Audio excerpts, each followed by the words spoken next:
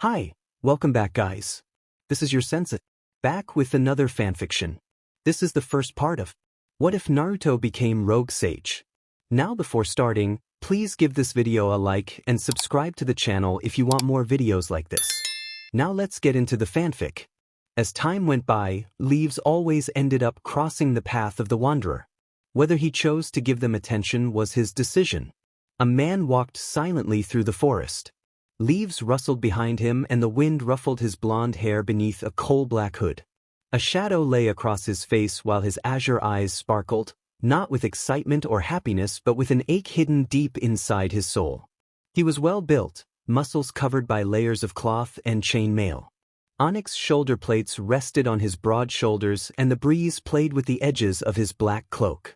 Moonlight revealed tan skin and 3 whisker marks on each cheek. Several chakra networks stirred around him, waking him from a peaceful slumber. A deep growl rose from the depths of his mind. Naruto acknowledged the sound with tense muscles. Kurama, the tailed beast within him, noted that the leaf shinobi were likely out looking for him and commented that it was Naruto's choice how to respond. Naruto closed his eyes and leaned against a tree, determination written across his features. When Kurama urged him to hide, Naruto slipped into the vivid branches of an old pine and concealed his chakra. His eyelids flickered to reveal dark red, feline-like eyes, his whisker marks deepening, 2 fangs showing briefly as he listened. He placed a gloved hand on the tree bark and strained to hear the people a few meters away. The pink-haired Kunoichi insisted that they had all seen him there. Sasuke responded with cold disappointment, questioning whether she understood the situation. The white-haired, masked Jonin suggested they return to the village to report to the Hokage but promised that the search would continue. Sakura, shaken, asked what to do next, and the masked man told them to head back and notify Izumo and Kotetsu. Sakura moved off while the 2 men departed. Once the others were gone, Naruto relaxed. Kurama asked if he wanted to talk, and Naruto declined, preferring to keep things unsaid. Naruto patted the dark orange fur in his inner mind, acknowledging Kurama's presence and support. Naruto moved from tree to tree until he reached a clearing still marked by a small smoldering fire and charred branches. He muttered that leaving a fire like this was careless, and his suspicion that it might be a trap proved correct when a group of ninjas burst from the bushes and surrounded him, weapons drawn. One of the attackers with a pronounced scar declared their intent to end Naruto's life. Naruto observed them with a cold humor and remained still, gauging their resolve. When they advanced, he reacted with swift precision. He moved so fast that several assailants were disarmed and incapacitated before they could properly respond. The remaining attackers tried to fight, but he subdued them as well. There was no graphic violence, just quick, decisive action that left the attackers defeated. After the skirmish, Naruto assessed the situation. He did not bother to search the minds of the defeated. They held no useful information. He already understood why the Ohero clan hunted him and suspected the reason matched the interest of the village hidden in the leaves. Sasuke stood leaning against a tree near the main gates, teeth gritted and fists trembling with anger. He wondered how long the others would take to return. He had been waiting for Team Kurenai to report to Lady Tsunade about their search mission and felt impatient and resentful. His mind drifted back in memory to the time Naruto had pulled him back from Orochimaru, breaking the genjutsu that had trapped him. The memory stirred a mixture of anger and frustration. He could not understand why Naruto had chosen to act on his own. Sasuke's thoughts were interrupted by the bark of a ninja hound. Filled with renewed purpose, he jumped down from the roof and ran toward the gates, where he saw Hinata fidgeting as usual, Shino maintaining his monotone composure, and Kiba grunting as they approached. Kurenai stepped aside, keeping her gaze on the ground while Akamaru puffed his white cheeks. Sasuke's briefly lighter expression fell away as if something heavy had settled in his chest. Sasuke asked, trying not to sound desperate, whether there was any damage. Kiba replied that there was not a scratch and that the boy moved like an enbu, rolling his eyes. Sasuke snarled that he should have expected as much. Kiba snapped back that Sasuke was no better and demanded since when Sasuke had become so fond of the boy, reminding him that Sasuke used to dislike him. Kiba gritted his teeth, his fangs showing. Hinata reached out, calling softly to Kiba, but Sasuke's presence cast a shadow that stopped her. Sasuke warned Kiba in a low, dangerous tone that if he said another word he could not promise he would hold back if forced to react. Kiba paled. Sasuke stepped back and glared at him before turning away and walking off with his hands buried deep in his pockets. Kurenai frowned and observed that Sasuke had never acted like this before, her delicate fingers fiddling with a strand of midnight blue hair. Kiba folded his arms and said that Sasuke had been like this since Naruto left grumpy and insufferable, and that while he missed Naruto too, he refused to behave like a JRK. Shino adjusted his glasses and pointed out that, despite appearances, the two had cared a lot about each other. He assumed Sasuke still loved Naruto as a best friend. Kurenai suggested they go see Lady Tsunade and expressed confidence that Sasuke would be all right eventually. Sasuke walked home slowly, as if waiting for news about Naruto to leap out at him. He told himself he could not believe what Naruto had made him feel and scolded himself for being emotional, reminding himself that he was an Uchiha and should not be like this. He struck the nearest tree and grazed his knuckles, the sharp sting helping to quiet the turmoil in his chest. It did nothing to erase the deeper hurt caused by Naruto's disappearance. Sasuke's pride kept him from admitting how much Naruto had meant to him. Naruto had been like a real brother, making his childhood brighter in his own chaotic way. Sasuke blamed Sakura, thinking that if she had kept her silence Naruto would still be here. At that moment Sakura came running toward him with a bright smile. Sasuke ignored her as she called his name. Sakura told him that Kakashi had given them the day off and invited him to go with her to Ino's, but Sasuke brusquely told her to get lost and continued walking. Sakura asked when he would stop acting this way and pointed out that his behavior hurt those around him. Her eyes filled with tears. Sasuke snapped that he did not care, and when Sakura clung to his arm he gave her a cold, hateful look. He accused her of being the reason Naruto had left and insisted she had no right to expect kindness from him. He called her weak and self-absorbed and said he had never liked her, that she had lost any chance of being his friend when she had said the things that had frightened Naruto. He spat his words with disgust. Sasuke ordered her to leave, and the intensity of his stare frightened Sakura. She stepped back, stumbled and fell to the ground sobbing, hugging her knees, while Sasuke closed his eyes and walked away. Naruto moved from tree to tree under a sky hewn with motion. Kurama yawned and asked what their objective was. Naruto explained that the Raikage had assigned a stealth mission to extract intelligence from a gang of missing shinobi, information that could have consequences across the world and might affect the hidden cloud. Kurama muttered that life was a pain and asked if there were any other important details. He teased that Naruto usually took the glory on dangerous missions while Kurama provided chakra support only when needed. Naruto decided to enter Sage mode rather than search the whole land of lightning by conventional means. He sat, placed his hands on his hips, and closed his eyes. After a few minutes the upper parts of his eyelids darkened and his eyes shifted in color as he entered the toad-assisted state. Naruto sensed multiple chakra signatures within a 5-mile radius: animals, insects, and 3 shinobi. One of the shinobi radiated a dark aura and carried a chakra level nearly matching Naruto's. Naruto asked Kurama if he felt the same.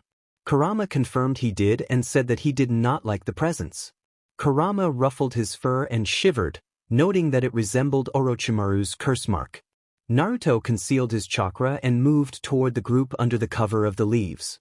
He walked for a few minutes in silence until he heard muffled voices ahead. One of the 2 scrawny men suggested opening the scroll to see what they were involved in. The man with the dark aura warned them that Lord Orochimaru had clearly said not to open it and that they would respect that wish. The others reacted with terrified gulps and nervous looks. The dark aura shinobi stood solid and imposing, muscular and wolf-like, with glinting green eyes that carried a cold intent. His bark-brown hair was tied in a braided bun with a few loose strands escaping. Kurama evaluated the situation and decided that the leader was the one with the dark aura. Naruto, quietly planning, assessed his options and told Kurama he would take care of the 2 noisy men first and then corner the leader to extract every detail, whether the leader cooperated or not. Kurama noted Naruto's mood swings with concern. Naruto moved like a shadow. He neutralized the first of the scrawny men in a swift, decisive strike that left him unable to continue, then did the same to the second before panic could spread. The third man, Akira, watched with a mixture of surprise and eager anticipation. He spoke up in a challenge, eager for a real fight. Naruto met him with a cold, steady expression and asked Kurama to lend chakra to finish the confrontation quickly.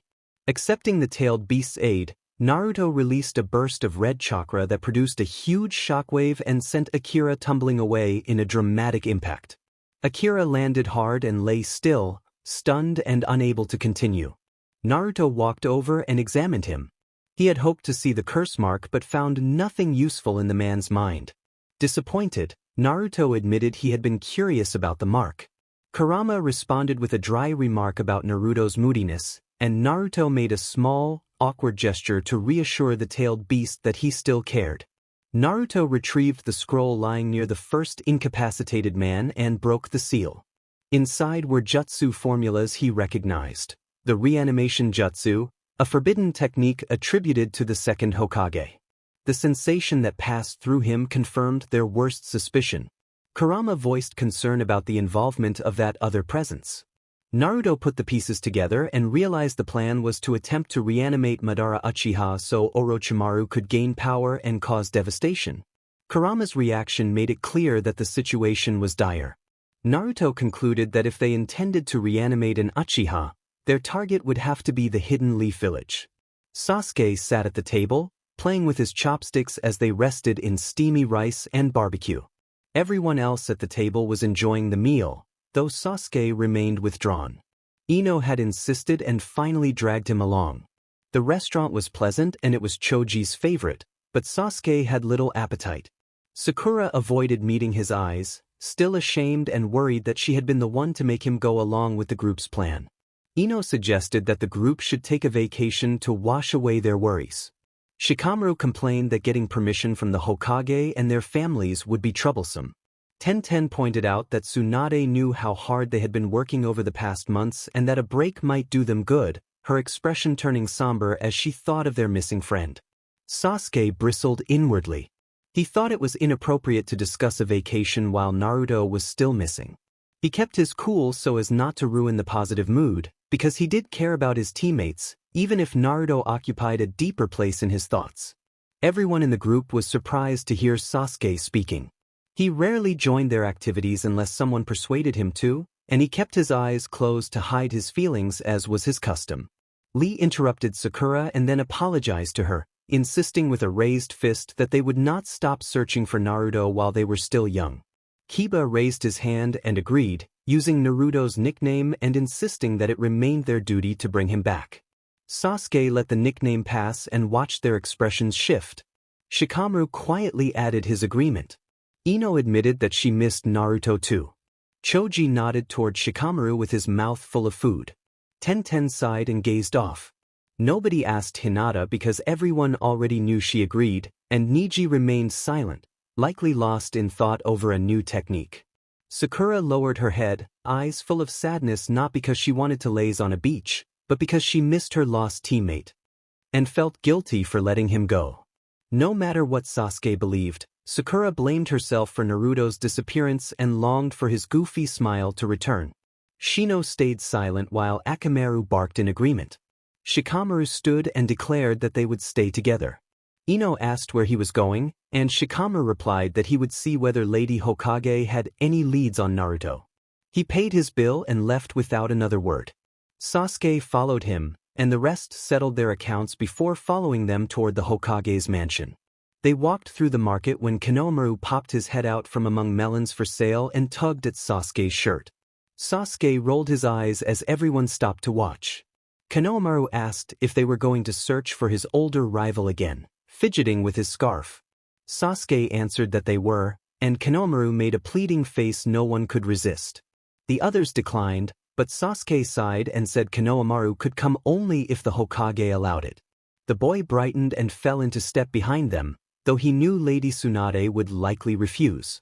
Sakura ruffled Konohamaru's hair and acknowledged that he missed Naruto. Konohamaru said Naruto was the only one who treated him like a shinobi rather than simply the third Hokage's grandson. Sakura promised that they would bring Naruto back. Konohamaru remembered how Sakura usually kept people at arm's length, but without Naruto there she could not summon that same fierce distance. It did not feel the same to her. They arrived at the Hokage's office and heard muffled voices inside. One voice belonged to Lady Tsunade, the other sounded familiar. Sasuke felt a tightness in his throat and could not explain the sudden wave of emotion. Shikamaru led the way, turned the knob, and opened the door. Time seemed to stop as everyone froze in shock. Meanwhile, elsewhere, Naruto readied himself to return to the village. Kurama nudged the teen and reminded him of what needed to be done. Naruto accepted that the information had to go to the Hokage personally and prepared himself to deliver it. He clenched his teeth in frustration at having to go back after years of running, then struck a tree with a hard punch to vent his anger. When the pain faded, fatigue set in. He adjusted his cloak and pulled its hood so that only his cerulean eyes showed, took up the scroll, and leapt onto a branch toward the village hidden in the leaves. Kurama expressed a rare moment of affection by nuzzling the top of Naruto's head, and Naruto responded with a surprised, brief laugh as he hugged the fox's muzzle. Naruto told Kurama he would hand the scroll to Lady Tsunade, explain the situation, and then remain away at Mount Mayaboku until their adversaries made a move. He resolved to protect the world, not out of hatred for the village but out of love for its people. He had learned to forgive but not to forget, and he used that determination to move past his painful memories. To arrive faster, Naruto used the transportation technique his father had taught. With adjustments he had made himself, he relied on layered chakra signatures instead of markings. He disappeared with the hand signs and reappeared a short distance from the village in the surrounding forest. Kurama sat back, acknowledging the improvement to the technique. Naruto leapt from tree to tree until he reached the main gates, which stood as imposing as ever. He noted how the village had changed since the last time he had been there. Birds chirped, children played, and shinobi came and went on missions. Taking a steadying breath, Naruto stepped toward the entrance, aware that a hooded stranger would attract suspicion in such a peaceful place. He did not want to attract any unneeded attention, so he looked for a familiar face he knew he could trust. His gaze trailed to a masked man reading a book. Naruto chuckled to himself and thought that some people never changed. Kurama snickered in agreement, drawing a sharp glare from his blonde host. Naruto walked over and cleared his throat. Kakashi pulled his gaze from the book and asked if he could help, admitting inwardly that the stranger's voice sounded extremely familiar. Naruto said he needed to speak to the Hokage and that it was urgent. Kakashi asked who he was. Naruto replied that he could not reveal his identity and lifted his face enough for Kakashi to see the unmistakable blue eyes beneath the shadow of the black hood. Kakashi's unmasked eye widened. For a moment he was speechless, then he stammered Naruto's name, almost afraid at the thought of losing his number one hyperactive student again. Naruto told him they could discuss it later and asked to be taken to Lady Tsunade, requesting that no one find out he was there. Kakashi agreed, though he told the boy they would expect answers later. Naruto quickened his pace. He already knew the way to the Hokage's mansion but allowed the older shinobi to guide him. When they arrived, Kakashi warned that Lady Tsunade had been a little grumpy lately and that Naruto should not expect a gentle reception. Naruto knocked. Lady Tsunade told him to enter. She had been signing papers but set them aside the moment she caught sight of the familiar azure eyes. Kakashi offered his explanation, trailing off as he nervously scratched the back of his neck, a small habit he had picked up from his student. Naruto removed his hood, and the room filled with gasps. He remained composed while Tsunade stood breathless, unable to speak, her brown eyes beginning to water. Slowly she rose and crossed the room to study the young man in front of her, taking in features that had never before been seen by the leaf shinobi. In a shaky, hoarse voice that suggested sleepless worry, she called his name.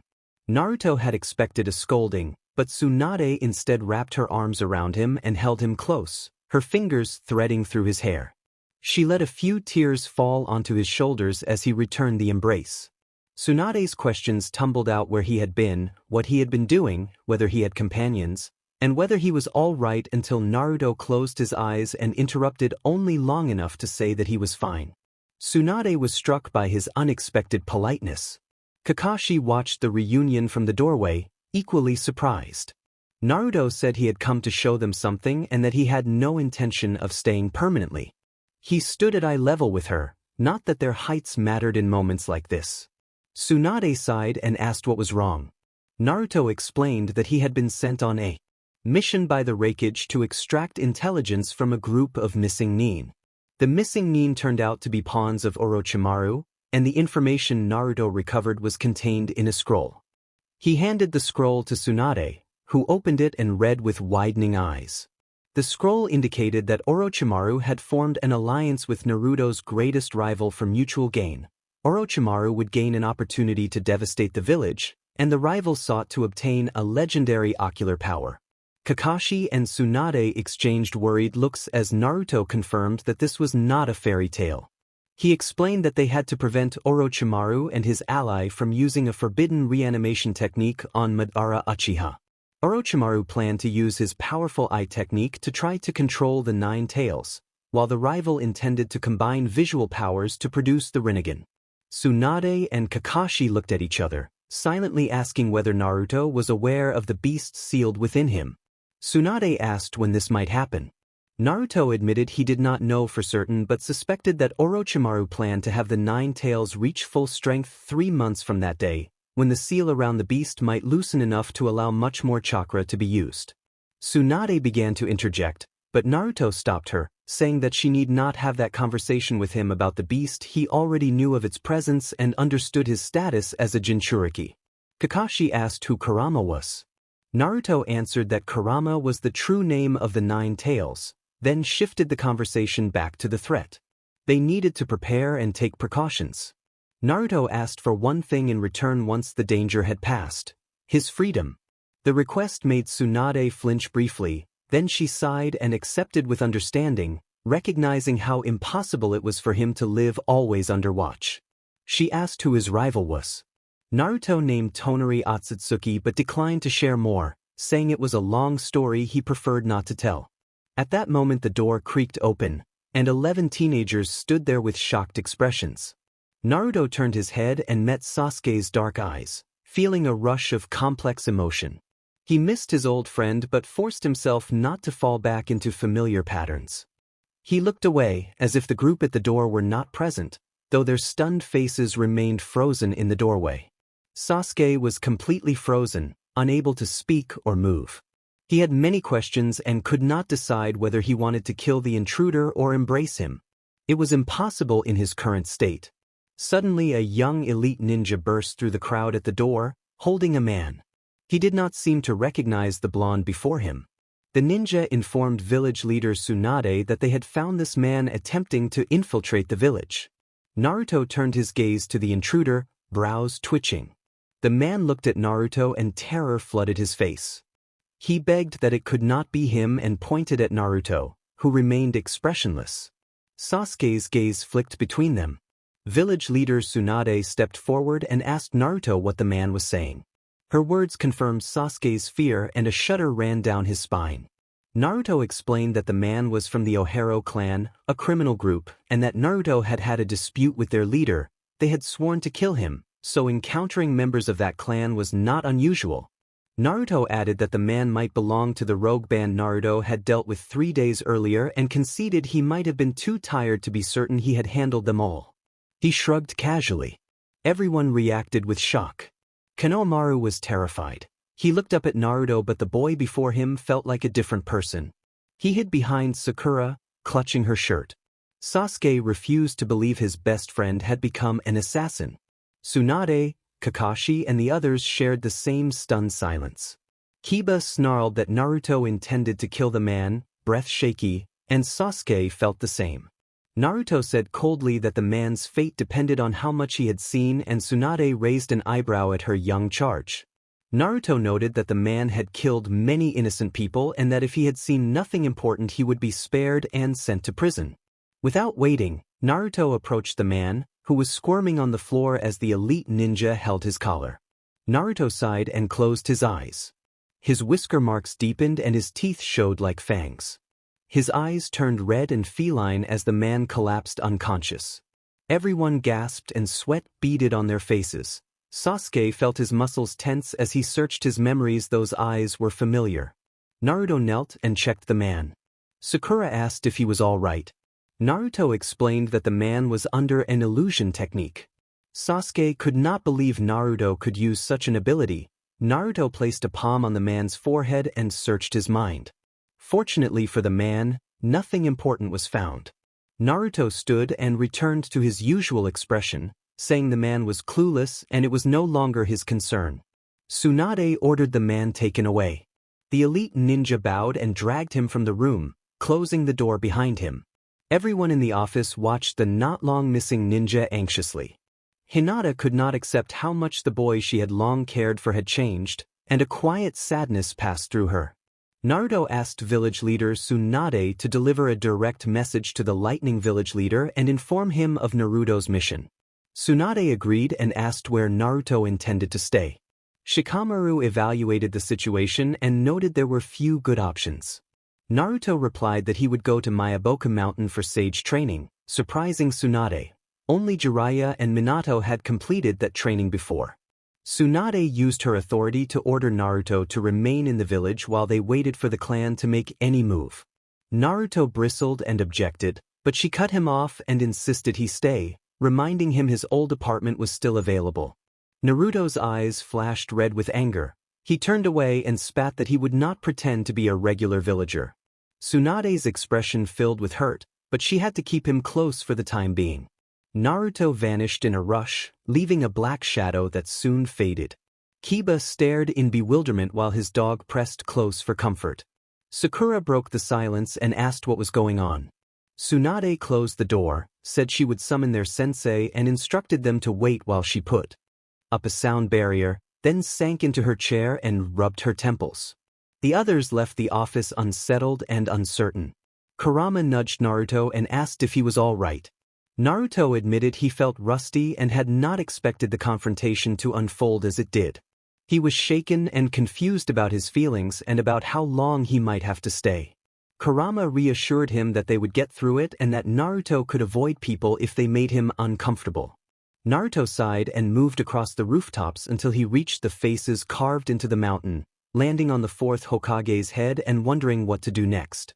Naruto closed his eyes and leaned against the rocky wall, a small smile tugging at his lips as he noted that Kurama always came up with solutions for his everyday life. Kurama chuckled, then fell silent when he felt a presence approaching. He watched Naruto and prepared himself emotionally, instantly recognizing the chakra that arrived. A shinobi landed nearby and remained motionless for a moment before gathering the courage to speak. Naruto kept his eyes closed as if he did not care, though he did. Sasuke asked why he had come. Naruto answered coldly that Sasuke already knew the reason. Sasuke then demanded why Naruto had not come to him, why he had left as if Sasuke did not matter at all. Sasuke clenched his fist, trying to contain his anger and despair. Naruto told Sasuke to stop acting as if he had been the one most hurt in the process and warned that he had not come to answer questions. The tone was not the Naruto Sasuke had known. When Sasuke asked about Naruto's dream of becoming Hokage, Naruto's monotone voice declared that he had no intention of chasing such a dream. The response struck a chord in Sasuke, bringing to mind memories of his older brother. Sasuke asked in a shaky voice what had happened to him. Naruto said it was nothing Sasuke should bother himself with and told him to leave him alone. Naruto opened his eyes and Sasuke's brow twitched as he recognized the despair within them. Naruto turned his back and disappeared into the trees, making sure Sasuke could not follow. Kurama advised Naruto not to be so hard on Sasuke and reminded him that Sasuke had done nothing wrong. Naruto admitted he knew, but explained that if he warmed to Sasuke he would likely end up living here again, which he wanted to avoid. He shook his head and left. Sasuke was left alone, deep in thought. He resolved that he had to reach out and bring his best friend back. Sasuke later stood in the Hokage's office with his team and the others. Lady Tsunade had summoned them and rested her temples wearily before announcing a highly dangerous S-rank mission. Sasuke's eyes brightened with excitement at the assignment. Naruto then appeared by the door, leaning against the wall with his black hood up and his eyes closed. He startled everyone except Tsunade, who had expected him. Sasuke resented not knowing when Naruto would show up. Tsunade confirmed that she had summoned him and informed the group that Naruto would be joining the mission. Kiba protested angrily, but Sasuke saw the assignment as an opportunity to find the old Naruto again. Naruto warned that if anyone on the team slowed him down, he would leave them behind and complete the mission alone. After casting a glance at Tsunade, he disappeared before Kiba could respond, wounding the dog-like shinobi's pride. Tsunade scolded Kiba to behave and reiterated that Naruto would be coming on the mission. Tsunade raised her voice and made it clear that Naruto would come with them and that there was to be no swearing in her office. The stares of her shinobi demanded an explanation, so she explained that Naruto knew more about Orochimaru and Tonari than any of them, even her, and that Orochimaru might be even more powerful now. Sakura summed up that Tsunade was saying they needed Naruto to face him. Tsunade nodded, raised her hand to forestall protest, and returned to the mission briefing. A northern scout had sent intel on Orochimaru's whereabouts, and their task was to find and capture him if possible so they could disrupt the enemy plan before it began. The team nodded in agreement. Ino asked if they should inform Naruto. Tsunade dismissed the question and said he already knew, then waved them off. After the squad left, Tsunade opened a drawer, took out a bottle of sake, poured a glass, and thought she desperately needed a vacation before drinking.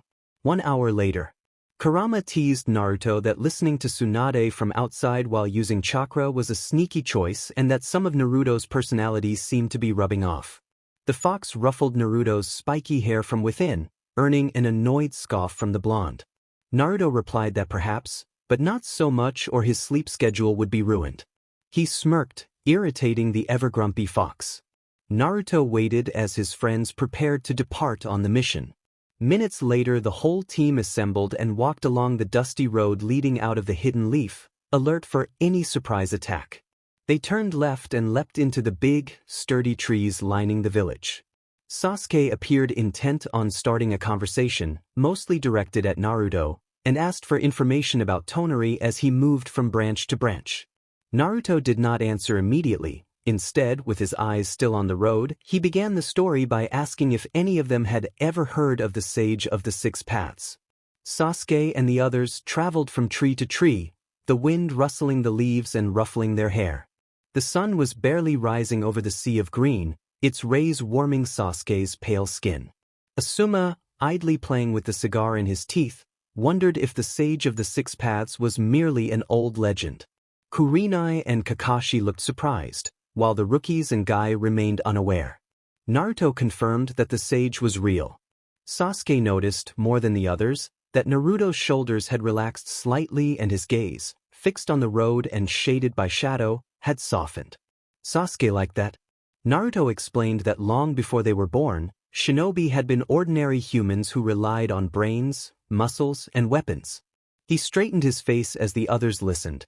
Choji munched snacks and Kiba scanned the surroundings, ancient history being too much for his damaged brain to handle. Naruto continued that Kagaya Otsutsuki, the first human to possess chakra, had 2 sons, Himura Otsutsuki, guardian of the moon, and Hagoromo Otsutsuki, the sage of the Six Paths. He added that Hagoromo later had 2 sons, Indra and Ashura. Kiba then asked how this related to the opponent they were fighting. Sakura punched Kiba on the head in response, earning a groan from him, and Naruto told them to be quiet and listen. Sakura offered Kiba a weak apologetic smile while Naruto sighed and rolled his eyes. Naruto explained that Indra and Ashura were very different. Indra was naturally talented at the shinobi way, while Ashura struggled and learned with the help of others. Shikamaru clarified that opposites often complement each other, which felt familiar to Sasuke though he could not immediately place why.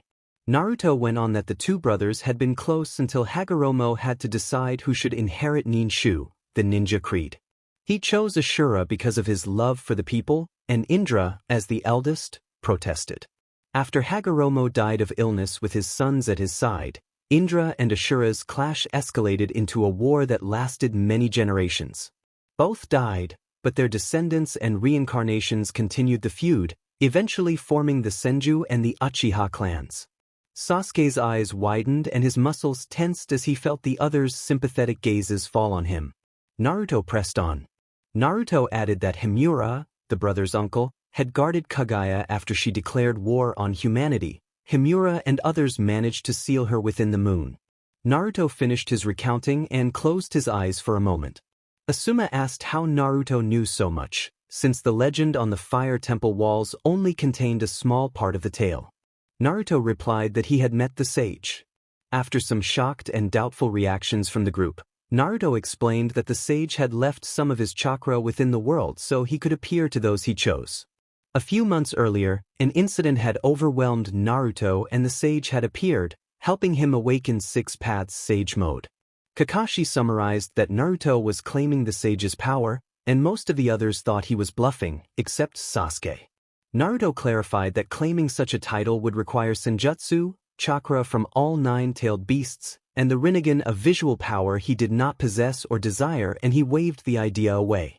Among the group, someone wondered about the tailed beasts. They recalled that Tsunade had spoken of the Rinnegan and that some understood senjutsu, but the tailed beasts remained unclear to them.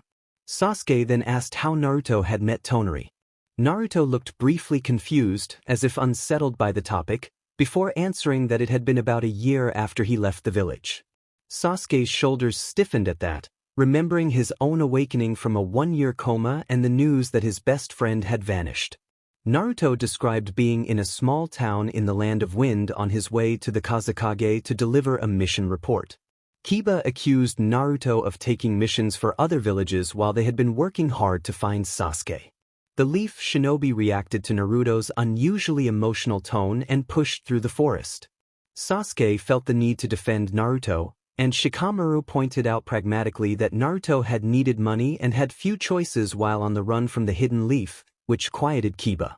Naruto then told them that after wandering the town, he had turned into a rougher district and found a boy around his own age collapsed and badly injured, unconscious on the ground. Hinata and Ino gasped while Shikamaru narrowed his eyes. Shino and Niji remained silent. Naruto could not leave the boy there and decided to treat his wounds. Lee asked why Naruto had not brought the injured youth to the Hidden Sands Hospital. Naruto explained that the boy would not have survived the trip and that he did not know the boy's background. Besides, Naruto believed he could heal him more quickly where he was. Naruto said that they became close friends. He added that, over time, the boy began to crave power, and his ultimate desire became to become the new sage. Sasuke's POV. The ninjas seemed unsettled by the news that someone wanted to kill Naruto. That was not ordinary gossip. It felt like something larger. Kiba snorted that it was no wonder someone close to Sasuke would have such a twisted wish, but he fell silent when Sasuke's Sharingan flashed. Naruto narrowed his eyes slightly. Kakashi landed on the grass near a small clearing and asked what was wrong. Niji activated his Byakugan and searched the perimeter, explaining that it was shinobi and that he could not identify the chakra signature at first. Naruto leaned against a tree in his usual half-shut, withdrawn way and identified the chakra as coming from the hidden sand. He then added that he recognized the chakra as belonging to the Kazekage and his 2 siblings. His voice softened almost imperceptibly, which filled Sasuke with more confusion. How could Naruto sense things over such a wide range, and why did he have a steady relationship with the eyebrowless Kazekage? Leaves rustled as the Sand siblings appeared. The Kazekage looked surprised, focusing his attention on Naruto and wondering aloud why Naruto was with Leaf Shinobi. Kiba and Sasuke stared in disbelief, and the rest of the group shared their confusion. Naruto admitted that he had felt the chakra distortion again, naming Tonari as the source, and a wave of sadness passed over his face. Gaara considered this and noted that even though the one-tailed was no longer sealed within Naruto, a trace of that chakra still lingered. Naruto crossed his arms and acknowledged that Tonari's attempts continued. Gaara moved his hand to his chin and suggested that the tailed beasts were coping but their chakra flows were a little shaky. Only Kurama remained steady, if perpetually grumpy. The remark drew a small, ironic smile from some of the group. Sasuke felt adrift. Since reuniting with Naruto 2 days earlier, his thoughts had been a fog. Seeing Naruto cold and distant stung, but seeing him open up to Gaara and not to Sasuke hurt more. Gaara told them that Killer Bee wished to have some of the 8 Tails chakra extracted because the Akatsuki had been causing serious trouble in the hidden cloud. Naruto's jaw tightened. Sasuke could see the strain beneath his composure. The mention of the Akatsuki jolted Sasuke inwardly. Anger flared. Itachi's name rose like a hot coal and he could not hide his reaction. Naruto's hands clenched too. For a moment his calm facade cracked. He explained that he had planned to give Tsunade the scroll and then deal with the Akatsuki, but that he now had to wait for the Hokage's approval. Frustration boiled over and Naruto struck a nearby tree with a closed fist, splitting some bark. He exhaled afterward, and Gaara's expression turned warm and reassuring toward him, offering quiet support. Sasuke felt his own tension as he bit his lower lip, trying to remain still. He remembered Naruto's past temper but had never seen him erupt so abruptly. Frustration with Naruto mingled with frustration at himself for not reaching out sooner. The Naruto he knew felt distant and different now. Gaara promised to ask Killer Bee to come to the hidden leaf so that the extraction jutsu could be performed there. He stepped closer and placed a steady hand on Naruto's shoulder, instructing him to promise not to take unnecessary risks. Naruto allowed a small smirk and said he would try. Gaara smiled and was then pulled away as Temari and Kankuro insisted they had matters to attend to. Temari teased Naruto about not killing anyone who did not deserve it and lightly flicked his head, earning a low, amused growl from him. Once the Sand siblings left, Naruto's reserved mood returned. The group resumed their pace through the trees. Kiba finally broke the silence by addressing Naruto bluntly and asking him a question. Naruto sighed and warned him not to ask anything foolish. Kiba asked what the tailed beasts were. Naruto said that Kakashi could explain more, since Kakashi knew a lot about them, but he stayed focused on the road ahead. It was not that Naruto disliked talking about the tailed beasts. Their nature was simply a sensitive subject, and he preferred to avoid it for now. Kakashi looked down, seeming somewhat guilty.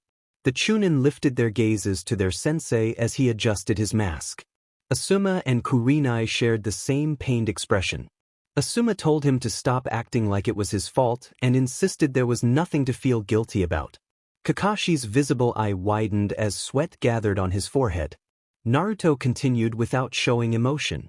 Kakashi, who still knew his former student at least a little, could tell that the teen was emotionally wounded and that this was likely why he had shut himself off from others. Kakashi sighed and closed his unmasked eye. Kakashi explained that the tailed beasts were massive concentrations of chakra created by the Sage of the Six Paths when he divided the 10 tails, a mindless creature of immense power. Over the years, Shinobi had tried to control these beasts, but they had far more chakra than a human could safely handle. He added that people had developed a method of containing their power by sealing them inside humans, and those who bore the seal were called Jinchuriki. Tenten, brushing a strand of hair back into one of her buns, asked if the beasts were still alive. Kakashi answered that, technically they were, but in practice they were imprisoned inside people under that seal. Naruto stepped in to explain the secrecy surrounding Jinchuriki, noting that the 5 great nations rarely spoke of them. He did not want Kakashi's words to make the rookies pity him.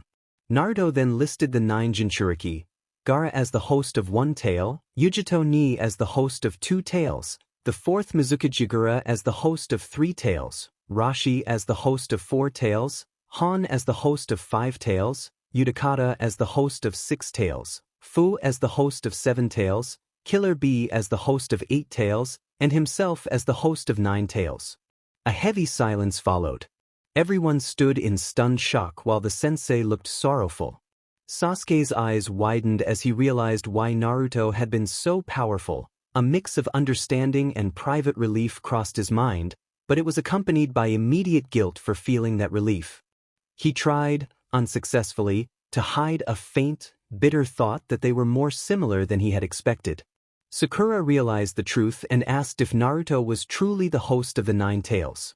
Naruto confirmed this and then, with a harsh edge in his voice, asked why the villagers hated him and accused Sakura of not having cared about such a small matter. Sakura flinched at the spite in his words and her eyes filled with hurt. Sasuke felt miserable for his friend and miserable with himself for his momentary relief. Ino stepped forward to defend Sakura, telling Naruto to take it easy and insisting it was not Sakura's fault that people feared him. She immediately clamped her hands over her mouth, then apologized in a trembling, stuttering voice. clearly upset. For a moment, hurt passed over Naruto's face beneath his hood.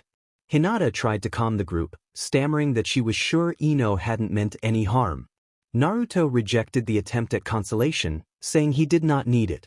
He was barely containing 3 years of accumulated anger and walked away quickly, covering his ears against the whispering and Ino's soft sobs. Sasuke flinched inwardly and kept his focus on Naruto's face, searching for any small change in emotion. He followed, sending a hard Uchiha glare to Sakura and Ino before giving a softer look to Hinata. Sasuke hesitated before asking Naruto if he was all right, and he used the nickname Dobe, unsure of how his friend would react.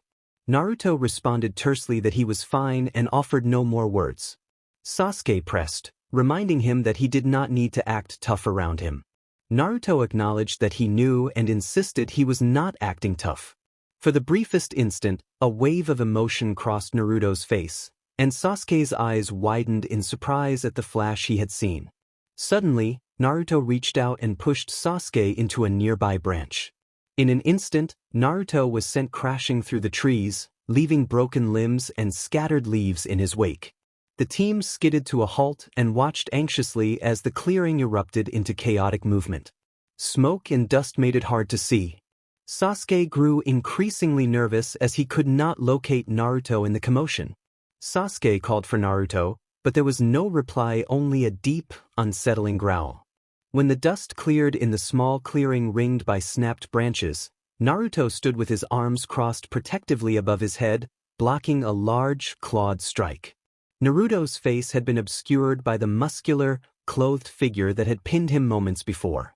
The man had light brown hair and blue eyes that looked tired and full of confusion rather than malice. The stranger had hoisted Naruto down and pressed his arm over Naruto's head, growling. Naruto fought back, gritting his teeth, grabbing the man's wrist and driving a kick into his midsection that sent the man stumbling into a tree with a heavy thud.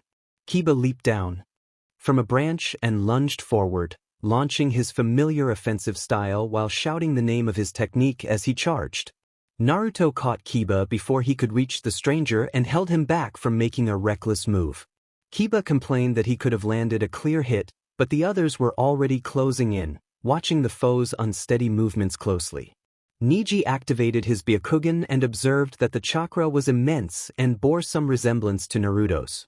Naruto growled low, drawing the group's attention and clenching his fists. Kurama, the 9 tails within Naruto, wrapped protective chakra tails around him inside Naruto's mindscape, and Naruto realized the stranger carried a portion of similar chakra. He suspected the man might be a half-blood Jinchuriki. Suddenly, a cloak of red chakra flared from the stranger, and a single tail manifested, signaling that this opponent was tapping into beast-like power. The confrontation intensified, the air charged with energy as the team prepared to respond. His teeth lengthened into fangs and his eyes took on a yellow-orange glow. The creature unleashed a roar that shook the ground for several seconds.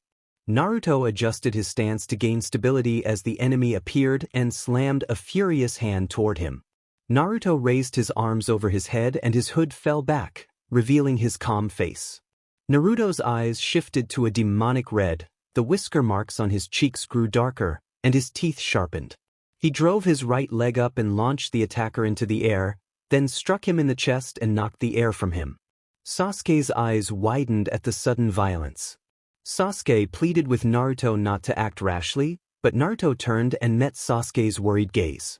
He told Sasuke not to worry and that he knew the extent of his power, he could handle the situation and had been on his own since birth. He ordered the others to wait where they were because they were no match for the enemy. His fangs scraped his bottom lip, and though Sasuke was stunned by Naruto's feral appearance, he still saw his friend beneath it. Sasuke reached out in an attempt to stop him, out of fear of losing Naruto again, but it was too late. Naruto stepped before the black-red creature as it lashed its tail. He rolled back onto his hands and kicked it in the face. While the beast staggered, Naruto drew kunai and infused them with chakra, throwing them to pin the creature to a large tree. An orange-red chakra burst from the kunai and wrapped around the enemy, holding him fast. Naruto narrowed his eyes and recognized a second layer of chakra mixed in. Kurama snarled in anger at Orochimaru's interference, furious that someone else had tried to decide whether Naruto would become a Jinchuriki. The chakra chains snapped and the beast lunged forward. Naruto pushed off the ground and somersaulted backward, landing lightly before the others in the trees watched anxiously as instructed. The half-blood's red, bubbling tail coiled around Naruto and tightened. Naruto gritted his teeth and admitted he could not fight effectively while restrained.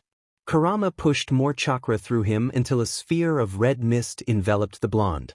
Kiba, from his branch, cried out in alarm, and Shikamaru observed that it appeared to be the same chakra cloak as the other man's. The sphere burst and Naruto transformed into a fox-like creature with 4 tails. The shinobi watched with a mix of awe and unease as Naruto shifted, the Jinchuriki calm and the host form more animal-like. The enemy growled and tried to intimidate, but Naruto matched the posture, digging his claws into the ground and letting out a sound that unsettled the others. Lee struggled to move but could not, panic in his movements. Kakashi activated his Sharingan and managed only a brief glimpse. His mask prevented a fuller view. Guy noted that the dark aura had essentially stunned them into immobility. Asuma closed his eyes and drew comfort from Kurenai's presence. No one knew whether it was safe to intervene.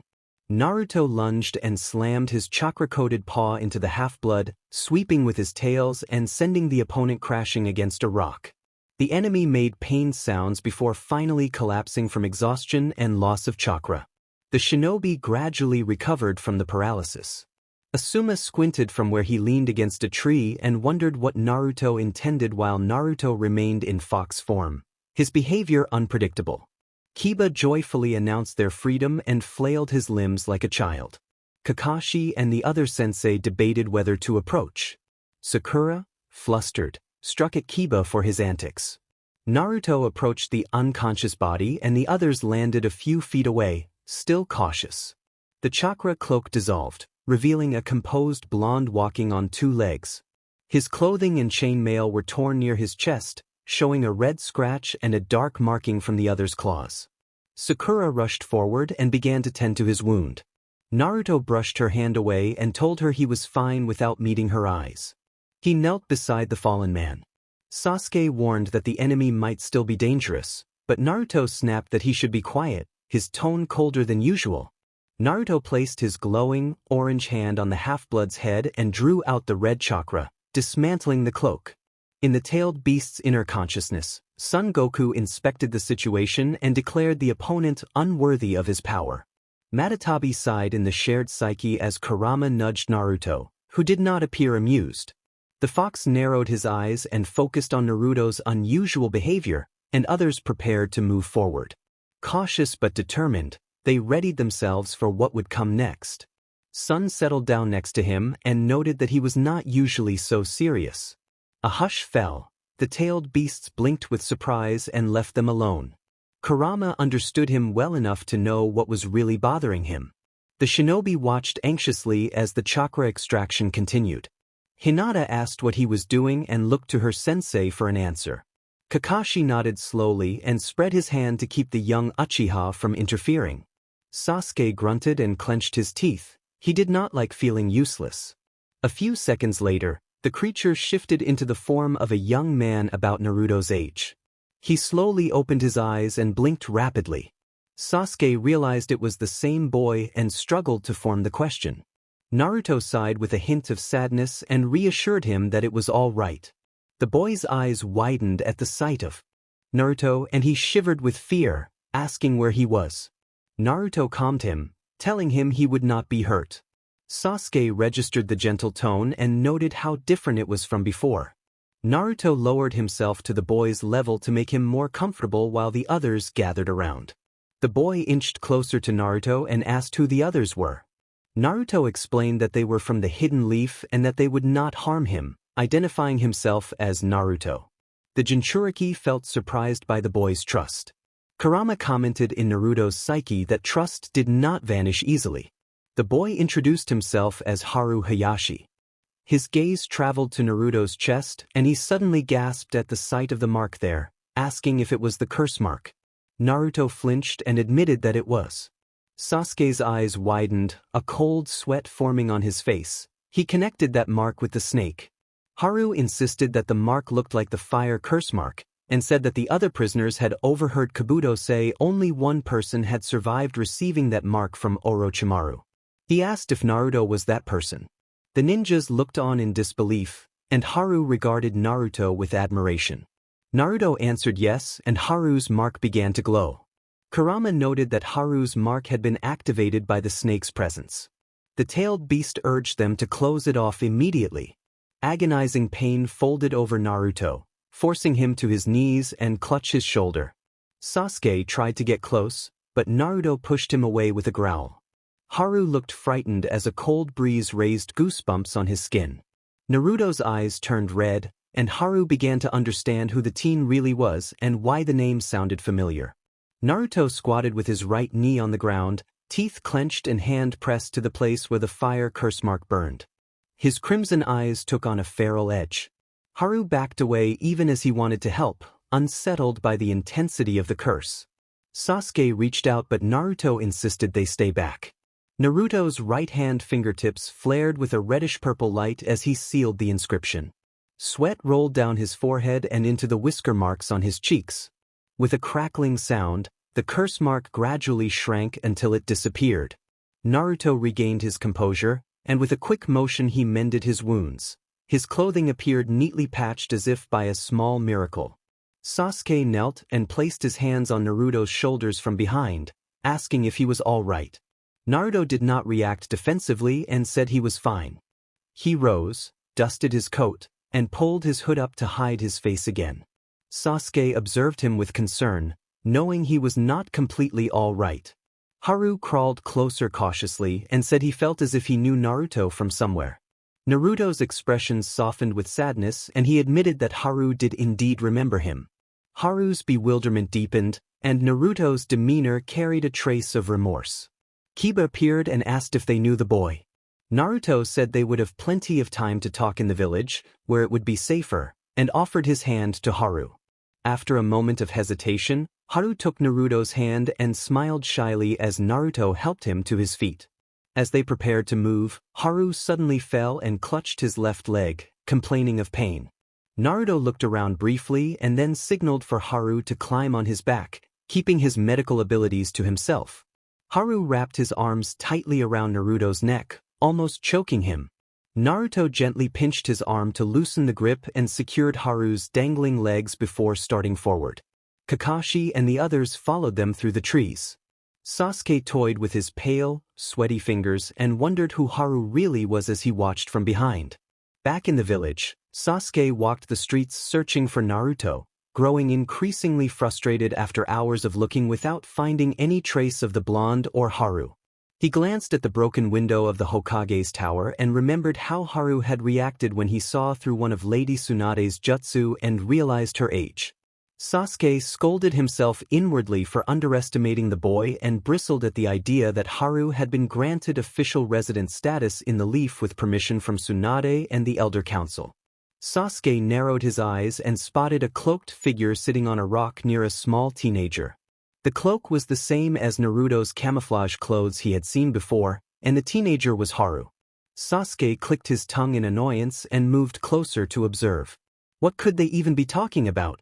Sasuke took a few more steps closer but stopped when he realized his mistake. With Naruto's wide chakra sensitivity, he had certainly felt Sasuke's presence, yet he ignored him. Sasuke did not want to look like he was eavesdropping. An idea popped into his sharp mind. He might as well read their lips. He smirked to himself. Teeth, genius. Sasuke gathered a small amount of chakra behind his eyes, closed them, and took a deep breath before opening them again. His Sharingan showed, making his eyes look bloodshot. He squinted and breathed steadily. Haru mouthed that he missed him, his eyes filled with sadness. Naruto answered that he missed Haru as well and smiled at the nickname. Sasuke rolled his eyes at the term, thinking it strange since Naruto usually called him either by his name or rougher names under his facade. Naruto apologized for letting others erase Haru's memories, explaining that it had been the only way to keep Haru alive. He hid his face in his hood to conceal the feelings on his face. Sasuke watched, bewildered, as Haru reached out and pulled Naruto's hood back, leaving Sasuke speechless. He felt even more bewildered when Naruto gave Haru a soft glance.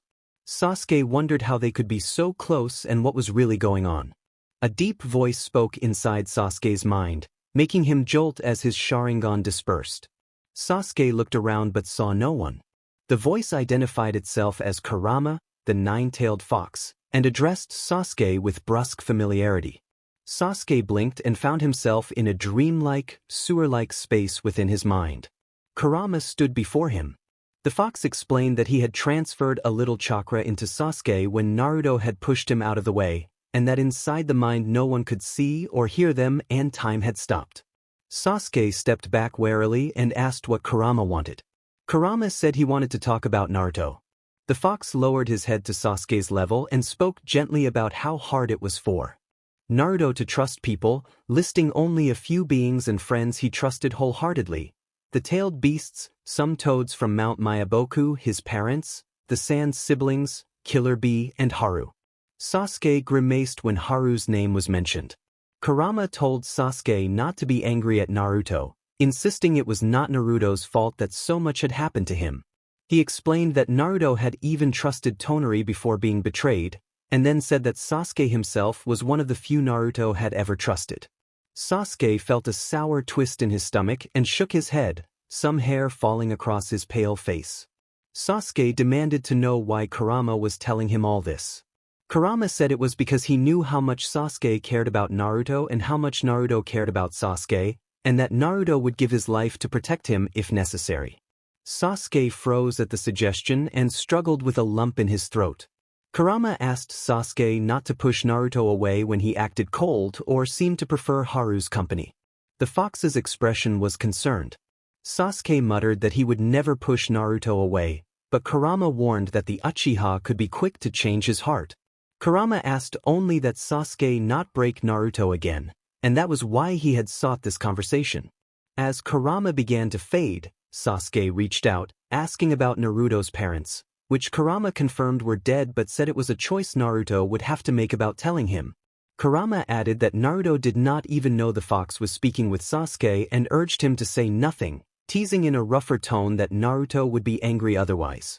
Kurama also admitted distrust toward Haru but reassured Sasuke that Naruto and the fox had known Haru for a long time and did not believe Haru would harm Naruto or anyone else. Kurama warned Sasuke not to let jealousy take over and then vanished. Sasuke's eyes snapped open and he was back in the real world. The two teens he had watched had not moved. He looked at Naruto and felt regret. He promised himself he would bring him back, remembering how Naruto had once saved him.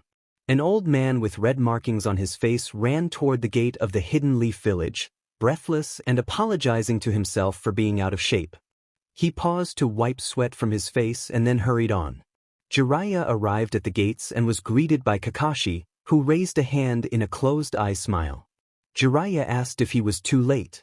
Kakashi replied that he was not and that Naruto was at the training grounds. When Jiraiya asked about the situation, Kakashi admitted it was bad and urged Jiraiya to see for himself, suggesting Naruto might act differently around him. Jiraiya nodded and went to the training grounds. Kakashi thought there must still be a part of the old Naruto inside him. Jiraiya headed toward the big trees and entered the clearing where 5 teenagers were gathered. He saw Sakura throwing worried glances towards Sasuke and Shikamaru rubbing his chin thoughtfully. All of them were watching 2 young men who seemed to be training. Jiraiya noticed a brown-haired boy he did not recognize, but he felt something unusual about him.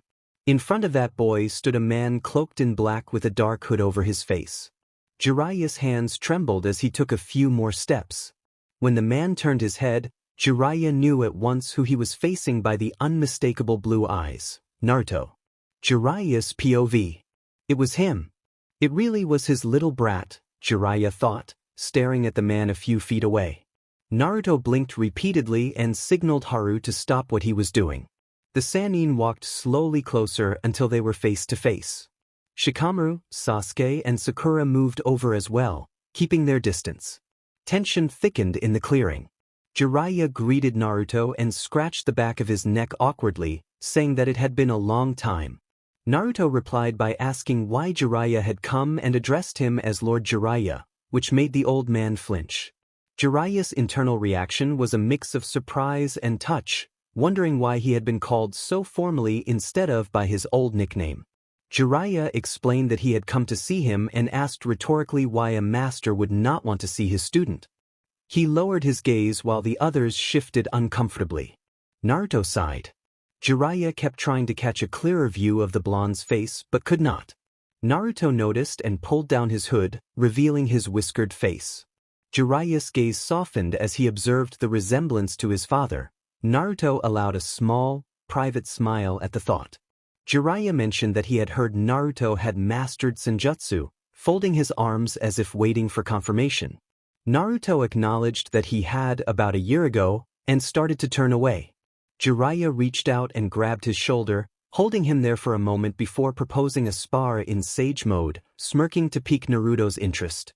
Naruto narrowed his eyes and remarked that Jiraiya never changed, which warmed the old man's heart. Jiraiya returned the sentiment with a closed-eye smile. Sakura, Sasuke, and Shikamaru watched in surprise. They had never seen Naruto act so warmly toward anyone, though Jiraiya reminded himself that Naruto was his student. Naruto agreed to spar. The two of them sat cross-legged on the ground. Sakura's hushed whispers betrayed her curiosity. Haru already knew what senjutsu was. The two sat in lotus position with their hands resting on their knees and remained perfectly still for several minutes. Sakura fidgeted until Sasuke hissed at her to stop because he found it annoying. Slowly, Naruto's eyelids took on a dark orange and Jiraiya's eyes reddened. They opened wide with a frog-like intensity that made the Chunin feel the weight of their power. Jiraiya thought that he had never seen anyone with so much nature energy, and he wondered if it had something to do with the nine tails. He narrowed his eyes, eager to test Naruto's honed skills. Jiraiya knew his student could hold back, as he had in the past, but now he wanted to see what Naruto was truly capable of provided Naruto did not restrain himself. Jiraiya identified the spar as Toad Kumite and adopted a stable stance with his hands up to protect his head. Naruto mirrored him. Sakura whispered to the others, asking if it was taijutsu.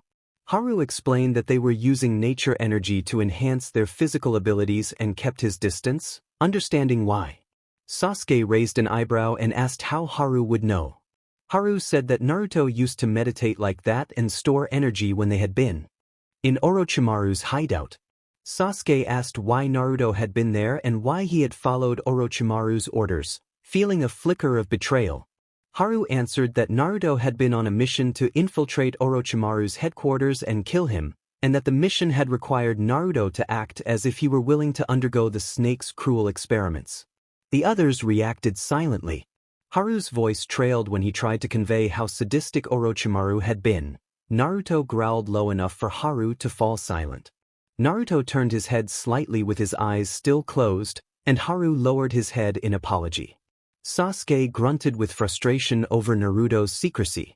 Jiraiya could not help but wonder about those missing pieces of his ex-protege's past. He had not been fully informed. Jiraiya proposed they begin the spar. Naruto sighed and faced him again. Jiraiya teased that Naruto should not start pouting when he lost. Naruto gave a slight smirk that caught the Chunin's attention. Jiraiya thought to himself that if Naruto wanted to get beaten that badly, he would rise to the challenge. He remembered teasing Naruto and ruffling his hair as if it had been yesterday. Jiraiya announced that he was coming forward and then flinched when he felt a strong presence emanate from deep within Naruto. Sasuke's POV. A strange feeling crept into Sasuke's stomach and made him uneasy. He kept shifting his gaze between Naruto and Jiraiya as the two stared at each other with focused intensity. In an instant, their arms collided with a gust of wind. Sasuke inhaled sharply while Shikamaru's brows furrowed. Sakura fidgeted and Haru watched in awe. This, Haru realized, was senjutsu. Sasuke had never seen anyone so powerful before, except Itachi, and the memory made him shiver. Jiraiya smirked, thinking he had the upper hand, and the spar moved forward as an elegant, high-energy exchange rather than anything brutal. The impact of their blows sent ripples through the clearing, and the two sages showcased disciplined skill and amplified movement rather than gore.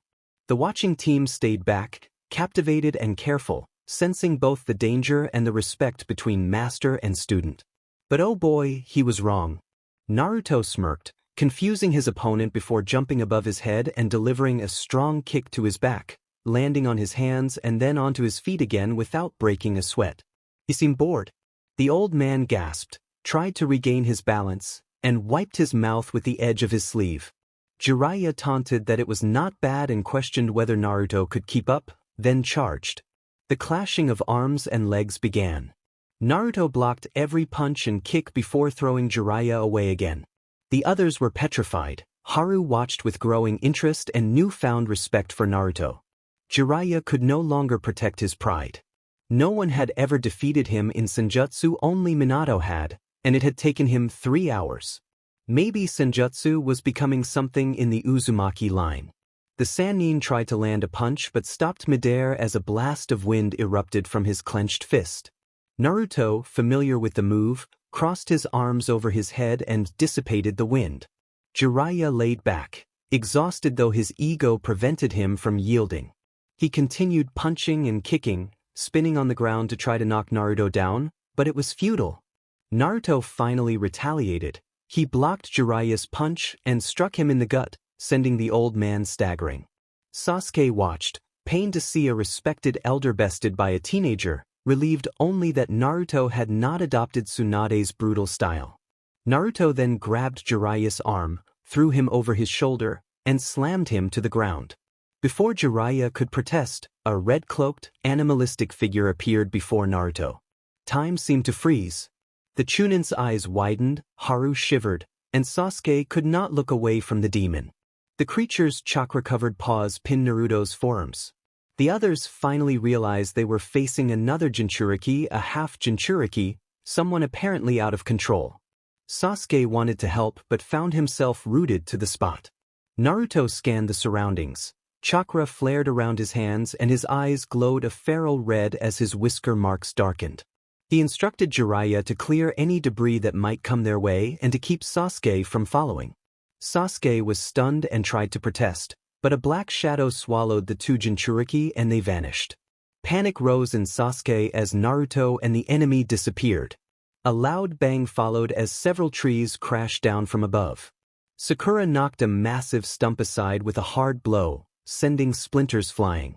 Sasuke used fire style, Fireball Jutsu to ignite several large branches, while Shikamaru employed Shadow Strangle Jutsu to pull the burning debris away from the training grounds. A horrifying howl echoed through the leaves, followed by a desperate, inhuman shriek that chilled them to the bone. Sasuke's fear for his friend deepened. They could not tell whether the scream had come from Naruto or the creature. Sasuke refused to leave Naruto alone this time and clenched his fists, preparing to move. Sasuke's POV. Sasuke finally moved with a determined expression. Jiraiya could not reach him in time, but Shikamaru intercepted and grabbed his wrist. Sasuke demanded to be released. Shikamaru reminded him that Naruto had asked him not to follow and that if Sasuke went after him he would only be in the way and force Naruto to protect him as well. Shikamaru's grip loosened as he narrowed his eyes. Sasuke tore his hand away, angry and insisting he was tired of being protected. Jiraiya watched him carefully, recognizing how much Naruto meant to Sasuke and feeling relieved that Naruto still had someone waiting for him. Another howl rang out, then an uneasy silence. The wind rustled through the trees and the grass bent as if in sleep. No animals stirred. The forest seemed to hold its breath. Only a few shallow breaths could be heard in the thick air. Something moved at the edge of Sasuke's vision. He pulled back just before the creature slammed into the ground and kicked up a cloud of dust. His heart pounded and sweat beaded on his skin. Sakura called for him, searching frantically, and Haru stepped back, rubbing his face in fear. Sasuke signaled that he was fine, crossing his arms to shield his eyes from the sand. Shikamaru rushed to Jiraiya and drew a kunai, taking a protective stance in front of the exhausted elder. Shikamaru scolded Jiraiya that now was not the time to pass. Jiraiya complained that it was not his fault Naruto had managed to half-block his chakra network, explaining that his limbs had given out and left him half-paralyzed. When the smoke cleared, the shinobi realized the figure before them was the half-blood, not Naruto. Sasuke's eyes widened as he wondered where Naruto had gone and what had happened. Sasuke searched the area but found no sign of the enemy or any chakra signature. In the blink of an eye, the enemy leaped and swiped a giant, clawed paw at the Uchiha. There was no time to react. Sasuke closed his eyes and braced for impact. He felt a gust of wind along his side and opened his eyes to see the half-blood thrown a few feet away while a transformed Naruto planted his hind legs protectively in front of Sasuke. Sasuke opened his mouth and closed it again, overcome with relief at seeing his friend unharmed. Jiraiya stared at Naruto in disbelief. He thought back to the times he had tried to teach Naruto to control the Nine-Tails chakra and feared that the blonde might be out of control. The enemy rose to its feet and let out a low, aggressive growl. Naruto returned the growl, his eyes glowing and narrowing. Jiraiya tilted his head and asked if anyone had seen Naruto behave like this before. Shikamaru replied that he had, once, and Sakura trembled at the memory. Haru blinked back tears and realized he had been similarly shaken only days earlier. Jiraiya asked whether Naruto had been in control that time, concern evident in his voice. Sasuke began to answer, but a low growl interrupted him. Naruto's voice emerged raspy and deep, and he warned the others to stay out of his way, though his tone carried more warning than true malice. The others felt their muscles tense, uneasy but knowing Naruto did not truly mean to harm them. The enemy lunged forward, but Naruto used his tails to push it back before a claw could land. They circled each other like two animals asserting dominance, growling and arching their backs to intimidate.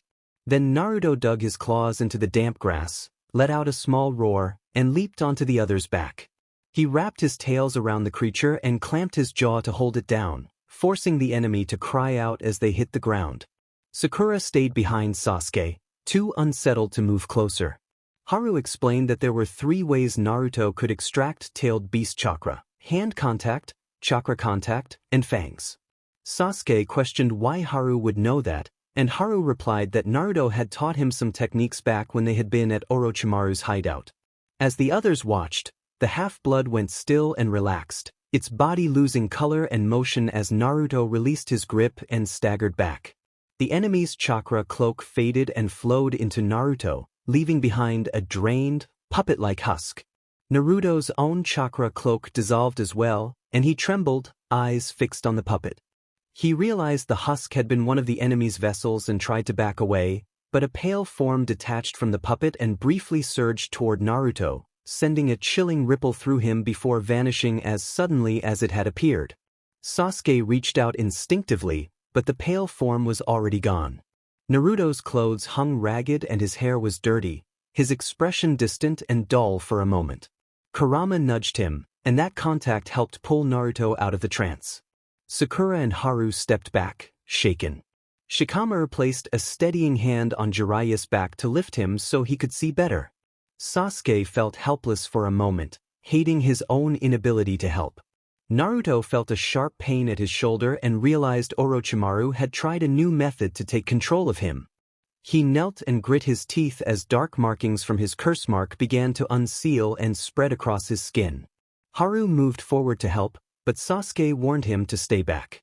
Naruto struggled to keep consciousness and told Haru to summon Kurama, then fumbled to pass a scroll to the boy. Haru took it with trembling hands, placed it on the ground, and began the summoning. Black chakra mist erupted from Naruto's curse mark and wrapped around him. The transformation that had happened before began again, but this time the red chakra was replaced by a cold, black aura. Armor-like formations appeared along his back and limbs while 6 tails emerged one after another. Naruto writhed on the grass, fighting to keep control and prevent anyone from being hurt. Sasuke panicked at the sight, unsure what Naruto was experiencing. Sakura stepped back with a gasp, while sweat beaded on the foreheads of the others. The aura Naruto now radiated carried an ominous weight that made everyone uneasy. Jiraiya prepared to act and protect the younger shinobi, even if it meant confronting Naruto himself to keep the others safe. Shikamaru and Sasuke watched wide-eyed as Haru struggled with the summoning, then drew a small drop of blood on his palm to complete the ritual. Naruto performed 5 hand seals and then slammed his slightly bloody palms onto the yellowed paper. White smoke unfurled from the scroll, and yellow chakra leaked from the Jinchuriki seal on his belly into the paper. A fox-like form began to coalesce, growing until it was slightly larger than Akamaru. Jiraiya registered it as the Nine Tails and braced himself on the ground. Sakura started to question what she was seeing, but an angry growl cut her off. Naruto trembled, his tails thrashing as he teetered on unconsciousness. The tailed beast ordered everyone to step back in a raspy, aggressive tone, clearly distrustful of the others. They turned to find Naruto lying still and unresponsive. Sasuke felt his heart stop at the sight of the limp shinobi and caught a glimpse of the Nine Tails from the corner of his eye. The tailed beast growled again, and Sasuke stepped back a few inches as his pulse raced. The fox hurried to his Jinchuriki and wrapped his tails tightly around Naruto's darkened body, forming a bright yellow cocoon. The infiltrating chakra bubbled and strained, attempting to overwhelm Naruto and seize control, with small traces leaking from the chakra cloak. Sakura grew weak at the dread hanging in the air. Jiraiya tried to rise, but Shikamaru steadied him. Suddenly the malevolent aura dissipated and the struggling Kurama calmed. Sasuke wiped cold sweat from his forehead as the Nine Tails' eyes softened and its hold on Naruto loosened. The fox gently peeled his tails away to reveal an unconscious teenager. Sasuke moved toward him, but Kurama raised a clawed paw and bared his fangs in warning. Kurama told Sasuke that Naruto did not need their help. Despite an inner prompting to be gentle with the raven, Kurama's resentment and protectiveness kept him defensive. His bitterness sprang from the way Leaf Shinobi had treated Naruto, though he cared for the boy deeply. Kurama exhaled in relief. Sasuke, frustrated but relieved, realized the Nine Tails seemed different from the last time he had encountered it. Jiraiya at last managed to stand, leaning on Shikamaru's shoulder, and explained that Orochimaru had orchestrated the attack. Orochimaru had used a reanimation technique combined with captured chakra and poison. The captured chakra was designed to take over Naruto's mind, and the poison was intended to immobilize him so Orochimaru could control his body. Sasuke could hardly believe what Naruto had been enduring. Sakura, unconsciously brushing her side against Sasuke's to steady herself, asked if Naruto would be all right. Kurama reassured them that Naruto would recover fast but needed time. When Naruto realized he could not overcome Orochimaru's power, he had sealed his consciousness inside the tailed beast's psyche and reduced his chakra to a minimum to prevent Orochimaru from taking control and harming everyone. The fox spoke with a weary growl. Shikamaru questioned whether Naruto could really possess that level of resilience, considering the odds against him. Kurama scoffed, mocking their doubt and chiding them for underestimating the boy, then carefully set Naruto on the ground and brushed some blonde hair from his face, taking care not to scratch him with his claws. Naruto's breathing was steady but shallow, and Sasuke feared that he might not wake despite Kurama's reassurances. Kurama's expression grew serious as he declared that, although Naruto had grown up an orphan, he had never been truly alone. Kurama would not allow anyone to break him again. The words struck Sasuke hard, and he swallowed the lump in his throat. When Sasuke asked why anyone would hurt Naruto, Kurama answered that they had done so before, making clear that his protectiveness came from a long history of wounds. Sasuke noticed movement beneath Kurama's chakra cloak. Naruto's eyelids fluttered and his fists clenched and unclenched. Before fully rising, Naruto managed a low, determined warning that he would handle whatever threats remained and that no one should interfere. Sasuke nodded in acknowledgement. Naruto jolted fully awake, his whisker marks more pronounced, and he scanned the surroundings quickly before hissing a quiet relief and relaxing back into Kurama's hold as he returned to normal. He reached up and petted the fox's cheek. Kurama chuckled and nuzzled the top of Naruto's head. Naruto offered a small, weary smile, and Kurama comforted him in return, which brought a visible easing to the blonde's expression. Sasuke's POV. Naruto asked if everyone was all right, pausing with a shaky, wincing breath as he gritted his teeth after attempting to sit against the tailed beast's tails. Sakura tried to reassure them that they were fine, but her forced smile fell away when she saw how badly he was hurt. She offered to heal him. Kurama growled low and protective as he ruffled his glowing fur. Naruto told the beast that it was fine, and Kurama relaxed at his Jinchuriki's calm voice, though his gaze remained fixed on Sakura, watching her every move. Sasuke felt distant, fists clenched and eyes unfocused. He knew Naruto had to have been terrified of losing him. Naruto had always been the one to see past the Raven's guarded exterior. Sakura carefully unzipped Naruto's shredded jacket and removed his torn chainmail.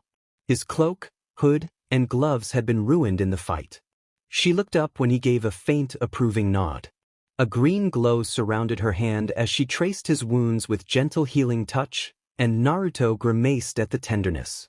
Sakura closed her eyes briefly, then gasped and covered her mouth when she opened them. Sakura noticed 3 deep slashes that had not yet closed and said that she could heal them, but it would take time and could leave him weak. Sasuke's anger flared at the thought of Orochimaru having done this, and he wanted to strike him for hurting his friend. Naruto insisted that he would survive, gently pushing Sakura back as his eyes briefly flashed red, prompting a worried glance from Jiraiya. Naruto's wounds began to mend with a burning sound, and Sakura stared in concern at how quickly he healed. When he was stable enough, Naruto leaned back against Kurama and closed his eyes.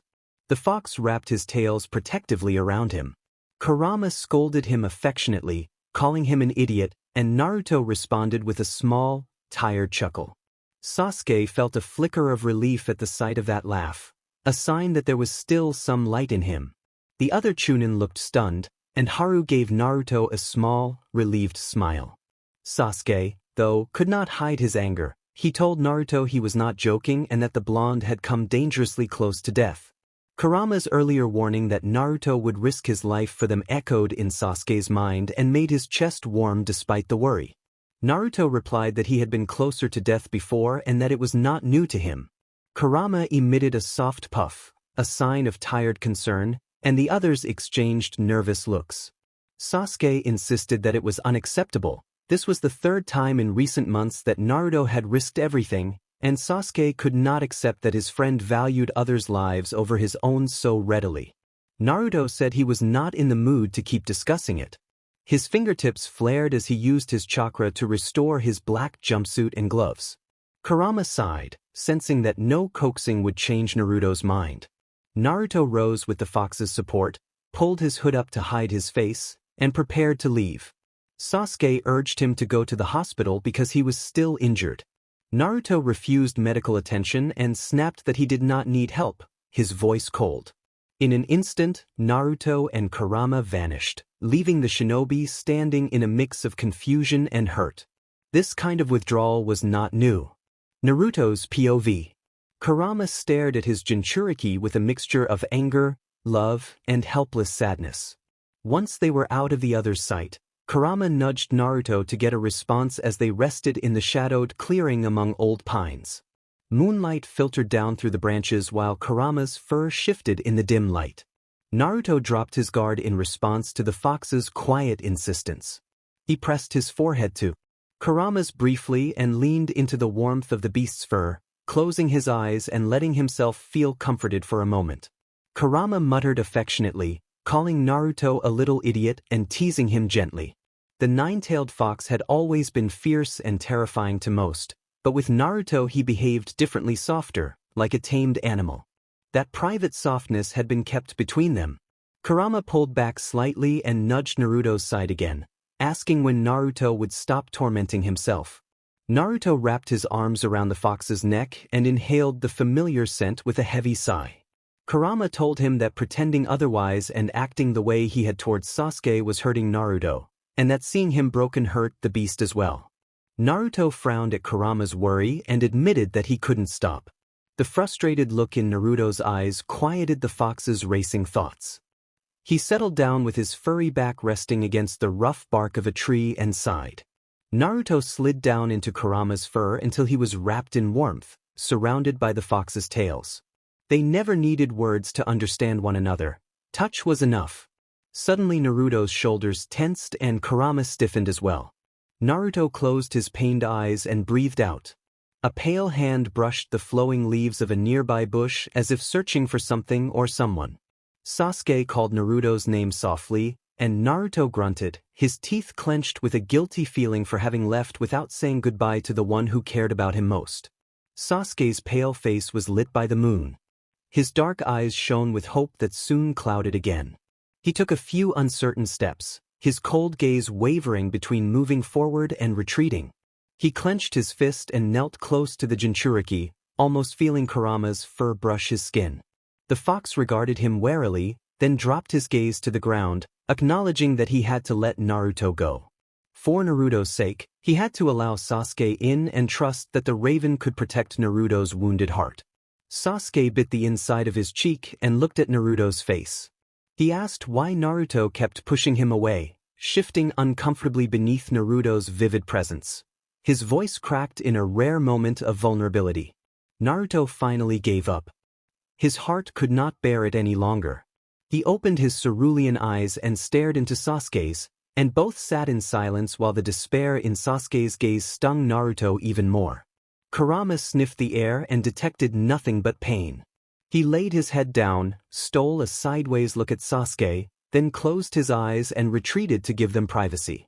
Naruto apologized to Sasuke, and Sasuke softened at the barely audible tone. Sasuke asked what he meant, and Naruto explained that he never intended to hurt him. Sasuke admitted that Naruto could have left a letter or some sign so he would know Naruto was safe, and he released the frustrations he had been holding for the past 2.5 years. Naruto answered that writing such a thing would have been too painful, and he regretted that he had not visited because Sasuke had been in a coma. He had sneaked into the hospital and placed a small chakra cloak over Sasuke to help speed healing and keep watch over him. Sasuke, surprised, checked for it and found nothing, which earned a small, amused laugh from Naruto. Naruto reminded him that he could not feel the cloak in the usual way. Sasuke realized that Naruto had been there, and he managed a small, private smile. He tried to set his feelings aside and let his pride show. He muttered that he was not an idiot, a rare flush crossing his face before fading. Naruto pulled his hood down, feeling comfortable around the person he treasured most, and scanned Sasuke's features with a soft smile, resisting the urge to reach out and touch his cheek. Sasuke admitted how much he had missed Naruto, his head held low. He asked why Naruto had been acting the way he had, sorrow lacing his question. Naruto explained that the villagers were already afraid of him. Demonstrating control over his power would have made them see him as a greater threat. As a child, leaving the village had not been an option, so he had kept everything secret. Sasuke apologized for not realizing sooner, and Naruto looked up, moved by the concern. For a moment, Naruto's mouth curved into a genuine smile. Sasuke leaned closer, and Naruto felt the heat of his presence. Naruto wanted to close the distance between them, but he could not bring himself to do it. He decided it would be better for both of them to step back, fearing that letting Sasuke get closer would cause more harm. His expression hardened, and Sasuke, surprised and hurt, pulled away slightly. Naruto tugged at Kurama's fur, rose to his feet, and pulled his hood back up, turning his back to Sasuke. He told Sasuke to forget what had been said and urged him to go home because it was getting late, then disappeared with Kurama, whose red eyes were as unreadable as his own. Sasuke sighed heavily, aware that he had missed a chance to reconnect. He was left wondering whether another opportunity would present itself and whether he could succeed not only for his own sake but for Naruto's as well. Sasuke replayed the moment in his mind, berating himself for being pushy and for failing to reach Naruto. He questioned whether he should be harsher or gentler, and he struggled with the unfamiliar feelings Naruto inspired in him. He could not understand why getting close to Naruto was so difficult, or why Naruto affected him so deeply. Sasuke told himself he was not supposed to feel like that, but Tsunade interrupted his thoughts by slamming her hands on her wooden desk. She informed him that she had been calling his name for the past 10 minutes, and he looked up to her face as if jolting awake from an internal argument. Tsunade rubbed her temples and explained that she had been trying to be patient because the Naruto situation affected Sasuke more than others, but the habit was becoming unhealthy for him. She described his zoning out over the past few days and the way his focus had slipped during missions. Kakashi had had to repeat a mission goal to Sasuke 3 times, and Sasuke had nearly clashed with Kiba during a sparring exercise. The Hokage recalled that Sasuke had stormed out of her office earlier when she had tried to get him to speak, and that she had afterward tossed the documents Shizune had just brought across the room. She had then ordered Sasuke to collect them, and he had complied with a terse, forced agreement. Sasuke remained.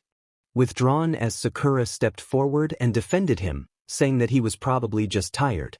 The pink-haired Kunoichi looked at him with worry, but Sasuke turned his head away, tired of being asked if he was okay. He reminded himself that he was not a child and that he did not need anyone. Tsunade resumed the briefing and assigned them a difficult A-rank mission. She explained that the objective was to eliminate the rogue Ohero clan, which had been operating near the village hidden in the snow in the Land of Iron. She noted that the ANBU were otherwise occupied and that Naruto would be joining their team. Sasuke reacted with hope at the news, clenching and unclenching his fists at the thought of finally seeing Naruto again after days of avoidance. He had even considered extreme measures to find Naruto's whereabouts, but he had held back. A shadow appeared in front of the Hokage's desk as Naruto stepped into the room, leaning against the wall with his arms crossed and his hood partly hiding his face. Tsunade acknowledged him and took comfort in his presence. Sasuke felt a momentary relief at seeing Naruto, though Naruto kept his gaze on Tsunade and avoided looking at Sasuke. Tsunade handed Kakashi a scroll with the mission details and explained that the ANBU recon had spotted Ohero clan members near the hidden snow. Their task was to find the clan's outpost, gather intelligence if possible, and primarily eliminate the threat. Tsunade added that removing the Ohero clan would help secure a new ally near the border and reminded them that their leader for the mission would be Naruto. Kakashi, Sasuke, Sakura, and Naruto acknowledged the mission orders. Naruto confirmed that they were to prepare for a long journey to the Land of Iron, but he also mentioned that his transportation jutsu could get them there quickly.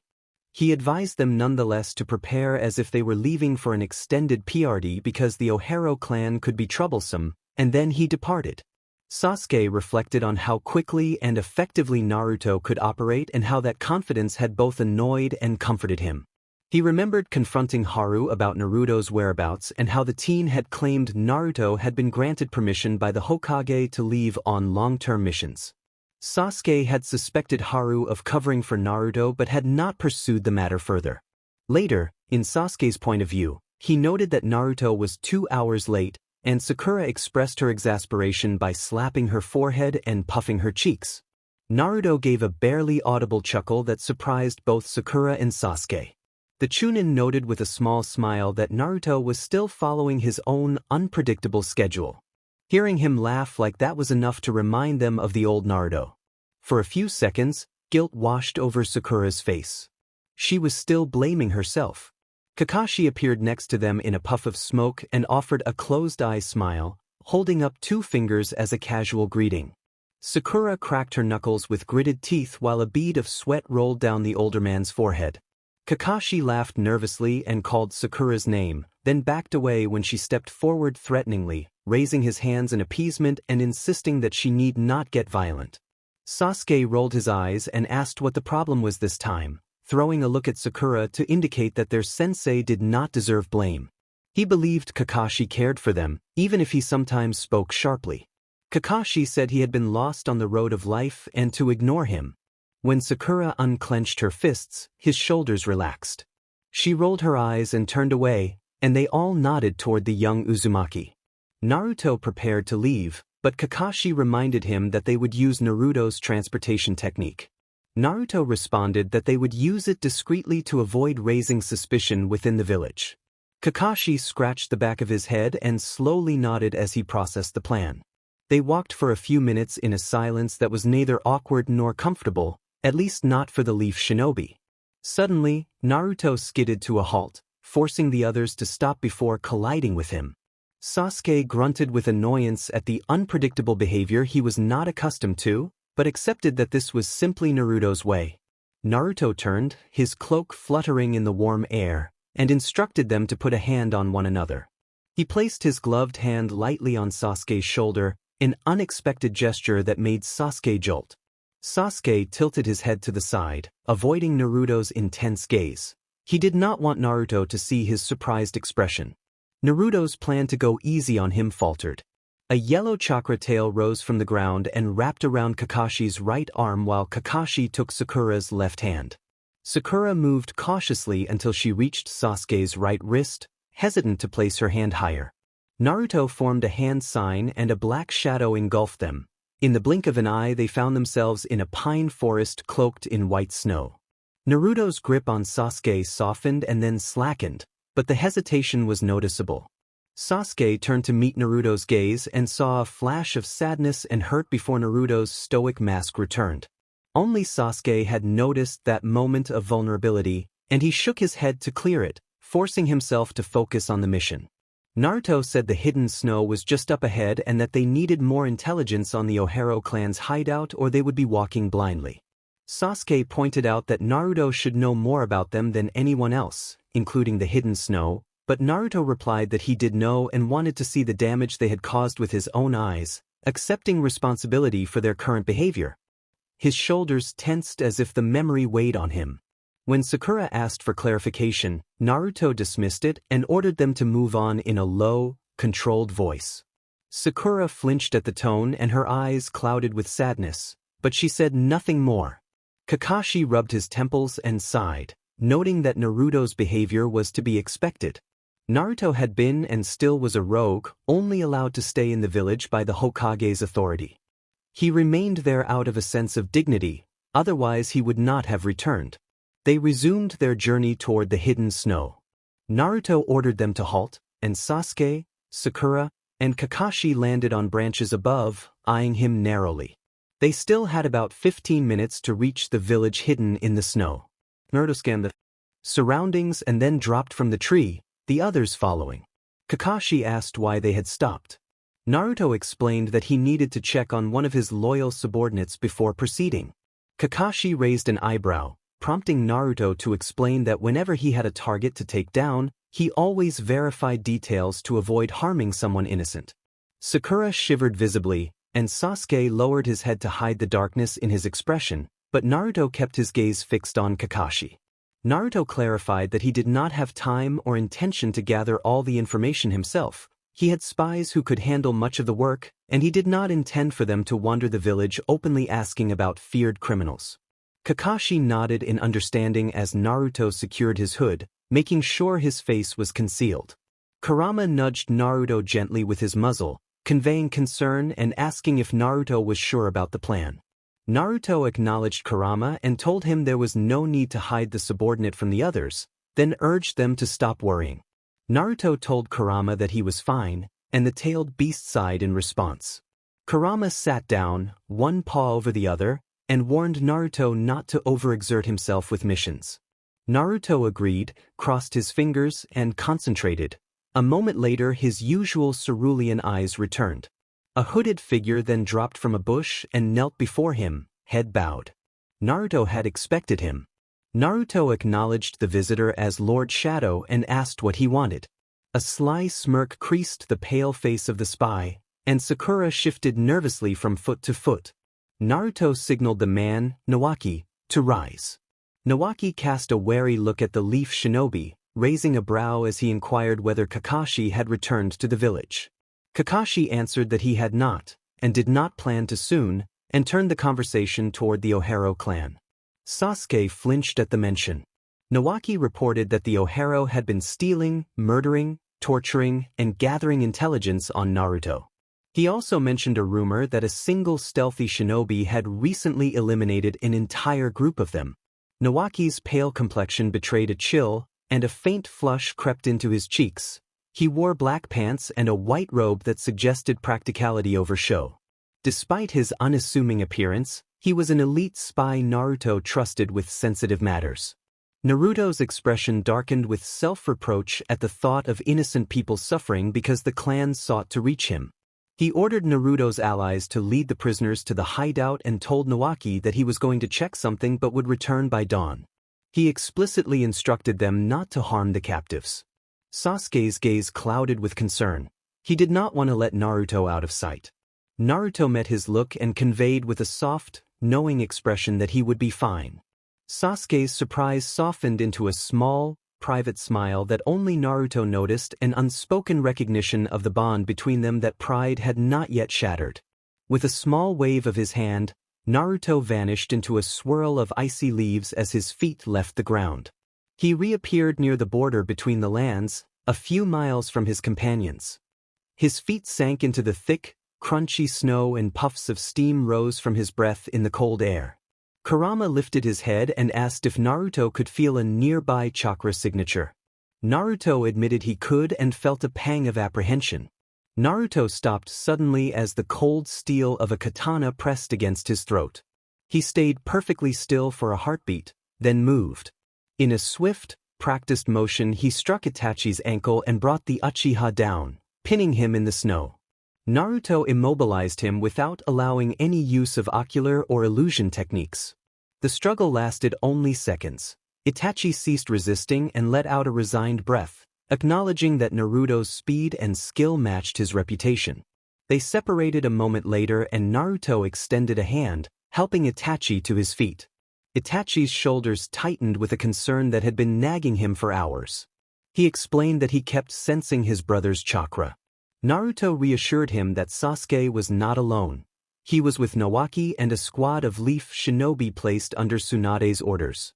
Naruto lowered his hood to reveal a tired face, brushed a hand through his spiky blonde hair, and promised that Sasuke was safe and under his protection. Itachi exhaled, accepting that assurance. Itachi asked where Naruto had encountered the Ohero members. Naruto replied that he had found them on the outskirts of the hidden snow, near the waterfall of light. The Uchiha warned Naruto in a low voice that the opponents were quite tough, and Naruto nodded in acknowledgement. Naruto asked Itachi how things had been going in the Akatsuki, tilting his head in concern. Naruto, apart from Kurama, could act naturally only with Itachi, and Itachi understood him better than most. Itachi replied that things had been smooth so far and that no one had questioned his loyalty, though that could become a problem later. Naruto clicked his tongue in understanding. Naruto explained that the Akatsuki had recently launched another attack targeting the Eight Tails and that Killer Bee had asked him to extract more of its chakra. He said that Killer Bee believed it endangered the hidden cloud and that Naruto agreed, even though he was reluctant to take any more tailed beast chakra. Naruto clenched his fist, the mix of anger and regret simmering beneath the surface, and asked how long it would take to bring them down. Itachi told Naruto to be patient and that with a little more time he would be able to gather information about their leader, Pain. Naruto crossed his arms and agreed to wait reluctantly, admitting that he did not like the situation. Itachi placed a hand on his shoulder to reassure him and promised that it would be over soon. He added that as for Orochimaru and Tonari, Naruto already knew what was in the letter Itachi had sent, and that Orochimaru had tried twice to take control of Naruto without success. Itachi cautioned Naruto to be careful and insisted that Naruto must not die because Sasuke needed someone to watch over him. Naruto, voice tinged with sadness, returned the sentiment and said he could not afford to lose Itachi as well. Itachi smiled gently, promised that once he finished with the Akatsuki he would return, and then disappeared into a swarm of crows. Naruto sighed, feeling useless for a moment, then set the thought aside and used his transportation jutsu. To arrive at the hideout where Nawaki was supposed to rendezvous with the leaf shinobi. He saw Sakura and Sasuke appearing to sleep inside sleeping bags near a small, crackling fire and decided not to wake them since they needed rest as much as he did. Kakashi was nearby, likely keeping watch over Nawaki to prevent the unpredictable spy from getting close to the two Chunin. Naruto cast one last glance at Sasuke and Sakura, then went to his own bed a few meters away. Naruto huddled into the covers to keep warm and, for the first time in months, fell asleep within minutes. Unknown to him, Sasuke had not truly slept earlier but had been waiting for Naruto to return. With a small, satisfied smile, Sasuke finally pulled the blanket over himself and drifted off, hoping for a peaceful night's rest without nightmares. Sasuke woke to find Sakura sleeping beside him, her hand resting lightly on his chest beneath the covers. He sighed and gently moved the blanket to free himself, careful not to wake her. He sat up, ran a hand through his messy hair, and tied his headband around his forehead. Scanning the room, Sasuke realized the others were not present and curiosity stirred. He moved toward the entrance of the hideout and stopped when he heard slightly muffled voices from the other side of the wall. He recognized the chakra signatures as Kakashi, Naruto, and the unsettling spy, Nawaki. Sasuke approached the wall silently and listened. Kakashi told Naruto not to worry and reminded him that having not grown up with the others did not mean they were weak. They were stronger than people might think, and Sasuke in particular might even surpass Kakashi himself. Naruto replied that he would watch over them and to keep an eye on their exposure. Kakashi added that watching them was part of his role as their teacher, his voice carrying a hint of sadness that made Sasuke reflect on how Team 7 still felt incomplete. Sakura then stirred and asked what he was doing. Sasuke, composed, told her to get ready to leave, packed his bedroll into his backpack, and prepared to move out. A few minutes later, Sasuke and Sakura stepped out of the cave to begin their mission. Nawaki was the first person they saw, and both teens felt uneasy at the spy's presence. Sasuke kept his eyes away from Nawaki's smirk and walked toward Kakashi, who nodded a greeting and noted that they were already up. A hooded man indicated that they ought to be going as he turned toward the group. Nawaki, suppressing a tired yawn, asked Naruto to explain the plan. Naruto ignored the interruption for a moment and then told them that they would need to use henge to disguise themselves and pass through the hidden snow as a few farmers. Sasuke and Sakura nodded in understanding.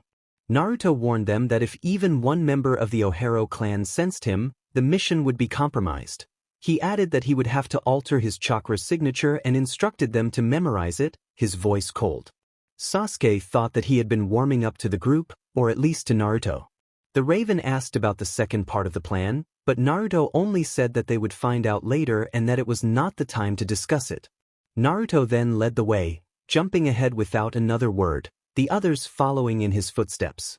Nawaki ran closely behind, providing coverage from the rear. The formation put Naruto at the front and Nawaki at the back as a precaution against surprise attacks, though Naruto's wide sensory range remained a concern. Sasuke watched Naruto's movement with a mix of curiosity and worry and almost missed the slight limp in Naruto's left leg. He narrowed his eyes when Naruto caught him looking and straightened his posture. A short distance later, they slipped into a small clearing out of sight. Naruto pulled down his hood, expression flat, and he and Nawaki formed a simple hand sign. A puff of white smoke left them disguised as farmers. Naruto's hair was now short and brown with a few gray strands, dark circles under his hazel eyes, and the whisker marks were gone. His cloak had become a plain black jumpsuit and his hood a shady hat. Nawaki appeared only a little younger, wearing ragged, worn clothes. Kakashi transformed into an old man Sasuke recognized from the village streets, and Sasuke rolled his eyes in amusement. Sakura's henge made her appear as a fully grown brunette, while Sasuke took on the look of a teen he had met on a distant mission. Nawaki raised his fist enthusiastically and declared that they were ready. Naruto sighed and began walking toward the hidden snow's gates, the others trailing behind. Naruto instructed the team to stay low and avoid anything that would make them look like shinobi. The group moved at a slow, measured pace to blend in as ordinary farmers. They kept to themselves until they reached the gates. Naruto found fewer guards at the entrance than he had expected given the Ohero clan's recent activity. He scanned the area discreetly with sharp eyes, checking for signs of trouble. Kakashi and Nawaki nodded in acknowledgement, while Sasuke and Sakura surveyed the surroundings with wary expressions. None of them felt entirely safe. As they moved further into the village, Naruto noticed a small disturbance a few yards away. He signaled Nawaki with a subtle hand gesture to stay alert. The spy acknowledged the warning. Ahead, the thin outlines of villagers appeared, and Naruto tensed. Unknown to the group, they were about to walk into the middle of a fight. Naruto held up his arm to stop the team from taking another step. Nawaki explained that street brawls had become common in the hidden snow because of differing opinions about the Ohero clan, clicking his tongue disapprovingly. Naruto ignored the cheering crowd and focused on two men exchanging blows in front of a closed bar. Naruto sighed with frustration at the petty scene. Kurama spoke to him in his mind and teased that Naruto had once behaved the same way. Naruto mentally bristled, insisting that he would have finished an opponent much faster. Nawaki moved to intervene when he recognized the man on the ground, but Naruto steadied him and whispered that they should not stand out. Naruto judged that the man on the receiving end knew when to back down and that whatever had led to the confrontation did not justify drawing attention. The man rose and prepared to strike again. Naruto discreetly released a small amount of chakra and formed an almost invisible tail that slithered along underground, emerged on the other side, and wrapped around the attacker's ankle. The man stumbled and fell hard to the ground in a dramatic, non-graphic display of skill. Villagers reacted with shocked gasps and a few jeers, but no one noticed the true cause of the fall. Laughter and indifference rippled through the crowd as people watched the scuffle unfold. The man on the ground groaned and clutched his nose, shaken but not critically harmed. The scene played out like one of the village's rough, impulsive encounters, and Naruto kept the team steady and low until the tension subsided. A group of villagers hurried to help him up and eventually dragged him away while the rest scattered and returned to their tasks. Naruto and Nawaki moved to where Ko had been lying and lifted him, carrying him to the back of the bar to stay out of sight. As they set him against the wall, Ko came to with a desperate, wary expression. His eyes narrowed at Naruto as if he could see through the Jinchuriki's guise. Ko smirked and touched a split lip, then taunted Naruto by calling him Blondie. Naruto registered that Ko knew who he was and tensed. Ko offered another cutting remark, and Naruto abruptly elbowed him to shut him up. Nawaki crossed his arms and grunted while Sasuke and Sakura flinched at the sudden movement. Naruto warned Ko not to act superior, voice low and controlled. Ko sneered back, reminding Naruto that he had once been part of the Ohero clan. Sasuke tried to steady his breathing, his heart pounding and his thoughts spinning. The revelation that Naruto might be linked to the Ohero known for ruthless crimes left him dumbfounded.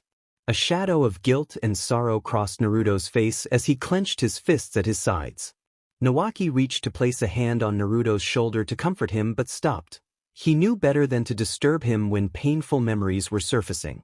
Ko's smirk faded. He closed his eyes and sighed, the expression shifting to one of regret. He apologized to Naruto, addressing him directly. Naruto accepted the apology but warned Ko to choose his words more carefully next time, his tone gentle but edged with a quiet threat. Ko understood. Sasuke demanded to know if Ko had really been part of the Ohero clan. Ko answered simply that he had been and then turned and began to walk away, as if it were nothing. Sasuke's anger flared at the casualness of the reply, his hands balling into fists. Kakashi intervened, telling Sasuke not to force the issue and that pressuring Ko would only make things worse. Ko knew the Ohero better than anyone, and beating him for answers would be counterproductive. Ko cut in, snapping at Sasuke and warning him not to suggest that Naruto could truly be like an Ohero. Sasuke stepped forward, accusing Ko of hypocrisy and readying himself for a strike. The two closed in on each other. Ko grabbed Sasuke by the collar and Sasuke wrapped his fingers around Ko's wrists in a tense hold. Kakashi stayed back, sensing the need to let the moment play out. Sakura moved forward to separate them but halted when a low, controlled growl came from Naruto. Naruto called Sasuke by name with a single look that carried command. He then glared at Ko for attacking Sasuke and ordered them to go, saying they did not have time for pointless quarrels. The tone silenced the group. Naruto's face was calm but resolute, and his mind seemed engaged in its own struggle. Ko snorted and released Sasuke. Sasuke fought the urge to retaliate further, stuffing his hands into his pockets and keeping a wary glare on Ko. Naruto signaled Ko with a flick of his finger, indicating that he should come with them. Ko joined the group without protest, and no one argued. Sasuke watched him go with a mix of frustration and suspicion, wondering why Ko was being allowed to come along. Kakashi narrowed his eyes and walked closely to Ko to keep him away from the students while Sakura unconsciously sought comfort by stepping next to Sasuke. As they moved, Sakura suppressed a frown and kept glancing between Sasuke and Naruto. She could feel the tension and the unspoken questions between the two, and she did not like it. Naruto's inner frustration was beginning to leak into the group, and Sakura sensed its effect on her own mood. Sasuke cast one last look toward Naruto's stiff back before turning his gaze toward Ko with suspicion, though Ko did not notice. He wondered why Ko had defended Naruto if they appeared to be enemies. Ko kept staring at the ground, and Sasuke wanted to know what more Naruto might be hiding. Naruto's perspective shifted inward as Kurama raised concerns in their shared psyche. Kurama asked if Naruto really thought the others were ready, noting that facing the Ohero was no joke. Naruto insisted they had to be ready. They were Leaf Shinobi and accepted the mission with full awareness of the risks. Kurama pointed out that Naruto did not truly mean his earlier dismissal, and the fox's worried expression lingered as Naruto sighed and closed the connection, leaving the question unanswered. Aloud, Naruto asked how Ko had ended up here. Ko explained that he had been hiding in plain sight since their last partnership assignment. He added, with a hint of annoyance and faint jealousy, that the mercenary-known bounty on his head was only a quarter of Naruto's and that even the combined wealth of the feudal lords could not match Naruto's bounty.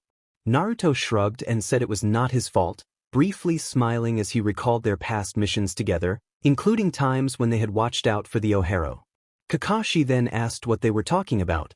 Ko's face clouded as he revealed that before Naruto had started taking assassination assignments alone, Ko had been his partner and both had been part of the Ohero clan. Sasuke's eyes widened at that revelation.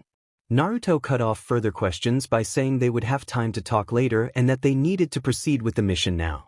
Sasuke swallowed his frustration but kept his focus. Kakashi suggested finding out the second part of the plan, and Naruto nodded toward Nawaki to explain the details. Nawaki explained that a few days earlier, Lord Shadow had acted as a decoy for a clan the Ohero were working with, the Mikami clan.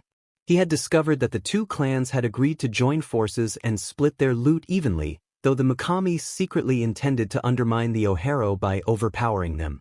The team had been planning the strike on the Ohero for 2 weeks, beginning shortly after Naruto had been taken into custody by the Hidden Leaf Village. Naruto had chosen that course to prevent exposing the village to danger and to avoid breaking a promise made to Itachi by needlessly putting Sasuke at risk. Ko summarized the current objective. They were to deliver a secret scroll about the Mikami agreement to an Ohero underling at Tenchi Bridge. Afterwards, Naruto would act according to the supposed agreement between the clans, which included infiltration and assassination. Kakashi took a moment to process the plan, and Sasuke clicked his tongue as he realized Naruto, Nawaki, and Ko had prepared this long before the Leaf Shinobi had learned about Naruto's subordinates. Sakura nodded hesitantly, an action Naruto noticed, and he observed inwardly that she was showing fear. Sasuke asked why they should trust Ko and Nawaki. Ko replied that Naruto trusted them, and that should be enough if the others trusted Naruto. Sasuke clenched his fists, ready to lash out, but paused when he met Naruto's steady gaze that asked if he trusted him. Sasuke relaxed and allowed trust to stand between them for the moment. Kakashi proposed that Naruto would play the role of the Mikami messenger while the rest of the team ensured his safety if necessary. Sakura then asked what had happened to the original Mikami who was supposed to meet the Ohero. Kurama noted, impressed, that Sakura was perceptive, and Naruto added that the Mikami had once been a top kunoichi. Ko admitted that they had accidentally killed the Mikami. He explained that they had tried to extract intelligence and had taken him to Mount Mayaboku to hide him. The situation escalated when Gamabunta, offended by something he overheard, intervened in a chaotic, over-the-top manner. The large toad's dramatic entrance led to an accident in which the Mikami did not survive. The group moved on from the explanation and prepared to proceed with the mission. It did not end well. A spy grimaced at the memory of the brutal encounter. Naruto crossed his arms and told them to stop the morbid talk. He warned that this was the last chance to drop out and that anyone who doubted their strength should speak now or remain silent. He watched the Leaf Shinobi in turn, lingering on Sasuke with a slightly concerned gaze, certain the Uchiha would accept the challenge. Sasuke rolled his eyes and fixed an annoyed stare on the blonde standing before him. Naruto smirked inwardly, pleased that his hunch had been right. He knew Sasuke better than most.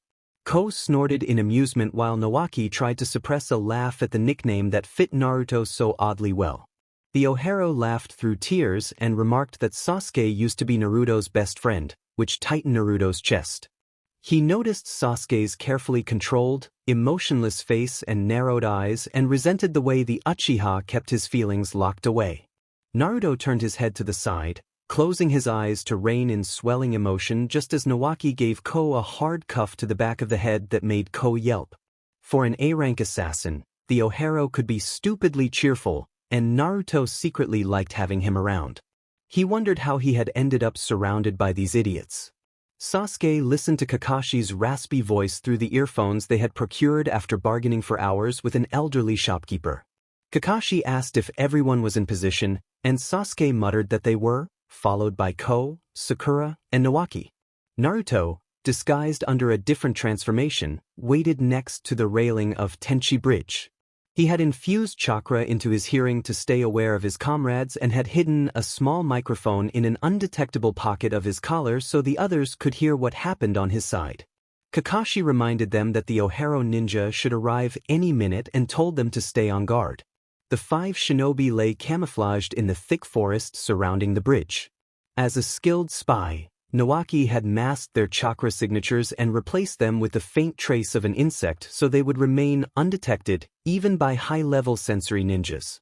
Naruto clicked his tongue out of impatience. After a moment he straightened, leaned on the railing with his eyes closed, and then a black blur opened in front of him as a ninja appeared. Naruto had used a high-level body flicker technique learned through Ohero training, a skill common to Anbu and the Ohero. Sasuke tensed, met Kakashi and Ko's nods to his right, and saw Sakura and Nawaki nod to his left. They were prepared to confront the Ohero presence. Naruto shifted into character and spoke with a low, controlled amusement that unnerved the red-haired Mukami. The Ohero shivered and forced himself steady.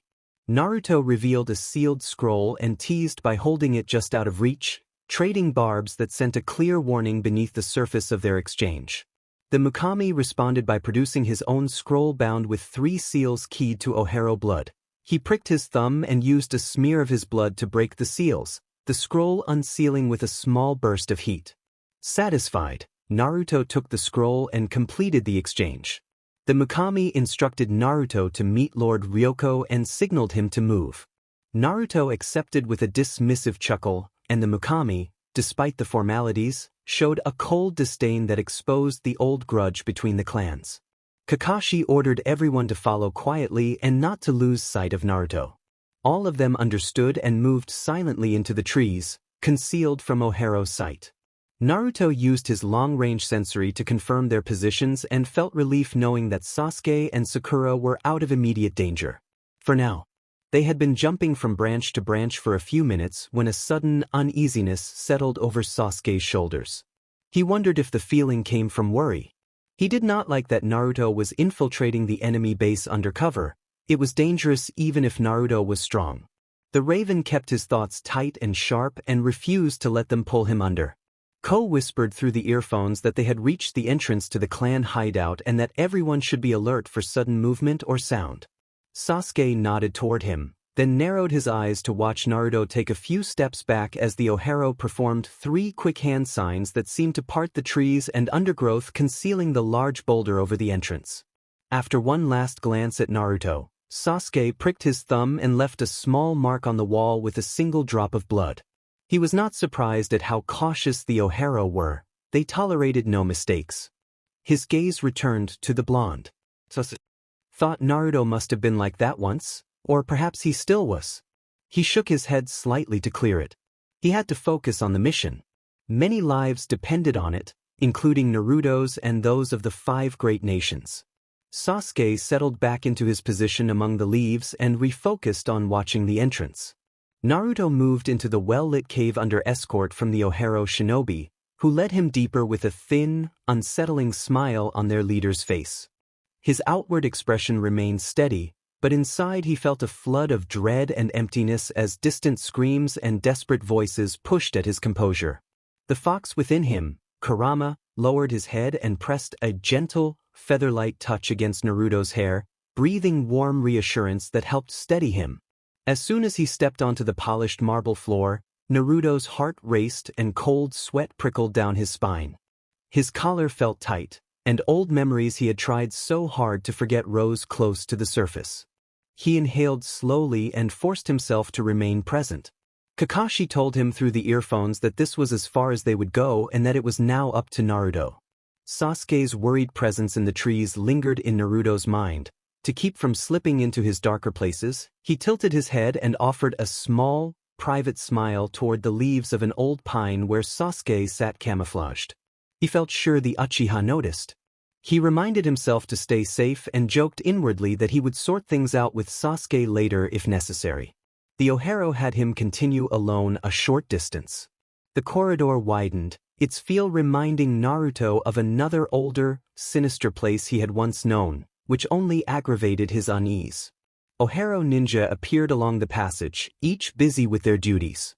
Conversation fell away and a chill passed through the corridor as their gazes turned hard and hostile toward the newcomer. Naruto flinched at the intensity of their stares, being judged like that was one of the few things that could shake him. Kurama tried to steady him and reminded him that these people were not villagers or allies but criminals.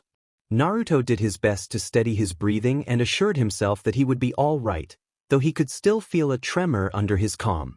The Ohero stopped and announced that they had arrived. Their leader ordered everyone to bow before Ryoko and to show respect, warning that the Ohero code punished disrespect severely. Naruto answered quietly that he would comply. He had no desire to face brutal penalties. He stepped forward and laid gloved hands on the wooden doors carved with warnings. Squinting, he made out the worn words threatening death to those who defied the clan. Things had clearly changed since he had last come through a leader's chambers with different intentions. Naruto pushed the doors open and let his arms fall to his sides as bright light spilled into the corridor. He blinked rapidly to adjust his eyes to the sudden glare. As soon as he could see better, the blonde found himself standing before the new leader of the Ohero clan, Ryoko Asu, in flesh and bone. Ryoko rose from an expensive-looking lounge, clasping his hands with a confident flourish. He had spiky silver hair with streaks of red and emerald green eyes. Naruto forced himself to suppress the anger flaring at the man before him, grimacing inwardly. Kurama growled and clawed at the ground in obvious disgust. Kurama snarled that he already could not stand this man and muttered a terse curse at the Ohero. Naruto acknowledged the fox spirit's irritation without outward reaction. He reminded himself that, given Ryoko's family name, the man must belong to a lower branch of the clan people not considered worthy by some of the Ohero elite. Naruto bowed respectfully and addressed Ryoko as Lord, swallowing his hatred. Naruto also felt the focused gaze of the man who had escorted him and the attentive stares of Ryoko's personal attendants. He found their showy behavior distracting but made a point of looking away. Ryoko pushed himself up from the leather couch and allowed a sly smile to cross his face as he asked if they might begin. Ryoko invited them to start with a playful tone. Naruto suppressed his disgust, pulled down his hood to reveal a pale face and emotionless hazel eyes, and inclined his head in response. He glanced toward the three women who had been clinging to Ryoko's arm. Ryoko understood the look and waved them off. The women left the room, their footsteps receding until the door clicked shut. Ryoko offered a foxy grin and led Naruto to another couch. Ryoko observed that Naruto had shown no interest in his attendance and commented on the situation with a chuckle, implying the women had been eager to assist. Naruto replied with a polite refusal and a slight bow, maintaining his composure. He could hear faint, childish snickering from Ko and Nawaki elsewhere in the hideout, which he found irritating. Ryoko laughed and said he found Naruto amusing, then asked for the young man's name. Naruto replied that his name was Takao Mikami and folded his arms in bored restraint. Ryoko scoffed at the name, insinuating that it fit better as a subordinate's title than a leader's, which drew an angry, disbelieving look from the Ohero who had escorted Naruto. Kurama reacted with uproarious laughter at the mention of the name, amused that Naruto had taken on an alias. The other tailed beasts joined in the mirthful reaction. Naruto allowed himself a brief inner chuckle at the absurdity of being undercover in such a way. Ryoko then shifted to business and asked if Naruto had brought the item he had requested. Naruto produced a small golden box with inscriptions from his back pocket and handed it over. Ryoko inspected the box, nodded in satisfaction, and closed it. Ryoko stated that during his stay Naruto would live in the Ohero quarters and mingle with the clan, framing it as an opportunity for closer ties between their houses. Naruto agreed to the arrangement, both of them understanding that the real purpose was espionage. Unbeknownst to either side, each clan's agent planned to use their proximity to the other leader to gather information. Ryoko introduced the attendant who had escorted Naruto and directed him to show the newcomer around. Takao, the attendant, bowed and led Naruto out of the room, closing the door behind them. They passed the maids who had been present earlier and left them behind. As they walked, Takao asked what he should call the newcomer now. Naruto explained that a first-name basis was unnecessary and pulled his hood back up to preserve his privacy. Takao clicked his tongue in response but said no more, and they continued on through the marble halls. Minutes later, a cunning smirk overtook Takao's face, and Naruto raised a brow suspiciously. Takao told Naruto that since he had to become one of them, he would have to go through the initiation ritual, his voice sweetening in a way that put Naruto on edge. Naruto thought he did not like the sound of that and asked what the ritual consisted of, trying to sound uninterested while quietly worrying about the trials all Ohero faced. The Ohero chuckled darkly, horrid images reflecting in his dead eyes, and refused to explain further. Yuki commented that he did not remember Takao going through a ritual when he joined the Ohero clan, narrowing his octopus-like eyes to slits. Chomei noted that Takao had proven himself by defeating the previous leader in a spar. Matatabi wrapped her two striped blue tails around herself and worried that none of them knew what the ritual could be like. Kurama tried to reassure everyone that Naruto was strong and had survived worse, but then his attention drifted and he stared in shock. Naruto froze for a second when he saw a dark-haired Ohero around his age leaning against a corridor wall and casually watching him with one gray eye. He tried to look as though he did not recognize the man as he and Takao kept walking in silence. Just as they were about to turn a corner, Naruto's shoulder brushed the Ohero sitting by the wall. For a moment their eyes met and Naruto realized it was Aoi, one of his old enemies. The encounter lasted only an instant before they both went back to what they were doing, but Naruto could still feel Aoi's gaze lingering on his back. Takao did not seem to have noticed their brief nonverbal contact and kept his creepy smirk. Kurama asked Naruto if he was okay, concern echoing across the tailed beast's psyche. Naruto admitted that he had not expected to see Aoi there and shook his head to clear his mind. Yuki wondered if Aoi had seen through Naruto's henge, but Naruto doubted it. Aoi had not held a hateful look in his eye. Kurama advised him not to worry and to focus on avoiding discovery. After a few more minutes walking on the cold marble, Naruto and Takao arrived at the Ohero quarters. Naruto observed that everything looked much the same as before, his gaze traveling over the spiraling columns supporting the ceiling, all bearing the same morbid markings. Takao explained that the room on the left was Naruto's and that his own room was to the right, 3 rooms away, adding through gritted teeth that Naruto should not come knocking on his door at odd hours. Naruto rolled his eyes and ignored him as they reached his door. Naruto opened the door, leaned against the frame, and asked if he was supposed to say thank you for the guidance. Takao's eyes lit up with the satisfaction of finally being appreciated by someone. Naruto smirked and closed the door, leaving Takao muttering about being disrespected as his footsteps faded. Shikaku patted Naruto's back with a trail of golden sand and expressed pride in his action. Naruto chuckled and collapsed onto his temporary bed, shifting uncomfortably on the hard mattress, mentally and physically exhausted. Just as he was about to fall into a peaceful slumber, he jolted upright, landing on the frozen floor and hissing as a human voice pierced the silence. Someone called out, teasing Naruto about still being awake and referencing his past with maids, and Naruto mentally cursed the speaker, vowing revenge. He lay there catching his breath and preparing for whatever would come next. Meanwhile, attention shifted to another group on a different mission. Sasuke's POV. Nawaki snorted with laughter and said that the captive would definitely kill Ko once he got out. Ko protested and insisted they did not know that, flapping his arms in the cold night air and suggesting that maybe the captive had actually found the joke funny. The spy teased Ko, narrowing his eyes to annoy him further. Sasuke, leaning against the bark of a tree with his arms crossed, ordered the two of them to focus on the mission instead of acting like morons, admitting to himself that he was starting to understand what Naruto had been going through. Ko huffed indignantly and pressed the button on his right earphone, ready to speak, when Naruto's controlled but furious voice came from elsewhere, startling him and causing a sweat to roll down Ko's forehead as he laughed nervously and tried to change the subject. Sasuke heard the blonde sigh on the other side and felt like face-palming himself. Naruto called the other person an idiot and told Nawaki to do the talking. The creaking of a mattress betrayed that Naruto was climbing back into bed. Kakashi, the spy, pushed a grunting Ko away and settled onto a pine branch. He asked what had happened exactly. Sasuke explained that Ryoko seemed to like him. Ko mumbled something about the maids, and Sasuke, annoyed, threw 3 shuriken that pinned Ko to the tree and earned a surprised yelp from the Ohero. Kakashi sighed as he watched them.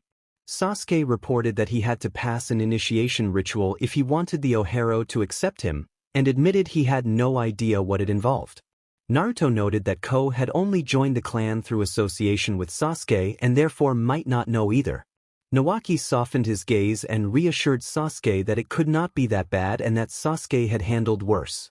Sasuke said he was not worried, and that Aoi might be nearby, which made Kakashi and Sasuke both uneasy. Ko, having freed himself from the shuriken, asked if Aoi had recognized Sasuke and hurried to press a button, ignoring Naruto's earlier warning. Naruto said he did not think Aoi had recognized him, though Aoi seemed suspicious. Naruto sighed. The sound suggested he was running his fingers through his hair. The Ohero voiced concern that Aoi could ruin the plan, and Naruto replied that he knew. Sasuke, worried, told Naruto not to get himself killed, and Naruto responded with a small chuckle and a mocking promise that brought a smile to Sasuke's lips. Sakura smiled at the interaction and urged Naruto to avoid killing unnecessarily. Naruto laughed and said he would try but could not promise. Kakashi breathed out in relief, pleased that his team was slowly healing. He privately blamed himself for Naruto's disappearance, feeling he had failed as a teacher to protect and care for him, but he could only accept that he had done his. A sudden loud thud sounded from Naruto's door. The Jinchuriki groaned and asked who was making the noise. A muffled voice came through the earphones. Sasuke recognized the Ohero named Takao. Nawaki sniffled from the cold and was briefly overcome with memories. Sakura asked what he meant, curious. The banging grew louder, and Sasuke felt increasingly sorry for Naruto. Naruto called out that he was coming and told Takao not to punch a hole in the door, which caused Takao to stop. Nawaki recalled a mission from about a year before when Ko and Naruto had been sent to deal with a bandit group. Ko had overslept, and when he arrived, all the bandits had already been found dead. Naruto had been exhausted from weeks without sleep but had still completed his mission. When Naruto returned to Mount Myaboku, he took no new assignments, locked himself in his room, and slept for 3 days. Ko had been left to handle the assignments alone. Nawaki laughed at the memory of Ko working relentlessly. Ko protested that he had only been asking for a little help. Naruto's tired voice rasped through the earphones as he asked what they wanted. Sasuke inwardly smiled at the familiar bickering. Then Sasuke heard Naruto warn that a fire had started in one of the rooms. He grasped his earphones tightly. He could hear footsteps, and anxiously assumed Naruto and Takao were rushing toward the disturbance. A door slammed open and Naruto called out, coughing on smoke and asking whose room it was. They announced that it was Aoi's and that he must be somewhere inside. Sasuke's knuckles tightened around the earphones as he braced for what might follow. Naruto forced himself to calm and returned to the scene. He was surrounded by flames and choking gray smoke, which made breathing difficult.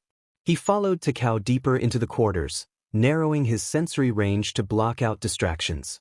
He sensed that Sasuke's heartbeat had quickened, but now was not the time to lose focus. Naruto cursed under his breath at the thought that Ko might have accidentally started the fire and vowed that if that were true he would deal with him later. He struck 2 stones together to produce light and moved on. A faint chakra signature flickered to life, drawing his attention. He swept his cloak aside to clear the path and saw an arm hanging limp over wooden bars that supported the ceiling. The ceiling could give way at any moment, and the situation was worse than he had feared. Naruto cursed and Takao jumped to his side to help push the planks over the motionless body as they struggled not to inhale the toxic vapors trapped inside the 4 walls. They managed to drag Aoi from the huge mass of splinters just before the section of ceiling above the Ohero's previous location crashed down into the room below them. Naruto flicked Takao's unfocused head with the back of his free hand, and together they carried the other Ohero out of the room, panting heavily. He ignored the sting of small burns on his tan skin and the way his black clothes had been singed. Naruto grimaced when Takao pressed his trembling, sweaty palm against his shoulder to guide him down a familiar corridor, jostling slightly with Aoi still unconscious in his arms. Naruto coughed and urged that they needed to get Aoi to safety and evacuate the people living in the western area of the quarters. Takao coughed in return and pointed the way, his grip on Aoi tightening. Naruto could tell that Takao was terrified, not for himself but at the thought of losing Aoi.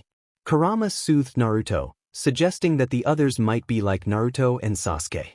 The tailed beast's calm words eased the painful thoughts swirling inside Naruto's head, and mentioning Sasuke calmed him further. Naruto thought the bond he shared with Sasuke was different and let a small, genuine smile form that Takao did not see. A loud crackle sent hardened dust onto Naruto's damp hair and he looked up to see a huge fissure in the ceiling widening dangerously. Thinking fast, he pushed the dizzy Aoi and Takao onto the floor a few heated tiles ahead of them, just as a pile of splinters and marble crashed down right between them. Naruto took a few steps back and raised his arms to shield himself from falling debris. Through the roar of flames, Takao called Naruto's name in a frightened voice. Naruto tried to reassure him that he would be fine and told Takao to get Aoi to safety while he found a way out, but his words trailed off as the smoke thickened and he broke into a coughing fit. Kurama, pacing within Naruto's mind, scolded him for risking his life and asked why he had not used the body flicker to escape. Naruto explained that he was supposed to learn that technique from the Ohero and that learning it from the ANBU would have compromised his cover. Shame and fatigue crept into his voice as he wiped sweat and grime from his brow. Kurama begged him not to risk himself for the others and pressed him to decide how he would get out. Naruto said he would use the transportation jutsu once the others were far enough away, but the smoke grew thicker and his vision blurred. Breathing became a struggle, the heat and choking air overwhelmed him. His knees finally gave out and he slid down the wall, exhausted and barely able to draw breath. Kurama panicked, his tails furrowing with worry, and called for Naruto to respond. Naruto felt himself drifting away from consciousness and, before everything went black, thought he heard a desperate voice Sasuke call his name. Then his arms went limp and they brushed the coal-black ashes on the floor. A tang of disinfectant reached Naruto's nose and made him wince as pain throbbed in his head. He grabbed his temples and groaned, trying to place where he was. He opened his eyes and squinted against a bright, blurry light. He recognized the room as a hospital-like infirmary belonging to the Ohero clan. Bandages wrapped his torso, covering burns that were slowly healing. The realization came on him in a rush. Before he could get out of the sweat-damp sheets, he focused his chakra to reopen his connection to the tailed beast psyche. In a flash, he jolted upright as Kurama yelled his name loudly.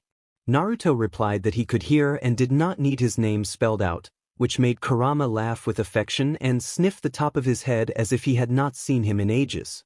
They shared a quiet, comforting moment. Kurama expressed relief and worry, telling Naruto that he had been scared and had thought he was going to lose him.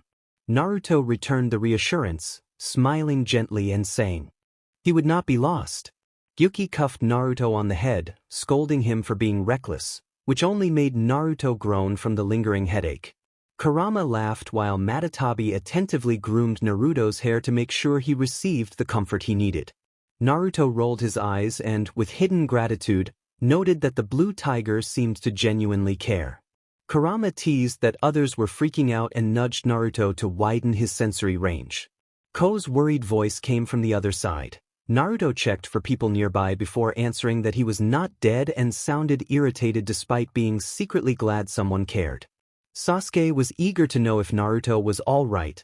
Naruto explained that he had passed out from the smoke but was fine and suspected the Ohero medics had treated his burns in the infirmary. Sakura's alarmed reaction to the mention of burns was cut off when Naruto, frustrated by the fussing, insisted that he was okay. A chakra signature drew nearer, and Naruto warned that someone was coming. The footsteps grew louder and a handle clicked as the door opened. Takao smirked and announced that the sleeping beauty was awake as he leaned against the wall after closing the door. Naruto told him to be quiet, swung his legs over the mattress, and felt cold in his toes.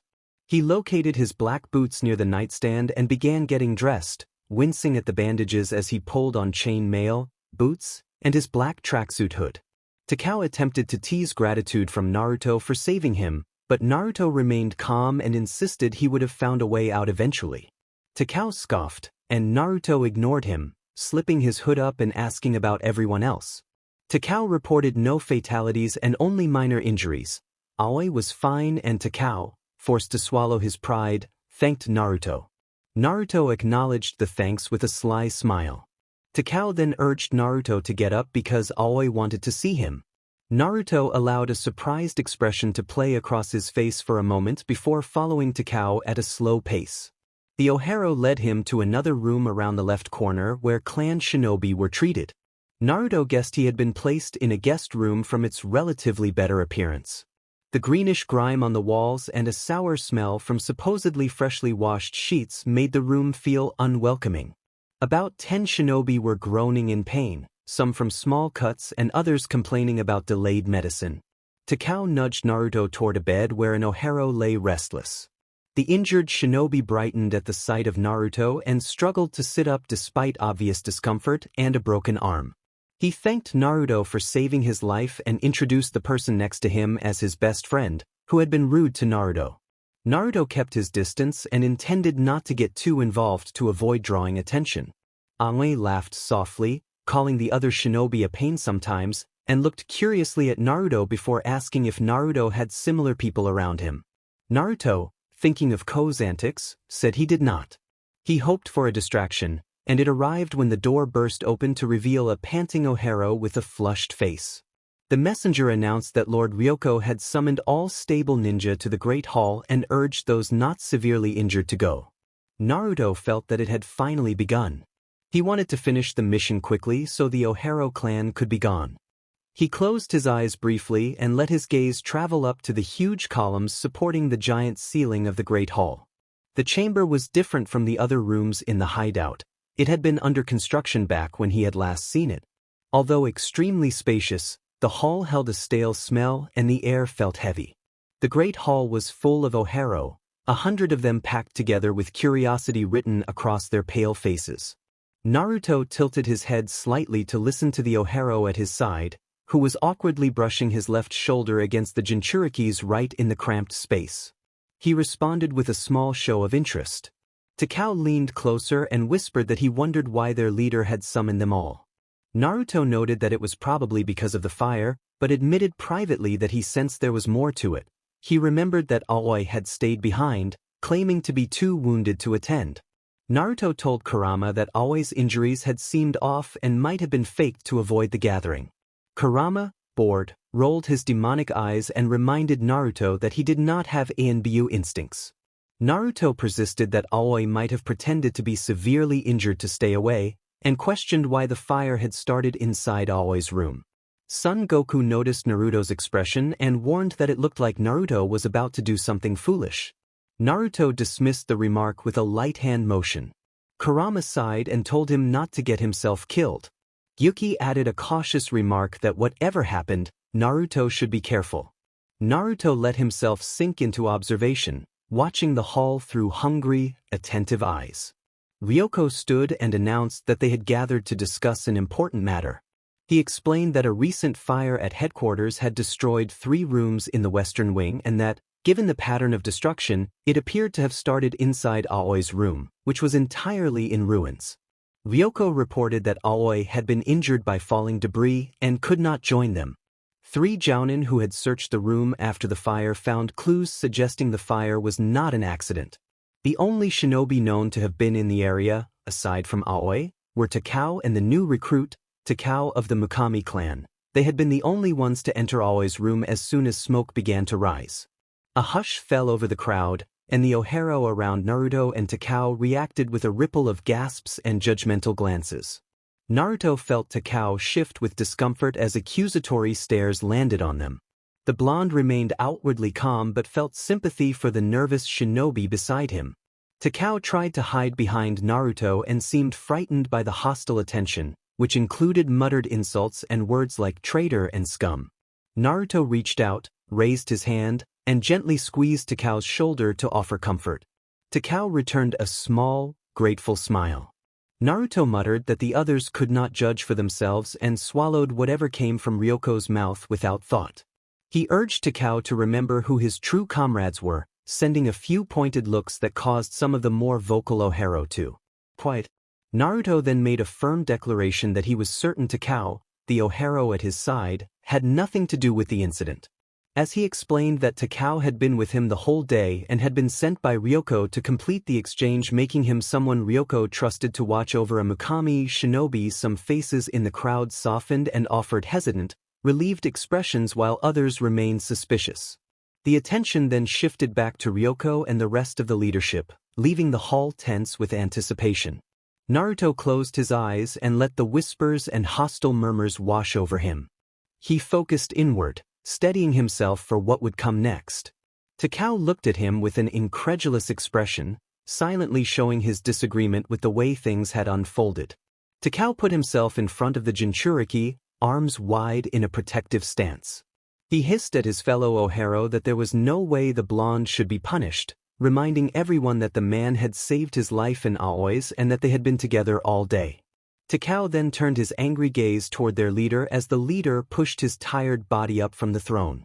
Ryoko apologized formally to Takao and announced that the Mukami were the only logical suspects, suggesting they had probably been ordered to burn the hideout. Ryoko's cheeks puffed as the huge crowd erupted in shouts and insults.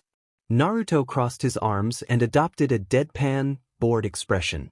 Takao looked at him apologetically, and Naruto leaned in close enough for Takao to feel the whisper. Naruto reassured him that he was not responsible and that he had a plan. Ryoko barked an order to put Naruto in the cage. The Ohero shinobi moved quickly to separate Naruto from Takao and, since Naruto made no effort to resist, they managed to confine him inside the chakra-proof cell near the clan leader's throne. Ryoko shut the door with a loud thud and locked it with a key from his pocket, leaving Naruto to grip the bars with gloved hands and grit his teeth. Ryoko sneered and accused Naruto, anger clear on his face. The tailed beast, Kurama, wrapped his tails around the blonde as the beast voiced a question about whether anyone would have intentionally set up Takao to take the blame for the fire. Naruto answered that the leader would not have risked so many lives just to imprison one member of an enemy clan. That would have been unnecessary and would have ruined the fragile trust those people had granted him. He added that the Mukami did not intend such an attack, which left the possibility of a conspiracy inside the Ohero clan itself. Naruto sat down and gestured with his left hand while resting on the other. He explained that the Mukami were likely planning an ambush in the Canyon of Sorrow, where the Ohero would pass on their way to the noble clans of the Hidden Snow. Ryoko demanded to know how Naruto's clan had obtained that classified information. Naruto dismissed the question with a single word: espionage. Naruto continued, proposing a tactic: pretend to be unaware of the Mukami's plans while secretly preparing for the ambush, thereby turning the tables and gaining the advantage. He recommended waiting until the whole clan was present before springing the countermeasure. Regarding the fire, Naruto said he had not been informed and suspected that someone within had wanted to get rid of him because he could expose them. He offered to prove his loyalty by sharing his clan's intended plan against the Ohero and then asked to desert and join the Ohero if the leader permitted it. Kurama wondered why Naruto would make someone believe the Mukami started the fire when they were innocent. Naruto replied that it was safer for the leader to be kept unaware of potential threats nearby. As long as whoever was planning to ruin the Ohero pursued their ends, it would still serve their immediate advantage. Ryoko's expression shifted from surprise to a narrow, calculating smile. He admitted admiration for Naruto's cunning and suggested that Naruto could be a valuable asset to the Ohero. Ryoko proposed that Naruto prove himself in an upcoming battle and offered to let that trial replace the traditional initiation ritual. Naruto bowed his head respectfully to accept the offer. Ryoko retrieved the key and opened the cage, stepping forward to grab Naruto's shoulder and turn him to face the restless crowd of criminals. Kurama noted the sudden turn of events with increasing curiosity. Naruto told the beast that they would proceed according to the plan, let the Mukami attempt their ambush, but make sure chaos fell upon those who had set this trap, and that the first person Naruto intended to face in combat was Ryoko Asu. Naruto made his intent plain to the tailed beast, his eyes burning with hatred. Naruto then made a public declaration that Takao was not to blame for the fire and that the clan he had deserted would be the true target. Naruto announced that from now on Takao would be treated as one of the Ohero and that he would take charge of planning their attacks. A loud chorus of voices rose in agreement. Naruto noticed Takao watching him warily but then giving a small thumbs up. Apparently, Takao valued having his life saved more than adherence to the blonde's original mission. Naruto allowed himself a brief, private acknowledgement of that trust. Naruto laid out the immediate orders. Tomorrow they would strike, following the original route but focusing first on neutralizing the Mikami threat once and for all. After the Mikami were dealt with, they would turn their efforts toward bringing down the deadly shadow and avenging past wrongs. With everything set in motion, Naruto signaled that the operation was about to begin. And here they went. Sasuke's POV. Sasuke heard Naruto's steady breathing through the earphones and took it as a sign that Naruto had fallen asleep. At last they could rest properly. He leaned his sore back against the bark of the tree and let out a tired sigh, ruffling his coal-black hair before covering his porcelain face with his palms. He wondered why he was torturing himself like this and what Naruto had done to make him feel so unsettled. His arms fell limply at his sides. He felt too exhausted even to think. He glanced over his left shoulder and saw Sakura sleeping peacefully in her sleeping bag on the cold ground. A few twigs crackled in the small fire near her, casting dim light over the blanket covering her relaxed back. Kakashi kept watch a meter away, his posture heavy with sleep deprivation but alert enough to stay awake. Sasuke and Ko's turn to keep watch. Nawaki had left before sunset to take care of the final arrangements for the procedure they would undergo the next day. The rhythmic snoring started again, the most irritating sound he had ever heard. Sasuke pinched the bridge of his nose and forced out a strained breath, feeling the vein at his temple throb with annoyance. He glared at the man who slept nearby, his gaze hard enough to make a point. He imagined using his Sharingan to force Ko into a humiliating illusion or simply disabling him with a precise strike to stop the noise, but he restrained himself. Sasuke hissed at Ko to wake up, but there was no response, only the relentless snores continued. He warned Ko sharply that he would make him pay if he did not wake, then threw a kunai that embedded itself in the bark a hair's breadth above Ko's dark brown hair. Ko jolted awake, leapt up and knocked the top of his head against the metal, yelping in surprise and blinking rapidly. Sasuke felt his patience fray. He had been forced to tolerate Ko for hours, and it was starting to wear on him. Ko puffed his cheeks and rolled his eyes, muttering that Uchiha were all the same. Sasuke narrowed his coal-black eyes and demanded to know what he meant. Ko stammered that he had met an Uchiha once before and that the man had been a lot like Sasuke. Sasuke's reaction shifted instantly, the mention of an Uchiha caught at something in him. He grabbed Ko by the collar and forced him back against the tree, the motion sharp and authoritative enough to make Ko choke on air. Ko, struggling to breathe, managed to say he would tell Sasuke if he was let go. Sasuke released his grip and watched him gulp down air, then made it clear that he expected answers and would not be gentle if Ko held out. Ko began to speak. He said he had met that Uchiha about a year earlier, when Naruto had just turned 16. The older Uchiha had wanted to spar with Naruto. They had fought for a while. Ko did not tell the whole story. He had promised Naruto to keep certain things quiet, but he did reveal that Itachi had come to spar with Naruto and had shown him how to use Kurama's demon eyes to shape a genjutsu as a kind of birthday lesson. Sasuke absorbed the information warily. He wondered what Itachi had taught Naruto and why his brother would take an interest in him. When Sasuke asked why Naruto had joined the Ohero, Ko's expression shifted. He admitted that Naruto had joined because of Ko. Ko explained that his last name showed he had been born into the Ohero clan and, a year and a half ago, when Ko was still tied to the clan, he had met Naruto. Ko remembered sneaking out to spend time with Naruto, the small interactions that had brightened him being teased, the back-and-forth banter. They had become friends, even though Ko could not abandon his family obligations. Ko said they had pretended to go along with the clan's missions, taking on targets that were mostly low-level bandits, and at first it had seemed manageable. Over time, however, Naruto had started to take a disturbing interest in the work itself. Ko's voice faltered as he recounted that change, And Sasuke listened as the campfire light flickered across Ko's face. Ko's last words trailed off as he described receiving orders that changed everything. He could not bring himself to continue, and a tense silence settled over the watch. A short, neutral pause followed in the conversation before Sasuke resolved to ask Naruto later about the details Ko had refused to speak of.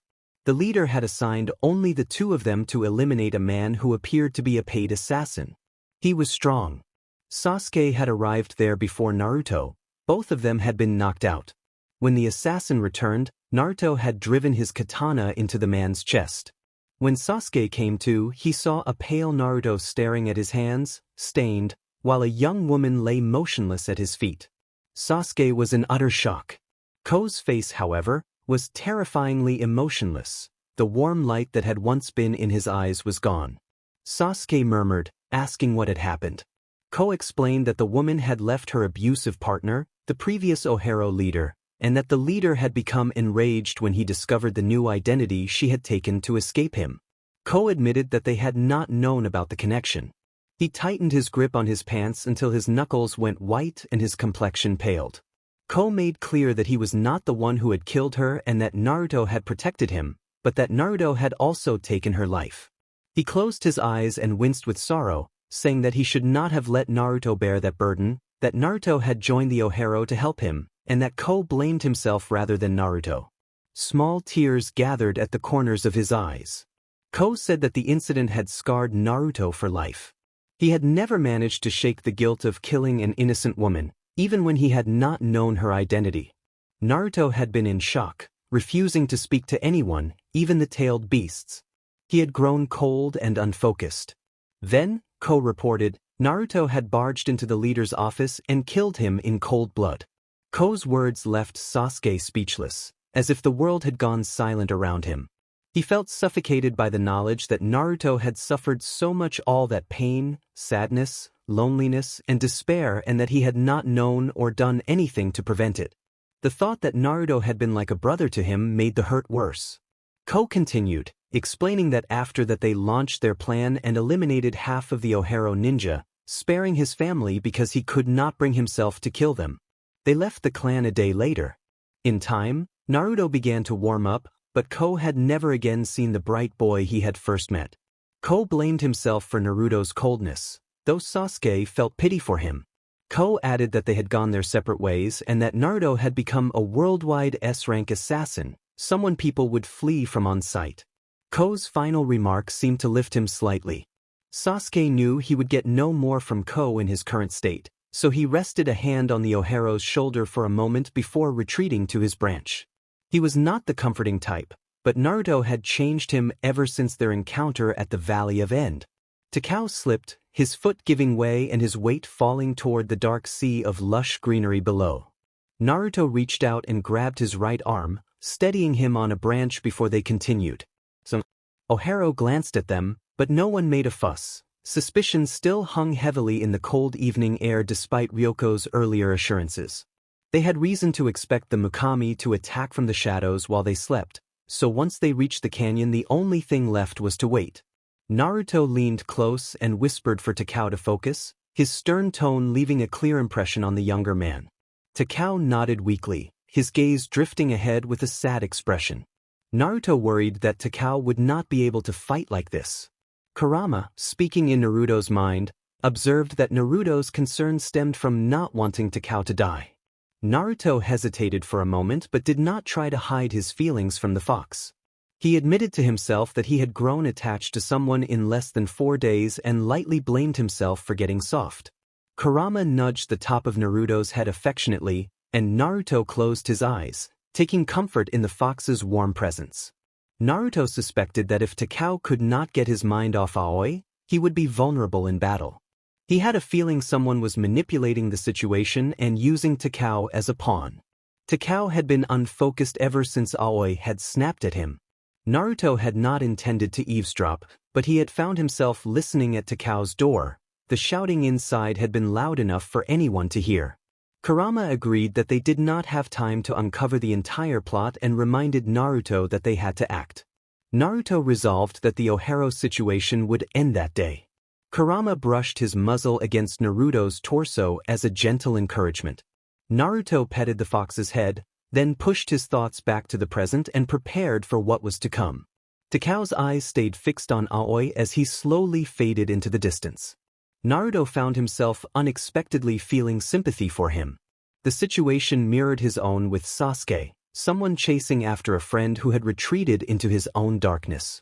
The feelings weren't identical, but Naruto recognized the same sharp ache. Everything happening between Sasuke and him, Takao and Aoi, hurt. Naruto glanced toward the Ohero and let the turmoil in his mind settle. He had to focus on the mission, otherwise everything he, Ko and Nawaki had fought for would be for nothing. He would not allow that to happen, not after Sasuke had been hurt. Ryoko ordered the group to proceed quietly and cautiously from that point, warning that the Mukami were likely preparing an ambush and that they should appear unaware. Low murmurs of agreement passed through the shinobi, and the Ohero leader bore a satisfied smirk that promised trouble. Naruto watched Aoi closely and saw the gray-eyed man force a terse acknowledgement, his expression full of dislike toward Ryoko. Naruto took note. Ryoko instructed Team Beta to move out and take positions along the canyon edges, staying unseen until the signal to attack. He told Team Alpha to begin as well. The Ohero shinobi melted into the trees, moving with an eager, unsettling excitement. 5 minutes later, Naruto scanned the terrain while Takao sulked beside him, clearly trying to avoid Aoi. Naruto had only studied the geological map earlier, so he focused on identifying the best hiding spots and predicting Team Beta's likely movements. The canyon walls rose dusty and imposing, and loose rocks presented a possible hazard. The plan was to set up camp in a cave and wait for nightfall before engaging. 5 hours later, Naruto put a gloved hand on Takao's shoulder to keep him from wandering off. He told Takao that there would be time to settle things with Aoi after the battle and urged him not to let his feelings put him in danger.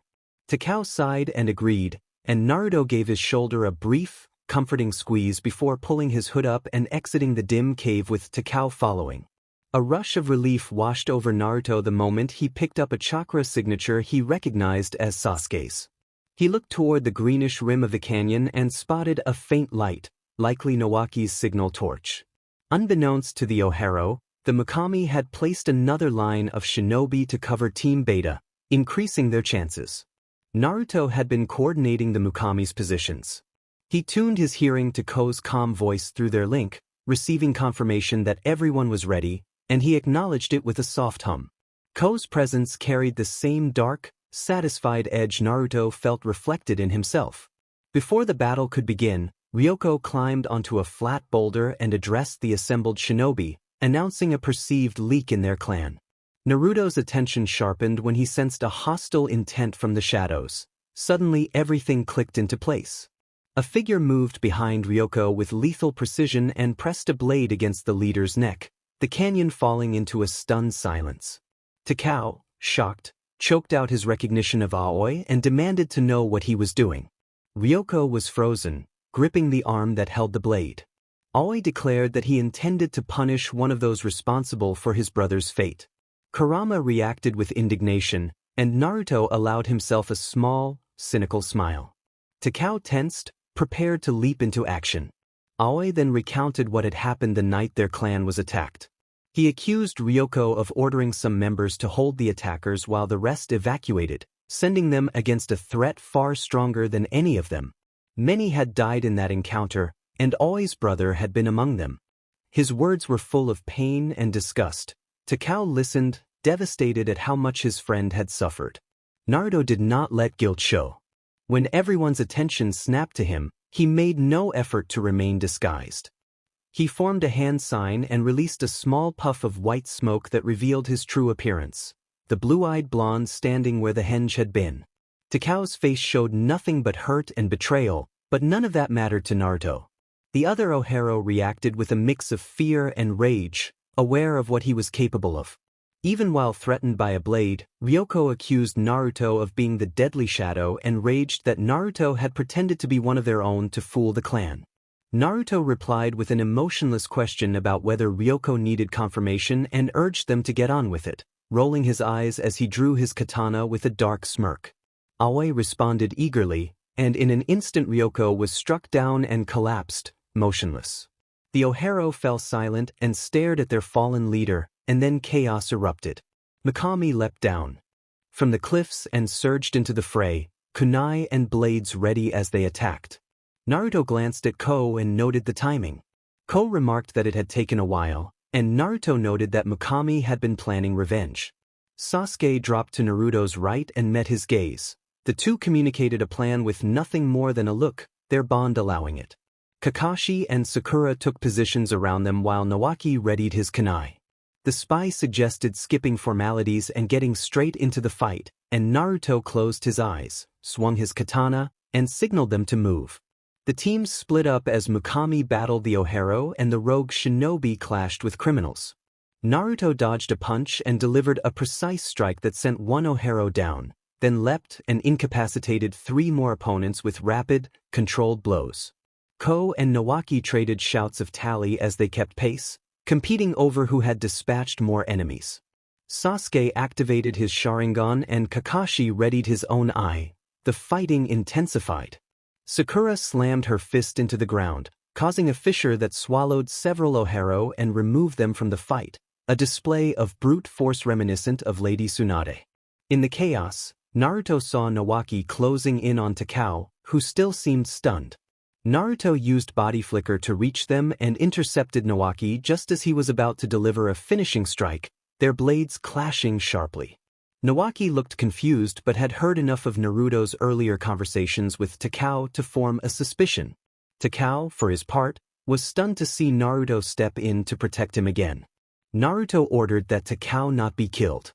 Nawaki questioned why, and Naruto growled that his command was reason enough. He then sheathed his katana, formed hand signs, and slammed his palms to the earth. Large yellow chakra tails erupted from the ground, snaring many of the Ohero and restraining them before flinging them clear of the battlefield. With those enemies dealt with, the shinobi of Team Beta slid down the canyon walls and advanced toward Naruto alone. Naruto rose and formed a Rasengan in his right hand while signaling the second Mikami Ro to hold back. He layered wind nature onto the technique with his left hand to create a massive Rasen Shuriken that grew larger than he was. He used the chakra tails to gather the remaining Ohero together and sent the Rasen Shurikens spinning toward them. He signaled Ko and Nawaki to clear the area, then appeared behind Sasuke and Sakura, both panting from the intense fighting, and teleported them to safety beside Ko and the others just before the attack detonated. The Rasen Shuriken burst in a thunderous wind blast that swept through the battlefield. Naruto's chakra tails formed a protective barrier between his teammates and the blast as debris fell everywhere. When the smoke cleared and the tails retracted, Naruto was breathing hard. He had expended a great deal of chakra. Sasuke regarded him with a mixture of concern and awe, Kakashi stood wide-eyed, and Sakura was stunned. Ko and Nawaki dusted themselves off as if nothing important had happened. Kakashi voiced surprise at the improvement to the jutsu and the addition of wind nature. Naruto admitted the enhancement but acknowledged a downside. His arm could be injured if he did not rely on Sage Mode or the chakra tails to deploy it. He ran a hand through his blonde hair and noted that his father might have improved upon the technique, a pang tightening in his chest. Before Kakashi could respond, Aoi's low growl carried across the battlefield. As the dust settled, Naruto assessed the scene. Only 2 Ohero remained standing near a huge crater, Aoi and Takao. Takao's voice trembled as he asked how this could be and pleaded that, while he understood Aoi's hatred for the clan, what had he personally done to deserve this treatment? Aoi sighed and urged him to continue. Naruto and Sasuke glanced at each other. Sasuke's eyes were full of sadness and regret, and Naruto felt the weight of guilt. He closed his eyes to avoid meeting their stare as Ko tensed behind him, ready if needed. Aoi spoke coldly that there had been nothing personal and that he had never wanted friendship, insisting that Takao had always been part of the clan and therefore an enemy. Takao's eyes widened and his hand trembled. His voice broke as he asked if all the times they had shared had meant nothing. Naruto felt even worse for Takao and for Sasuke. He realized that, even if he had never said harsh words, he had effectively abandoned their relationship when he had walked out of the Hidden Leaf Village. Naruto's gaze dropped to the ground as that familiar, painful pang returned, and he answered yes. Aoi rolled his eyes and clenched his fists, asking if he needed to spell it out. Takao snapped that he did not believe him and vowed to make him understand by force if necessary. Naruto and Sasuke exchanged a glance as a gust of wind ruffled their hair. They watched each other with regret and pain, as if the rest of the world had fallen away and it was only the two of them. Ko readied himself to strike Aoi, but Naruto turned his emotionless gaze from the Uchiha and spread a hand to stop him. Naruto made it clear that it was their fight, his tone cold and distant like the first time Ko had spoken to him after the incident, and that worried Takao. Takao tilted his head to look at the blonde, his expression conveying thanks. Naruto met his gaze softly, fully aware of what was bound to happen. He nodded and stepped back, giving Takao the freedom to do what he felt he had to. Naruto felt sorry for everything and wondered if there had been anything he could have done. He brushed his fingers along the partially smooth, cold surface of the tombstone at his feet, feeling its imperfections through his black gloves. He had been kneeling on the frosty ground. Though it was late summer, the weather was harsh, fitting the somber mood. He closed his eyes and held the image of his fallen friend fresh in his mind. He tensed when a tentative hand found his shoulder. Ko's touch was warm and a comfort amid the atmosphere of loss. As memories returned, Naruto thought the world had grown crueler. Ko's hand trembled slightly, urging Naruto to relax. Naruto wanted to tell Ko everything that crowded his mind, but the words would not come. He rose to his feet, gaze lingering on the name engraved a few inches below where his fingers had rested, Takao Oharo. Next to that grave lay the self-styled Avenger, the man who had called himself a best friend but had not been able to kill his brother's killer because Naruto still lived. Naruto imagined that Takao would have been content to be buried beside Aoi, even if he had failed to make him see reason and had been hurt in the process. Ko reassured Naruto that he understood and that some things had been inevitable. Naruto returned a small, genuine smile of gratitude, and although it was hidden by his hood, he was sure Ko had seen it.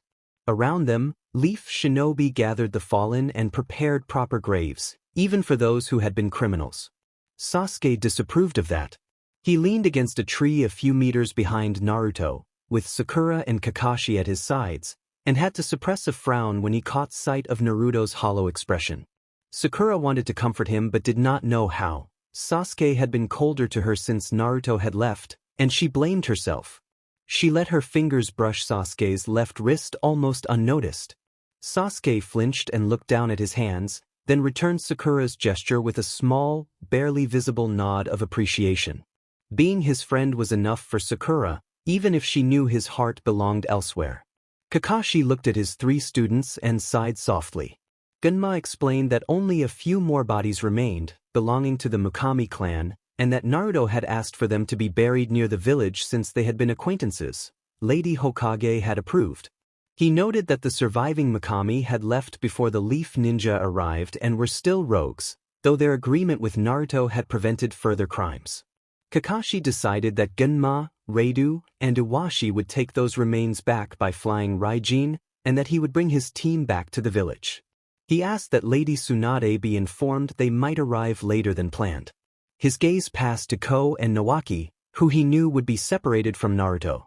Gunma waved before calling Reidu for departure. Sasuke turned his head toward his sensei, his emotionless mask once again in place. Kakashi indicated it was time to go and gave Naruto a look from afar, but Naruto was already heading toward Nawaki with Ko following closely.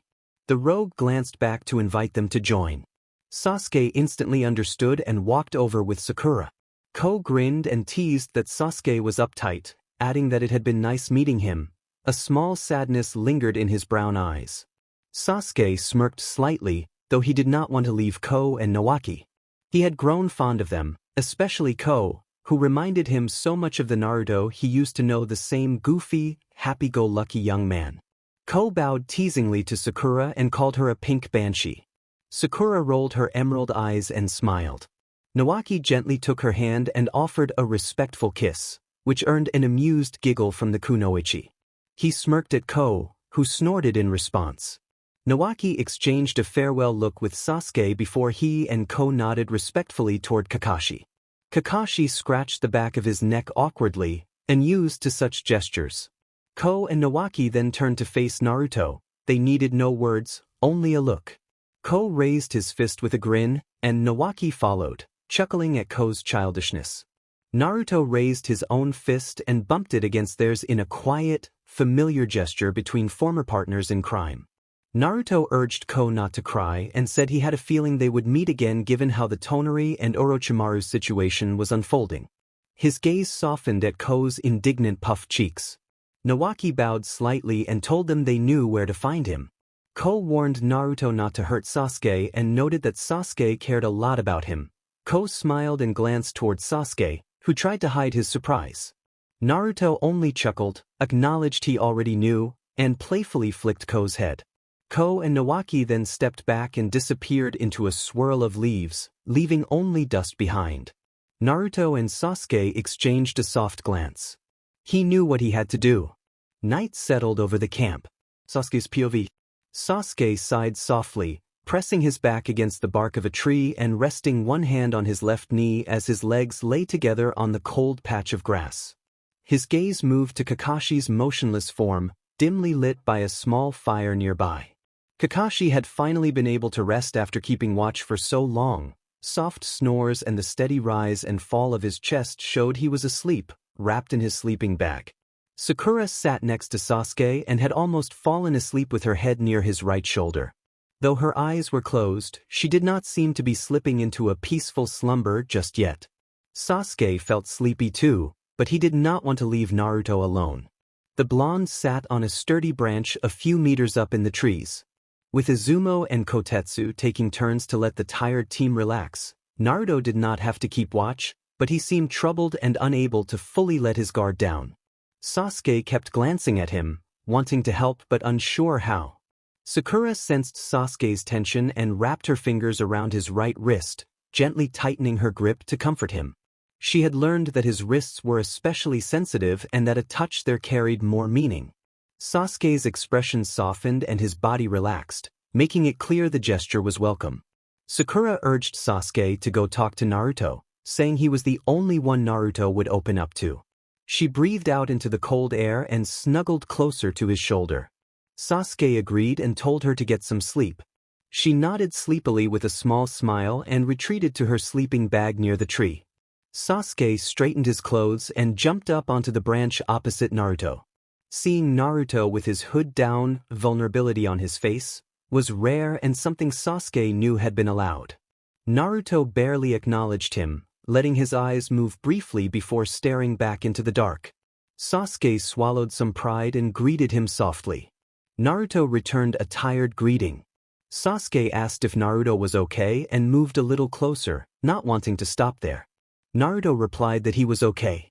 Naruto's voice was hoarse as he admitted that he was just tired. Sasuke suggested that Naruto go to sleep and made himself comfortable, knees bent to his chest as he leaned against the tree. Naruto answered that he did not know and could not sleep. Sasuke felt his heart ache at the sight of the blonde's exhaustion. Sighing softly, Sasuke ran a hand through his hair and wondered how he could ask the questions weighing on him without causing more pain. Naruto noticed Sasuke's frustration and encouraged him to speak. Sasuke looked confused, and Naruto asked him to ask whatever was on his mind. Naruto closed his eyes and tilted his head slightly, as if he already suspected what Sasuke would say. Sasuke braced himself for the worst. Sasuke asked how Naruto knew Itachi. The question made Naruto tense despite his preparation, mostly because of the hateful look on Sasuke's face. Naruto explained that he had grown up an orphan and had been treated poorly at the orphanage. He said that Lord Third had taken him under his wing and helped him, and that once he was of age he had undergone training with the ANBU. Naruto listed teachers who had shaped him: Ibiki for interrogation methods, Yamato for ninjutsu, Kakashi for taijutsu, and Anko, whom he mentioned with an uneasy laugh. Then Naruto revealed that his actual teacher and caretaker had always been Itachi. The news made Sasuke's blood run cold. Sasuke reacted with disbelief and horror at the name, asking whether Itachi, the man who had slaughtered his clan and killed his parents, had really raised Naruto. Naruto confirmed that Itachi had been his guardian since he was 8 years old. The admission hit Sasuke like a quake, his breath quickening and his hands trembling. Naruto moved to comfort Sasuke.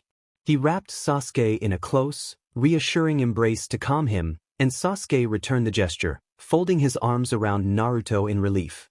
They held each other quietly for a moment. Naruto told Sasuke that Itachi had not always been a killer and that whatever had happened that night was not Sasuke's fault. Naruto could not bring himself to reveal the full truth because he had promised Itachi to keep it hidden.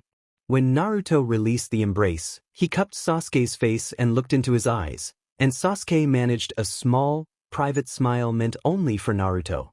Back in the village, Tsunade invited them in a voice that sounded hoarse and as if she had been crying. The sound filled Sasuke with unease. Kakashi opened the door and found Lady Tsunade sitting at her desk with Lord Fukasaku beside her, both wearing grim expressions that offered no comfort to Sasuke. Naruto stepped forward and addressed the Toad Elder, who looked pained. Fukasaku delivered the news that Jiraiya had died in battle. The revelation deepened the gravity of the room. Silence settled over the scene like a weight. For a few seconds that felt like an eternity, Sasuke could hear nothing but his own heartbeat. Sakura broke the quiet with a sharp, low gasp and wondered aloud whether Lord Jiraiya had been killed and who could possibly have such power. Sasuke returned to the present and fixed a stunned gaze on Naruto, his body tensing. Naruto's fists were clenched and trembling. His eyes were empty, neither hateful nor anguished. Sasuke flinched inwardly when Naruto spoke in a tone so cold it felt venomous, identifying the attacker as the pain of the Akatsuki. Naruto then turned, pulled his hood up to hide his emotions, and walked away from the others.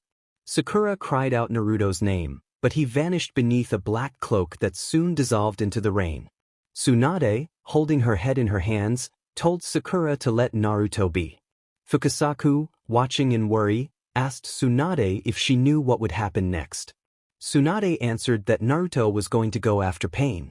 Later, in the rain, two shinobi stood amid concrete and pouring drops. Konan, arms folded and looking down at her feet, asked why Pain was staring at her with that inscrutable expression. Pain, calm and measured, replied that he had no reason to stop watching. His gaze drifted over the black railing to the motionless village below, a place perpetually shrouded in rain. Konan asked if he still held any of Jiraiya's beliefs. Pain dismissed the notion that he had ever fully shared Jiraiya's optimism. He viewed the world as cruel and believed that extracting the tailed beasts was the necessary path to end the cycle of hatred. His dark eyes bore the concentric circles of the Rinnegan, and his pale features were only interrupted by the small black piercings tracing his nose and ears. He wore a headband stamped with vertical lines crossed by a single horizontal mark. Konan's voice wavered with the faint hope that he had not entirely abandoned Jiraiya's ideals. Pain explained that he had never truly placed faith in books to change the world. Those were dreams that could not alter the harsh reality he saw. When Konan reached out and touched his shoulder, the air seemed to chill. Pain answered plainly that he was willing to do whatever it took, even if that meant taking Naruto's life.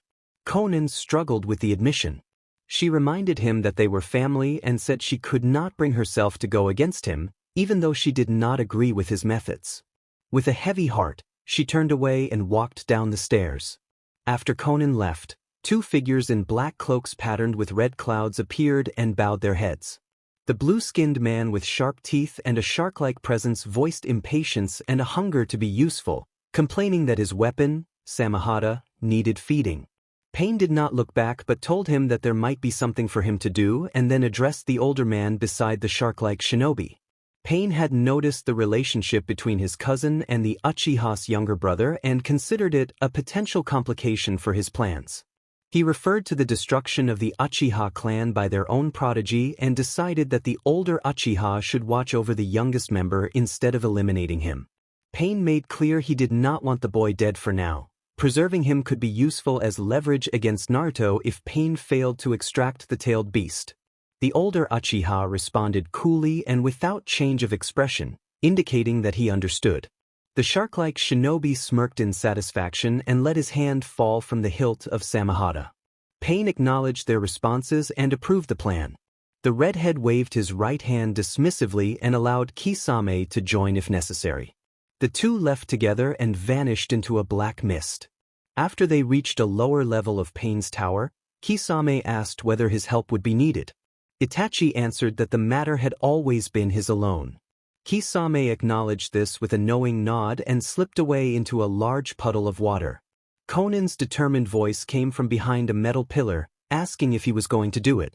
Itachi replied that he would. He avoided turning to face her, keeping his gaze on the way the raindrops crumbled against the roofs. Under the strong gravity, Conan asked if he would take care of Sasuke, and Itachi shook his head, saying that Sasuke was his brother and she need not have asked. He advised her to prepare the hideout in the Land of Lightning and said they would proceed according to plan. Sasuke's POV. Shikamaru scratched the back of his neck as they worked in the cryptology office, poring over the photograph of the coded markings burned into Fukasaku's back. They had been studying the image for more than 2 hours and time was running short.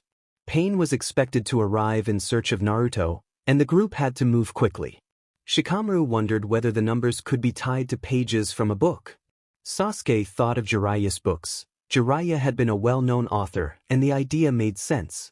The woman in the room with them, a blonde in a white lab coat with swirl-patterned glasses and unruly strands of hair, suggested that the numbers might correspond to pages. Sasuke noted her appearance and the way she watched Shikamaru with intense interest. Shikamaru acknowledged the suggestion and added that Jiraiya would not have left coded information unless he expected someone close to him to be able to decipher it. Shikamaru proposed that the person who could make sense of the code was someone who had known Jiraiya well, and Sasuke agreed that Naruto was the most likely candidate. He muttered that Naruto was not present, and Shikamaru admitted the situation was troublesome but declared that Naruto was their best hope.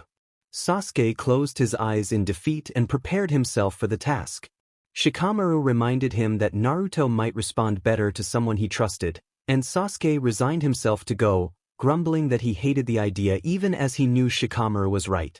A knock sounded at the door, and Sasuke tensed. Shikamaru told whoever it was to come in. When the door opened, the person Sasuke least wanted to see stepped inside. Sensing that Sasuke might react, Shikamaru placed a restraining hand on his shoulder before any rash action could occur. Sasuke warned the newcomer that this was a one-time favor.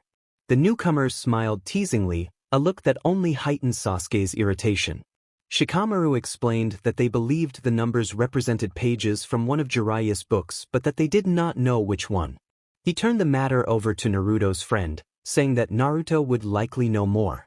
The newcomer confirmed that Naruto had once read him a book by Jiraiya, the first book Jiraiya had written, and that Naruto had mentioned his name came from the story's protagonist. Something had seemingly caught Haru's attention. Shiho stepped closer to the boys, ignoring the dangerous proximity with Shikamaru, and asked what it was. Haru examined the photo and explained that the odd 9 in the image was actually a Japanese syllabary character. Naruto had once told him that Jiraiya's handwriting turned the character for Ta into something that looked like a 9. Haru fiddled with the photo as he spoke.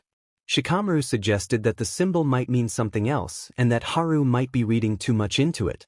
Shiho jumped up and ran her fingers along the books on the shelf behind them, making a satisfied noise when she found what she was looking for. She produced a book attributed to Lord Jiraiya and turned the pages until the sign matched the one in the code. Shikamaru clasped his hands together at the confirmation. Sasuke asked which of the Makeout Tactics books contained that letter. Shiho remembered that the latest volume's cover had a similar mark and that the numbers in the code were likely page numbers 31, 8, 106, 7, 207. She admitted that those volumes had sold out before most people could buy them. Sasuke smirked and said he knew someone who owned the whole Makeout series. Kakashi, tired, questioned whether this was necessary. Sasuke kept his temper and insisted they proceed. Shiho read the sequence of page numbers again and instructed Kakashi to open page 31 first. Kakashi complied, his eye widening as he read the first line aloud, which made him visibly flustered. Sasuke grew impatient. Sweat ran down Kakashi's cheek as he struggled through the reading. The sentence on page 31 expressed a hesitant emotional confession, and Kakashi's embarrassment was immediate and intense. The others watched as Kakashi reacted with a comical, overwhelmed expression. A short time later, Kakashi was still recovering, clearly traumatized by what he'd had to read. Sasuke's mind briefly wandered into absurd, surreal images as he tried to cope. Shikamaru was narrowed and distant, while Shiho remained composed. Shiho circled the first words on each of the 6 pages and read them in order. The hidden message formed a simple sentence: the real one is not there. She bit her lip in frustration at the ambiguity. Sasuke asked what it meant. Shikamaru admitted he had no idea. Kakashi closed the book and proposed contacting Lord Fukasaku, the toad who had fought Pain and might offer insight. Shikamaru said he would ask the 5th Hokage to summon Fukasaku immediately, and Sasuke invited Shiho to come along. Shiho blushed and accepted. Fukasaku examined the paper and considered the line. Jiraiya's voice echoed in his memory. He had sensed no trace of Nagato within those 6, but another of the Pain knew of Jiraiya's conversation with Nagato, who had used the Rinnegan. Fukasaku warned that the message was vague. He said he could not be certain but suspected something unusual about the situation. Shikamaru pressed for any other intelligence. Fukasaku reiterated that, while Pain could potentially return, that idea remained speculative. Fighting him now would be dangerous. First they needed to unlock the mystery in the message. Kakashi asked whether the autopsy team or interrogators had any useful findings. Sakura replied that the teams were still working and could not confirm anything yet. Tsunade added that careful analysis took time, and when Sasuke demanded a timeline, she estimated about a week. Shikamaru put a calming hand on Sasuke's shoulder. Before they could decide on a plan, the ground began to tremble. The sense of dread spread through the Hokage's office as alarms and shouts rose across the village. Tsunade, eyes wide with concern but voice steady, ordered everyone to protect the village. Sasuke's POV. Sasuke ran along the damaged street and told Shikamaru to take Sakura and meet Kiba. Shikamaru responded that the 5th had ordered them to bring the villagers to safety near the Hokage Tower. Sasuke acknowledged and used his ninja reflexes to weave through the crowd of distressed villagers. Pain was here. He had already taken down the Eastern Guards. His puppets were questioning people about Naruto's whereabouts, and his forces were rampaging through the village. Sasuke wondered where Naruto was. Maybe Pain was drawing him here. Shikamaru's plan made sense. The crowd surged, pushing against him until Sasuke could not move forward. He leapt onto a nearby wall and vaulted to another building to reach his destination. When he landed, he heard an unusual sound behind him and turned to see a giant centipede with black rods implanted along its head moving straight toward an old woman clutching a small girl. Summoning, Sasuke thought, annoyed at the timing. He braced himself, gathered lightning chakra in his hand, and formed a concentrated blade of energy. He leaped onto the beast's back and struck its head with the lightning attack. The creature convulsed and collapsed, incapacitated by the blow. Sasuke dropped to the ground and crouched, watching it fall to the side with a heavy thud. Sasuke placed a hand on his right knee for support as he pushed himself to his feet. He looked up to see the woman's eyes fill with relief. She bowed and thanked him. The girl frowned and touched the cut on her knee, but Sasuke did not know medical ninjutsu. The woman wrapped her arms around the child, realizing the girl could not walk. Ino dropped down from a rooftop behind him and told Sasuke she would take care of the child and that he should go deal with more of the invaders. Sasuke nodded to acknowledge her. Ino warned that the attackers were everywhere and that there were more of them. An explosion to their left forced them to shield their faces from dust. Ino coughed and explained that it was not just one Pain. There were 6 in total and they were destroying the village, far more than they had prepared for. She clenched her fists. Sasuke noted there were 6 and thought it resembled the way they had attacked Lord Jiraiya. Sasuke vowed that they would defeat all of them and save the village, reminding Ino that they were shinobi. She smiled and moved to tend the wounded child. Sasuke launched himself toward a huge plume of smoke, expecting to find more summonings. He jumped over broken rooftop tiles and froze at the sight ahead.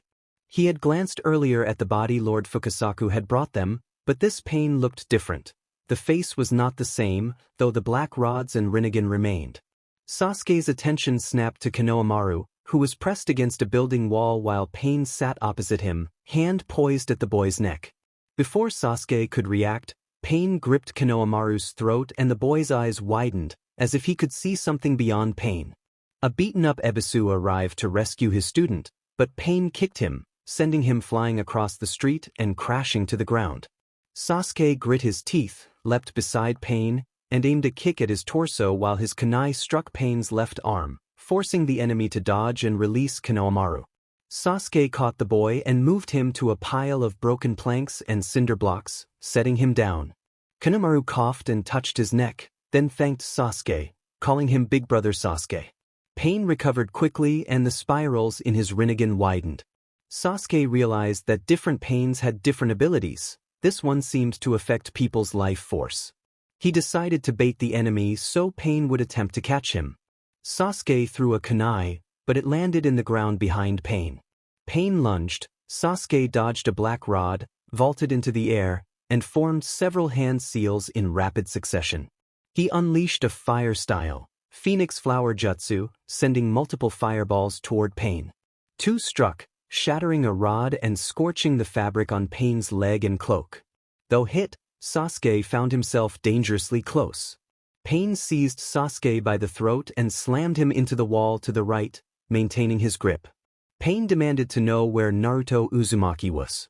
The enemy's monotone voice was harsh compared to Naruto's, and Sasuke wondered where Naruto had gone. He could barely breathe, but he stammered that he would not reveal the location even if he knew. Sasuke forced his face into a confident expression, which made Pain narrow his purple eyes. Then Sasuke vanished in a puff of white smoke, catching Pain off guard. A kunai nearby transformed into a shadow clone of Sasuke, appearing with a crackling Chidori. The clone drove the Chidori into Pain's chest, catching the enemy by surprise. Konohamaru and another shadow clone rushed in and formed a Rasengan together, driving the blue sphere of chakra into Pain's torso and sending him crashing through a wall. Pain appeared motionless and unresponsive. Ebisu managed to drag himself closer, clutching the right side of his body in pain. Ebisu asked Konohamaru where he had learned the Rasengan. Konohamaru answered that Big Brother Naruto had taught him. Sasuke breathed a quiet relief. He suggested that Ebisu see a medical nin, and at that moment a blue and white slug arrived and explained that Lady Tsunade had sent her to care for the wounded. Ebisu thanked the slug and lay down, wincing. Sasuke told the others to go somewhere safe.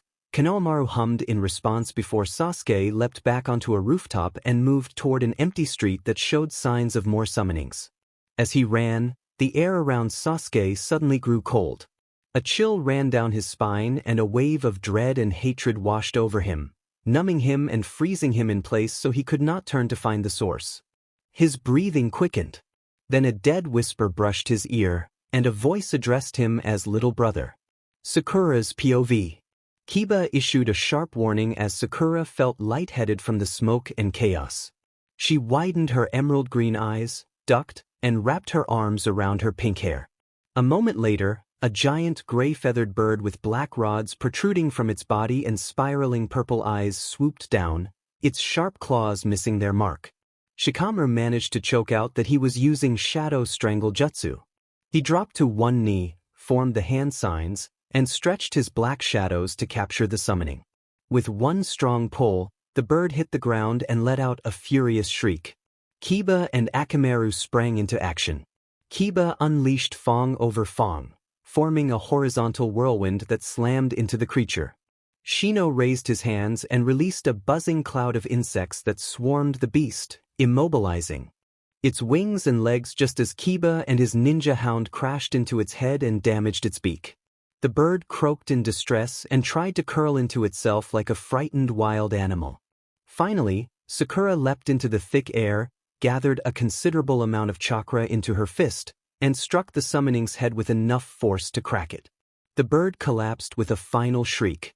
Sakura landed near an injured Hinata, who was tugging at the edge of her right glove.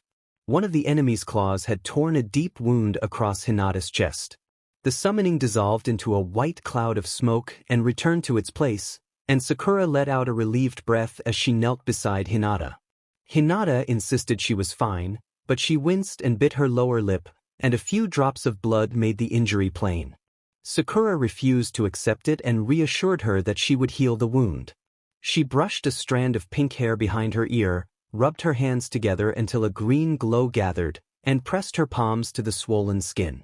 The red wound marred Hinata's pale complexion, but Sakura focused and began to close it.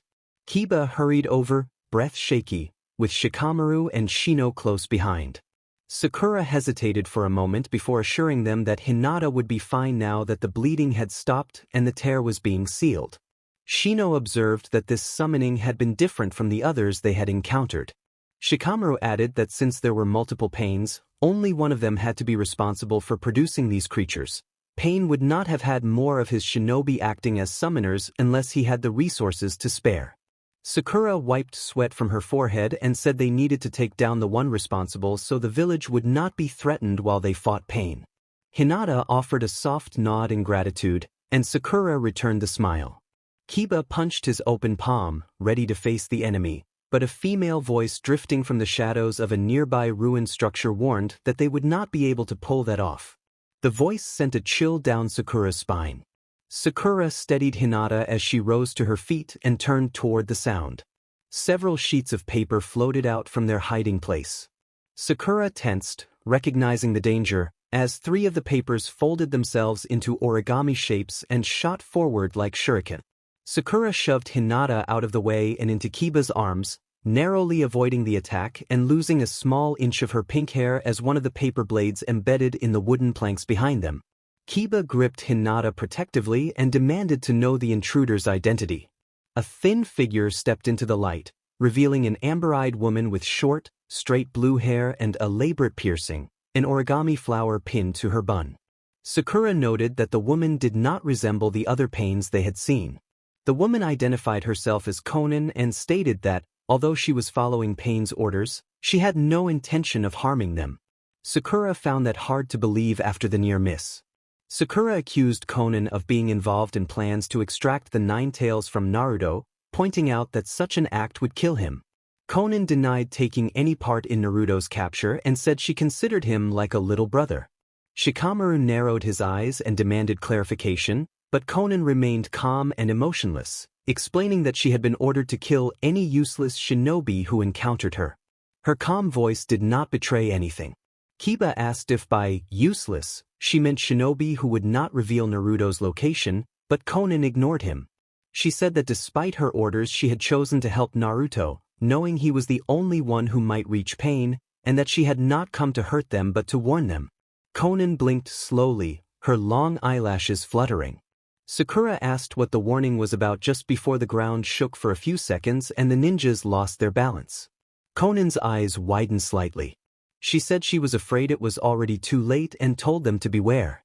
As Shikamaru moved to question her further, Konan vanished in a swirl of paper, leaving only dust behind.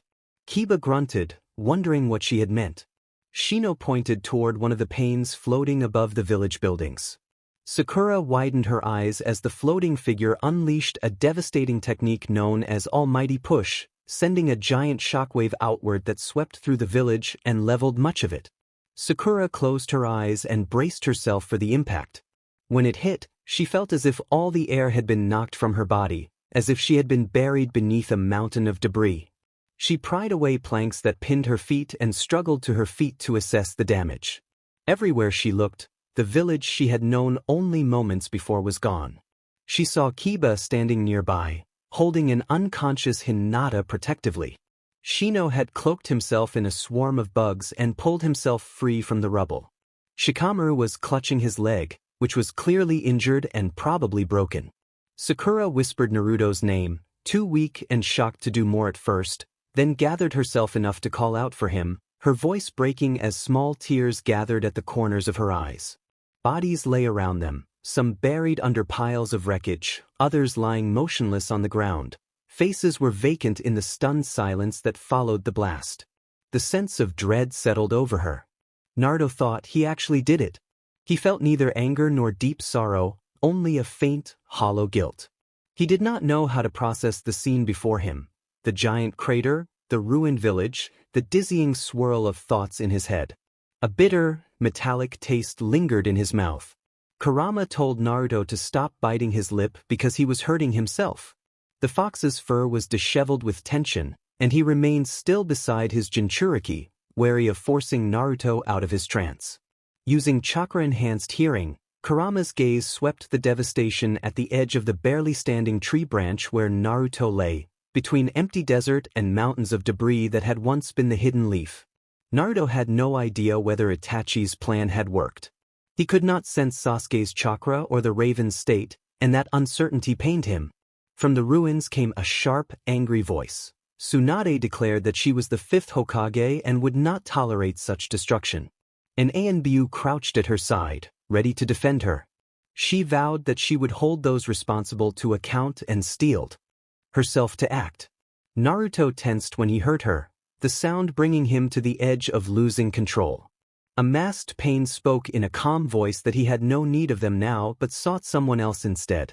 Naruto answered by charging a powerful Rasengan and driving it into the nearest Pain's body. The Rasengan struck with blinding force and shattered the puppet's form, scattering its remains in an unmistakable display of power. One of the 6 paths of Pain had been destroyed. When the dust cleared, the people nearby gasped and covered their mouths in shock. Tsunade's expression changed to one of relieved concern when she realized Naruto had acted. Her reaction helped steady him, easing some of the tension that had been building. Naruto rose slowly from the fallen puppet, his face set. He glanced toward the masked man at the edge of the scene and then at the shinobi beside the Hokage. He ordered the Anbu to take Tsunade to safety immediately. The Anbu obeyed and moved to protect the Hokage, disappearing into a flash of motion. Naruto could feel the stares of Sakura and the others drilling into the back of his head. Up near the edges of the crater, they appeared to be in one piece, at least. He did not turn to meet them. Instead, he fixed his blue eyes on Pain's blank gaze. If he had been a more compassionate man, he might have believed Pain felt remorse, but Naruto knew there was nothing like that in the redhead's heart. Naruto rasped that he could not believe him, clenching his jaw so hard it felt like it might break. Pain blinked twice and asked whether Naruto found it impossible to accept that he had killed Jiraiya or destroyed Naruto's birthplace. Naruto closed his eyes and sighed heavily, loosening his fists. He answered that neither was the point, and accused Pain of planning it all, blinding him with anger to see the village in pieces, weakening him on purpose. Pain inclined his head and conceded that perhaps he had done so, claiming he knew Naruto as well as anyone and that knowledge had given him an advantage. He called Naruto little cousin, and Naruto caught Sakura's soft gasp as her face jolted upward from the small bump on Hinata's head. Shikamaru muttered in disbelief that Pain had called Naruto his cousin. The 4 Pains split into 2 pairs and moved to Tendu's sides, following the lead of the figure Naruto thought of as Yahiko. Tendu observed that Naruto must be aware of the disadvantage that outweighed all the others, the one he had tried to suppress. He pointed out that Naruto had never fought him before. Naruto's eyes changed as his lids turned orange and his toad-like gaze opened. For a moment, if circumstances had been different, a mischievous smirk would have tugged at his lips. Pain narrowed his eyes as if conceding the point. Unbeknownst to him, Naruto had been told everything Itachi had learned about the 6 paths of Pain, and that information proved useful now. Tendu reminded Naruto that he knew what his goal was. Naruto glared and said that he knew and that he had never given his consent. Tendu replied that he had no need of it and then reached into his sleeves to pull 2 black rods from his sleeves. That was when the battle truly began. Expecting his katana might shatter, Naruto closed his eyes and struck Tendu with his fists, tilting his body to avoid the black chakra receiver. He pushed his right fist forward and stopped it midway. Tendu's expression changed the moment Naruto's eyes shifted into their other form. A millisecond later, a powerful wave of chakra burst from Naruto's closed fist into Tendu's abdomen, sending him crashing against the crater edge on the far side. Kurama snorted and conveyed that Naruto had a habit of relying on that sort of gambit, and Naruto acknowledged that his companion knew him well. Naruto pulled back, planted his feet, and took in the scene, for shinobi preparing to attack while Tendu recovered. The Pain who appeared older took a few steps back as the others moved to their positions. Naruto assessed the threat and realized the one in the back, Jigakuru, must be used by Nagato to control the King of Hell. That was why he valued his life more. If Nagato could restore the others' bodies, they were almost invincible aside from the Rinnegan. He clenched and unclenched his fists.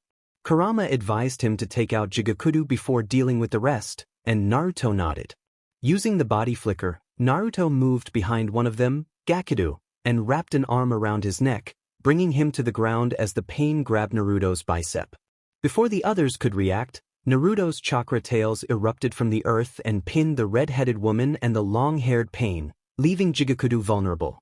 One of Naruto's shadow clones suddenly struck, and the purgatory path fell under a precise katana blow. The clone then tossed the fallen body away to make it clear the enemy had been defeated. 2 down, for more to go. The shadow clone vanished as Tendu's black rod came close to its neck. Anticipating that Gakudu would try to break his arm, Naruto released his hold and sprang away, his chakra tails faltering under the Pain's powerful struggle. Chikushudu did not perform any hand seals. Instead she crouched and called a summoning.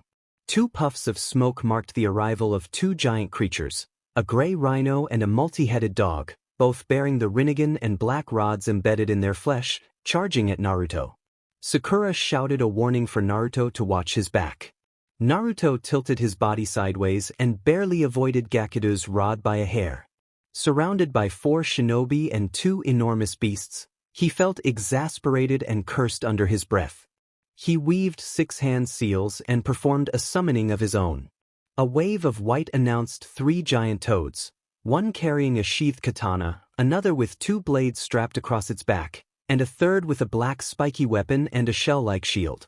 They were colored differently and bore the same pinkish scars. Naruto heard a few gasps from Sakura and Kiba at the sight. Naruto ordered Chief and Ken to take care of the oversized dog and told Hiro to come with him. He ran his slightly trembling fingers through his blonde hair, sweating. Gamabunta warned them to watch out, then leaped to dodge the rhino's horn. He landed on the dog, using his weight to force its heads to spin. Gamaken used his shield to block a bite and then seized his Susumida, driving it into the summoned beast. The attack did not eliminate the threat. Instead it split the creature into 2 smaller Hydra-like dogs. Gamahiro crossed his blades to take on the rhino's full force and pushed himself off the ground, leaving a trail of dirt that slowed the summoning's charge.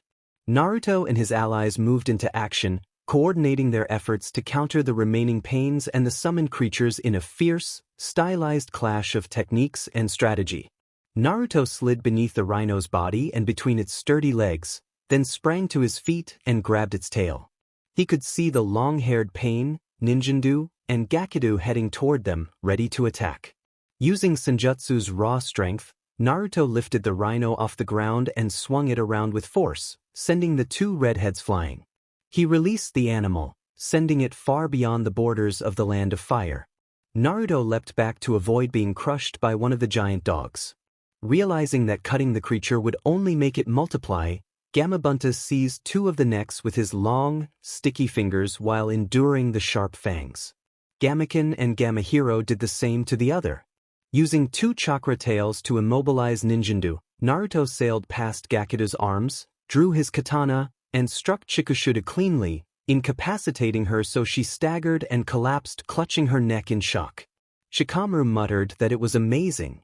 With their summoner defeated, the 2 remaining summonings vanished as suddenly as they had appeared. Before Naruto could savor the victory, he felt a powerful pull. Tendu activated Almighty Pull.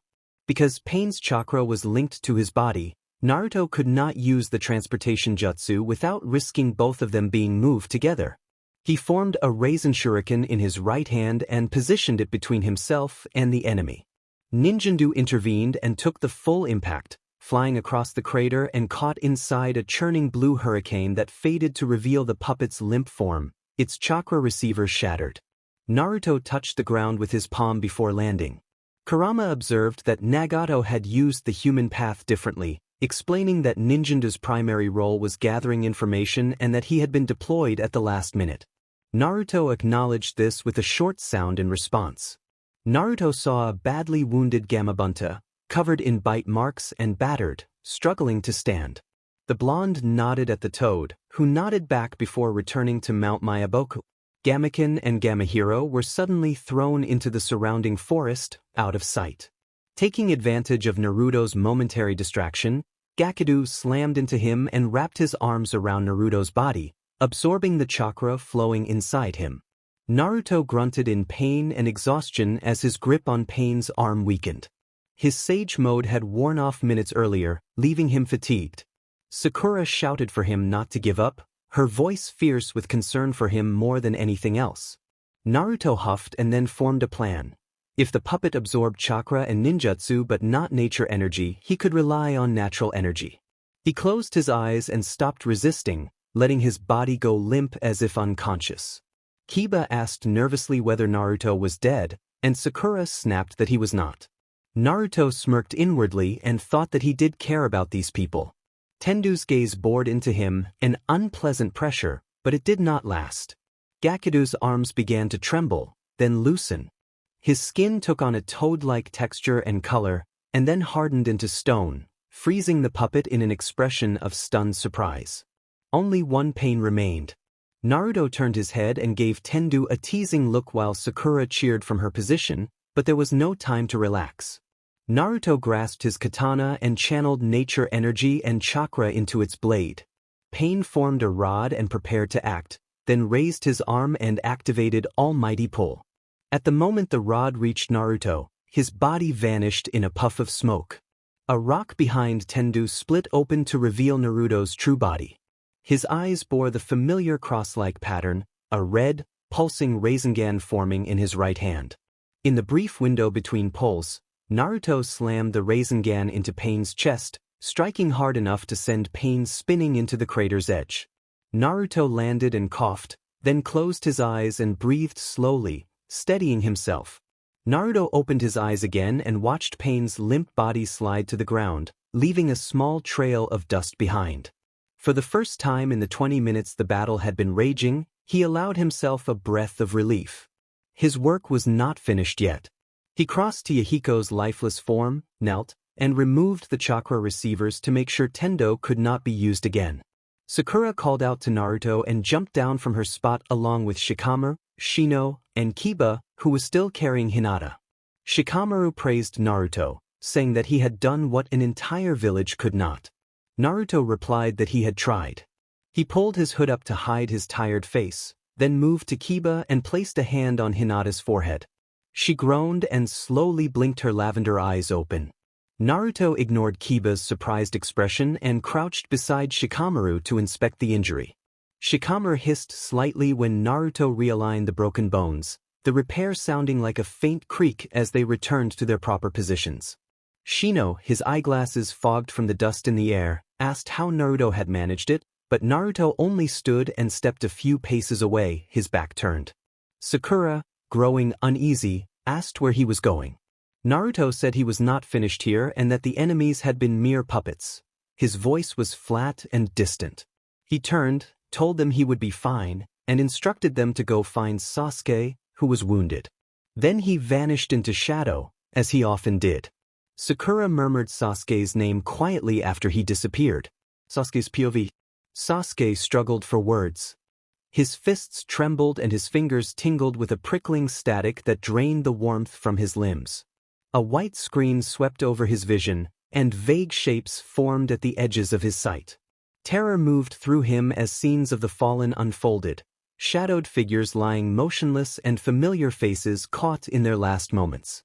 He saw his mother frozen in fear and the silhouettes of his cousin and childhood friends among the fallen.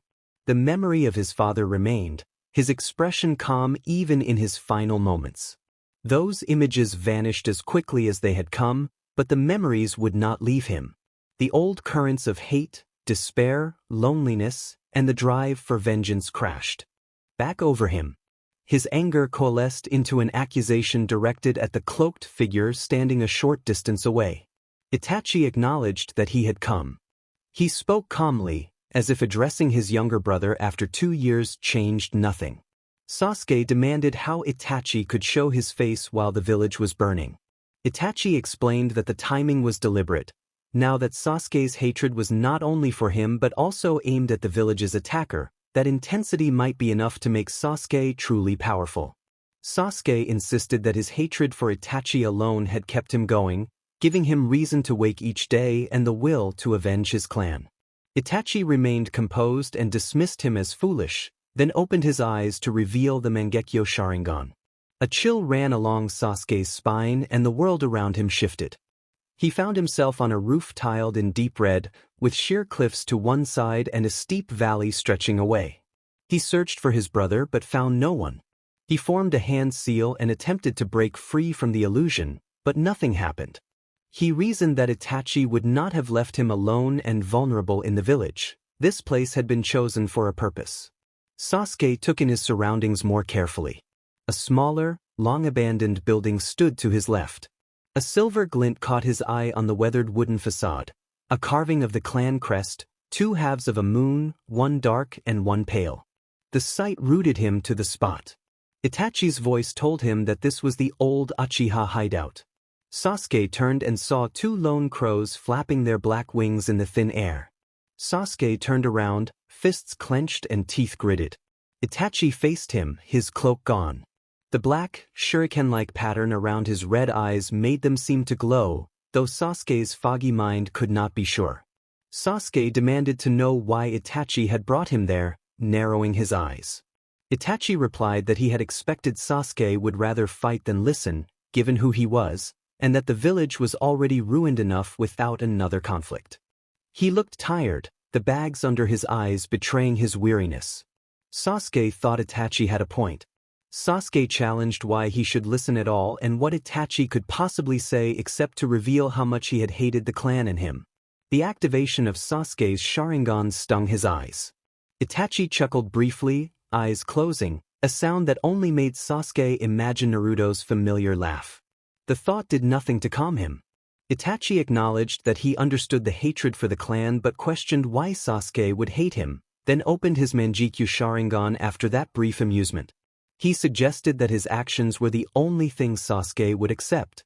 Sasuke felt a flood of questions but pushed forward, demanding clarification with frustration drying his lips. Itachi answered coldly that whatever Sasuke chose to think had always been his choice. Sasuke accused Itachi of turning him into an avenger, the accusations snapping out of him. Seeing Itachi soften only made his anger flare. Itachi then invoked Naruto's past, pointing out that Naruto had suffered loss as an infant yet had managed to endure. Itachi noted, with a teasing edge, that this was why Naruto was his student. Using Naruto against him struck a raw nerve in Sasuke. Itachi wondered aloud whether Sasuke would ever achieve the same endurance. Sasuke could take no more. With the speed he had since his genin days, he dashed behind Itachi and struck with Chidori against Itachi's chest. The attack seemed to meet only the black feathers of a clone, and the illusion vanished to reveal the real Itachi landing a heavy punch to Sasuke's abdomen that knocked the wind from him. Sasuke staggered back and wiped a cut at the corner of his mouth. Itachi was as strong as always, but Sasuke was not done. Using his momentum, Sasuke launched a series of kicks at Itachi's moving form. Itachi caught one of his feet with the back of his hand, grabbed hold, and threw him away. Sasuke formed hand seals in midair and unleashed a fire-style technique, a giant ball of flame erupting from his position. Itachi dodged, his side singed by the heat. Both men weaved through the attack. When the exchange ended, they were panting. They found themselves on the ground where a larger house had been reduced to rubble by the fire. There was no room left for words, only combat continued. Sasuke drew a kunai and rushed Itachi, blades clashing. Itachi pushed him back, pressing the kunai against Sasuke's chest as he tried to press the attack. Their weapons clashed again when Sasuke blocked a strike, then sprang over Itachi's head, throwing two shuriken that lodged in the older brother's left shoulder. Itachi, taken by surprise, reacted as the shuriken disappeared when his Mangekyo flared. Suddenly Sasuke was surrounded by tormented voices and a gray mist.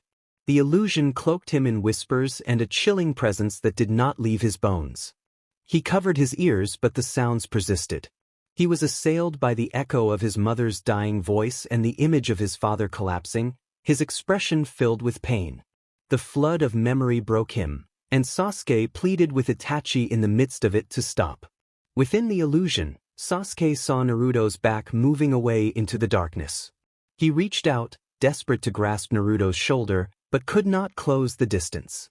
Sasuke forced himself to break free from the genjutsu. He thought of the village, of his friends, of Naruto, and summoned his resolve. He clenched his fists and opened his eyes fully. His Sharingan shifted, the tomo rotating rapidly until they formed the pattern of the Manjikyu. The gray mist around him faltered as his renewed gaze pierced the illusion. Itachi watched with a calm, almost pleased expression, unafraid. Purple chakra flared around Sasuke, forming a protective halo that hardened into an armor-like figure at his side. The surge of power brought intense pain through his body, but he endured it. The Susanoo. A reddish-orange aura swarmed over Itachi, forming his Susanoo. Itachi noted with a soft, surprised expression that his little brother had awakened the Mangekyo Sharingan and that his Susanoo was nearly complete. A few drops of blood fell from Sasuke's right eye. He raised his hand to cover it and held his Susanoo despite the pain, determined to press on. Sasuke declared that he would kill his brother, channeling all his hatred into a single, devastating strike. A giant sword manifested in his purple Susanoo's hand. Itachi answered with his own blade and an orange shield. The two blades collided, and the shock blew out the walls of a nearby building. Seizing the opening, Sasuke gathered chakra into his Susanoo's right fist and struck Itachi's shield, which cracked and fell away in pieces that faded to ash. Sasuke shoved Itachi's sword aside and drove his blade through Itachi's Susanoo, hitting his torso. A wave of exhaustion and sharp pain slammed into Sasuke, forcing him to his knees as he struggled for breath. His purple aura and blade began to fade. Itachi's Susanoo dissolved the moment blood escaped his mouth. Sasuke blinked rapidly to stay conscious while blood trickled from his darkened eye. The first transformation had drained him more than anything before. His vision blurred and his muscles burned, and for a moment he feared he had been struck. Itachi, wounded as he was, remained standing. Itachi took a few unsteady steps forward, blood darkening his pale lips. Sasuke crawled backward until his back hit the ruined wall, panic rising as he realized Itachi might be reaching for his eyes. His breathing quickened and sweat ran down his face. Itachi stumbled toward him until his warm breath brushed Sasuke's terrified face. Then Itachi closed his mouth and tilted his head slightly to clear it. Sasuke stared at his brother's bloodied fingers, certain they would reach for his eyes. Itachi tapped Sasuke's forehead with 2 fingers, his gaze softening. He knew he was dying. He warned Sasuke not to let the Uchiha name be dishonored. Between labored breaths he said that Naruto loved Sasuke deeply but did not know how to show it, and he asked Sasuke to take care of Naruto. Itachi's hand fell, leaving a streak of blood across Sasuke's face, and his body went limp. The older brother collapsed with a small, genuine smile as life left him. Sasuke let his head hit the wall behind him and curled his trembling fingers into a fist. The scene around him blurred, and he suddenly found himself back on the Leaf's destroyed, now silent street. It was finally over. His clan had been avenged. He had achieved his goal. Naruto's point of view followed. A deathly silence hung beneath the canopy of silver birch trees. No birds sang, no animals stirred. The air felt dim and somber in a way Naruto had grown used to. Kurama's voice asked if he was all right. Naruto replied that he thought he was, ran a gloved hand through his hair, and braced himself for the hard part. Though he knew who he was and what he believed, and had hoped his cousin might find the right path, Naruto still struggled to accept that Nagato had destroyed their village. He wiped sweat from his forehead and climbed a slope until he reached a large maple whose bark felt strangely smooth. Naruto held a fingertip to the surface and sparked a small flame, pressing it into the paper-like bark until it blackened and formed a hole just wide enough for his shoulders. He stepped through and entered the tree, narrowing his eyes and clenching his fists. He had not come to fight. He had come to understand. His gaze met Konan's sad one. She nodded toward Nagato, whose body was supported by tubes and life-sustaining devices. His thin frame and pale chest showed his exhaustion, and the dark purple of his Rinnegan made him look even more worn. Naruto had never actually seen Nagato control the 6 paths of pain in person, but he was certain this was how he did it and that it exhausted him. Naruto leaned slightly and whispered to Konan that he would take it from there as he walked past her, his eyes fixed on Nagato. Konan closed her eyes, stepped back a few paces, and watched them with a worried amber gaze, strands of blue hair coming loose from her messy bun. Nagato rasped that he had expected Naruto to come, lips quivering slightly. Naruto ignored him and closed the distance until only a cold meter separated them. Nagato commented that Naruto had grown much stronger since they had last met. Naruto replied with a sigh that he wished he could say the same about Nagato. Nagato narrowed his spiraling eyes in response. After a long silence, Naruto murmured that Yahiko would not have wanted this. Nagato's gaze drifted over the other's tanned face as Naruto continued that Yahiko would never have wanted him to stray from his path to end up like this. Naruto's fists trembled as he reminded Nagato that Yahiko had founded the Akatsuki to make the world a better place and bring peace, not to achieve it through fear. Nagato said that there was no way to change the putrid world, his eyes drifting into the shadows behind Naruto.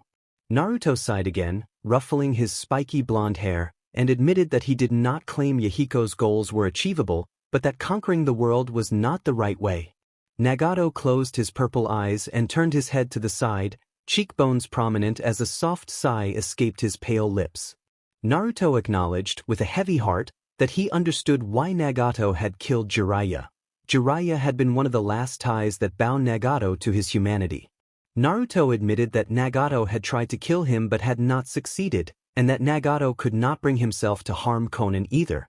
Naruto insisted that Nagato was not the tyrant he feared. He was still the kind child who had loved his two friends and their sensei, still Naruto's cousin and his friend. Naruto's eyes glistened as he said he was certain Jiraiya did not hate Nagato for what he had done, and that Naruto did not either. Naruto declared his belief that the cycle of hatred could be broken and vowed to make it his goal to break it someday. Nagato sighed softly and seemed to enter a trance. He let out a small, almost surprised chuckle and told Naruto that he never ceased to amaze him.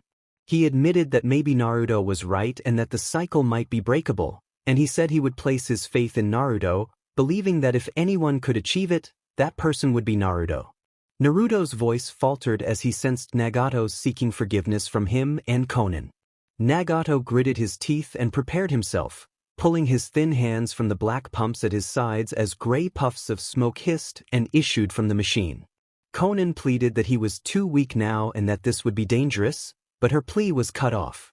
Nagato acknowledged Konan's concern with a gentle smile that brought a few tears to her amber eyes. He struggled through coughs as he formed hand seals and, though his body shook violently, he looked at Naruto with affection and exchanged a final look with Konan. He apologized to both of them and, with his final resolve, performed the Rinne rebirth. Naruto rasped that he was sorry as his eyes lingered on two paper-wrapped figures floating beside Konan in front of the decaying paper tree. He recognized them as Nagato and Yahiko. Konan told Naruto gently that it was not his fault, that Nagato had chosen this for himself in an attempt to become a better man. She extended her arm and summoned a few sheets of paper to form a bouquet, which she offered to Naruto. He accepted it with a slow nod. Konan said they would meet again when the time came and ruffled Naruto's blonde hair with a sad smile. Naruto said his farewell. Konan returned his smile before she and the two paper-wrapped figures dissolved into a screen of paper, leaving only rising dust behind. Naruto sighed, his chest heavy, and accepted that it was over.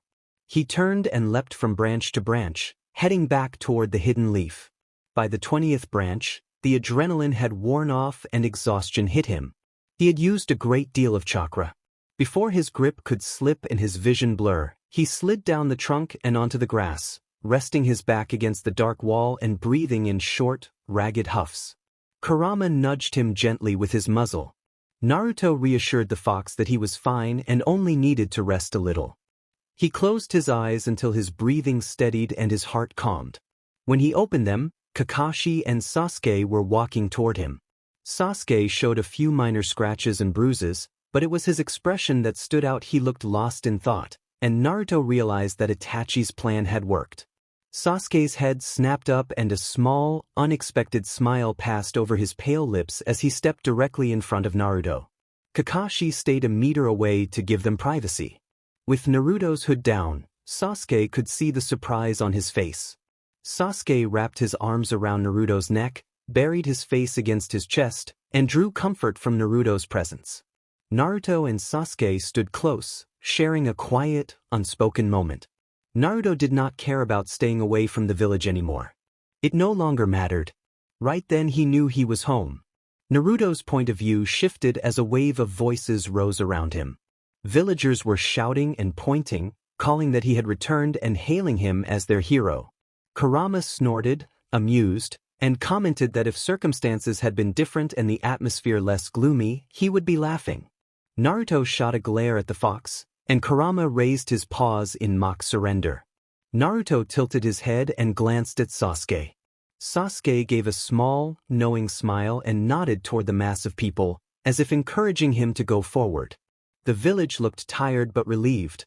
Nagato had returned their lives, and the villagers were cheering and waving, unaware of who had truly saved them. Naruto's hands itched at the thought of pulling his hood up, but the expressions on the people's faces made him hesitate. Kakashi stepped closer and brushed Naruto's shoulder in a quiet attempt at comfort, whispering that they would not bite.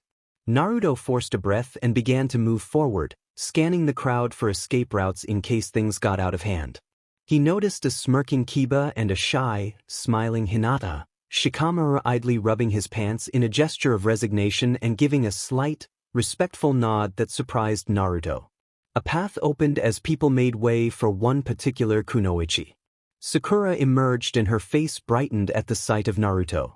She rushed over and embraced him tightly, burying her face in his shoulder.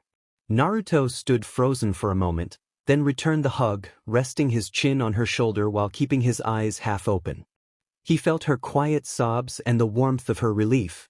Sakura, tearful and relieved, told him not to do anything like that again and called him an idiot, the words rough with emotion. Naruto let out a small chuckle and held her a little tighter until they pulled apart. She wiped her eyes and offered a soft smile before rejoining the other rookies. The crowd erupted into cheers again, and Naruto braced himself. Fangirls surged toward him with exclamations and flirtatious claims. Naruto raised his arms to fend them off. Konohamaru appeared, calling for calm and urging Naruto to slow down, followed by Udon and Moegi using puppets to herd the more eager fans away. Naruto smiled gently at Konohamaru, which made the crowd swoon. He internally begged for mercy as Kurama suggested, with a wicked glint, that arrangements could be made to quiet them. Naruto mentally protested to Kurama that anything but harm to people like them would have to be the plan. He did not want responsibility for anyone getting hurt. Konohamaru and the others slipped Naruto away from the press of bodies and guided him to Irika, who stepped forward smiling and remarked that Naruto had grown since they last met. Naruto returned the smile warmly as Irika patted his shoulder. The villagers continued to stream toward him, eager to celebrate and carry him on their arms, and Naruto braced himself for what was coming. Later, resting on a branch with his back against the trunk, Naruto let the wind tussle his hair and allowed himself a quiet moment. He caught a kunai that had been thrown to him and found a small slip of paper tied to it. He untied the string and smoothed the paper open. The note, addressed to the fox, confirmed that the plan had worked and instructed the recipient not to worry, that the sender would proceed according to the original plan. The sender noted a feeling that pain was dead and remarked that they would not assume Kurama was responsible for that outcome, trusting that whatever choice had been made was the right one. The note closed with a simple instruction to take care. Naruto sighed at the complication of his life, balled the paper up, and burned it with a small spark from his fingertip. The flame reflected in his blue eyes as the message charred to ashes and drifted away on the chilly night breeze. Naruto turned his head to the right and caught a glimpse of pale moonlight cloaking someone. Sasuke's voice was gentle, though he did not know what Naruto was going through. Naruto whispered that he was coming. He trusted that Sasuke had heard him, as he always did. Sasuke's POV.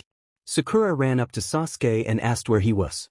The young Uchiha strolled down the dirt path with his hands buried in his pockets, the dark green tents of the hidden leaf rising around them to shelter villagers after Pain's attack had left many buildings uninhabitable. Sasuke tilted his head to look at her and explained that Lady Tsunade had assigned Naruto to an intelligence-gathering mission. He leaned on his right leg. Sakura fiddled with her fingers and asked how Naruto had taken it, concern clear on her face. Sasuke admitted he did not know, saying that Naruto had simply stopped by to say he was not running away. The thought of Naruto leaving the village again made Sasuke frown inwardly, though he knew it would probably happen eventually. Ever since Sasuke had killed Itachi, Naruto had grown more attentive and affectionate toward him. He must have known what Sasuke was going through. Sasuke added that Naruto had seemed emotionless. Sakura asked whether Naruto had said when he would return. Sasuke replied that he had not, but he expected Naruto would be back within a matter of hours. Sakura sighed softly and walked to his side, their footsteps barely echoing through the busy valley as shinobi hurried past with documents and supplies to get the village back on its feet. Iruka waved at them with a tired but warm look, and Sasuke nodded while Sakura returned the gesture. Sakura suddenly asked if Naruto was going to leave again, taking Sasuke by surprise. Sasuke guessed that once everything settled, Naruto would probably return to his own life. His voice dropped and his fists tightened slightly. Sakura pressed her shoulder to his in an attempt to offer comfort, but he did not respond. An older man called out to them from the building district, where materials were being stored and builders from across the land worked. Sasuke and Sakura walked toward the bridge function object. Native code, where Sakura brightened and greeted Tazuna, asking how things were in the land of waves. Tazuna replied that they were thriving and asked how the hidden leaf was coping. Sakura smiled softly and said that everyone was working hard and the village would be back to normal soon, though her weary eyes betrayed the trauma of Pain's attack. Tazuna listened sympathetically and wiped sweat from his brow with the towel around his neck. A squeal from the pile of lumber drew their attention, and a young boy popped his head out among the splinters. Sakura knelt as Inari leapt into her arms, hugging her tightly. Sasuke acknowledged the boy with a short sound. Inari's smile faded and he asked where Naruto was. Sakura explained that Naruto was out on a mission, and Inari crossed his arms in disappointment. Sasuke heard a voice telling the boy to stop sulking and looked up as a shadow dispersed to reveal someone unexpected. Inari ran to Naruto, and Naruto knelt to return the hug. Tazuna nodded with a smile while Sasuke studied Naruto, thinking to himself that he was back. Naruto gave Inari a gentle look and then smiled at Sakura. Inari tightened his embrace and Naruto chuckled, asking him not to hold so tightly. Inari apologized and complained that Naruto was still taller than him. Naruto reminded him that he was 17 and Inari was 12, patting the boy's head and teasing that Inari sometimes acted like a grown man. Naruto suddenly turned, his blue eyes narrowing. Sasuke clenched his fists and pulled Sakura slightly behind him, fingers tightening near the kunai at his side. Sakura gripped his shoulder as their gazes fell on the source of the monotone voice that had arrived without them noticing. A teen with dark hair and eyes and pale skin stood there wearing a leaf headband. He resembled Sasuke in some ways, and the raven narrowed his eyes, wondering who the boy was. Sakura urged Tazuna to take Inari away, sensing the tension, and Tazuna complied. Inari slipped silent and wide-eyed, staring at Naruto as if seeing a different side of him. Naruto focused on containing his anger. Naruto spoke slowly and with restrained intensity, asserting that he was sure the other boy's leader had thought the same. The stranger tilted his head and asked why Naruto was so hateful and what wrong he had done to him, his face remaining expressionless. Unlike Naruto, who usually presented as a cold, unresponsive man, this new recruit showed an even more blank demeanor, and that unsettled Sasuke Uchiha. The blonde shinobi said that working under Danzo's command was more than enough for him to despise someone. Sasuke wondered aloud whether Danzo had not been killed long ago. Before anyone could answer, Naruto turned to the right and started to walk away as if nothing had happened. The newcomer narrowed his dark eyes and accused Naruto of preparing to flee the hardships. Naruto tilted his head and made it clear that he would prefer not to act while others were watching. In an instant he melted into a swirl of shadow and was gone. The pale teen then shifted his attention to the two people on his right and presented himself with a practiced smile. He introduced himself as Sai and announced that he would be joining Team Sasuke, demanded an explanation as he glared at the woman in front of him, who held her head in her hands. Tsunade told him to calm down and listen. When Sasuke slipped toward a rude expletive, Tsunade slammed her palms on her desk and warned him to watch his tongue in her office. Kakashi observed the exchange with his arms crossed. Sasuke suspected Sai was smirking somewhere behind him, but he kept his gaze on the Hokage and struggled to decide whether to act against the pale newcomer. He asked Tsunade whether she was trying to replace someone, and her face clouded with sorrow. Naruto, leaning against the wall near Sakura, told Sasuke not to blame the Hokage and assured him that she had no intention of replacing him not yet and that no one could be expected to be around forever. Sasuke could not tell whether Naruto truly meant it or was manipulating him, and the uncertainty made him tense.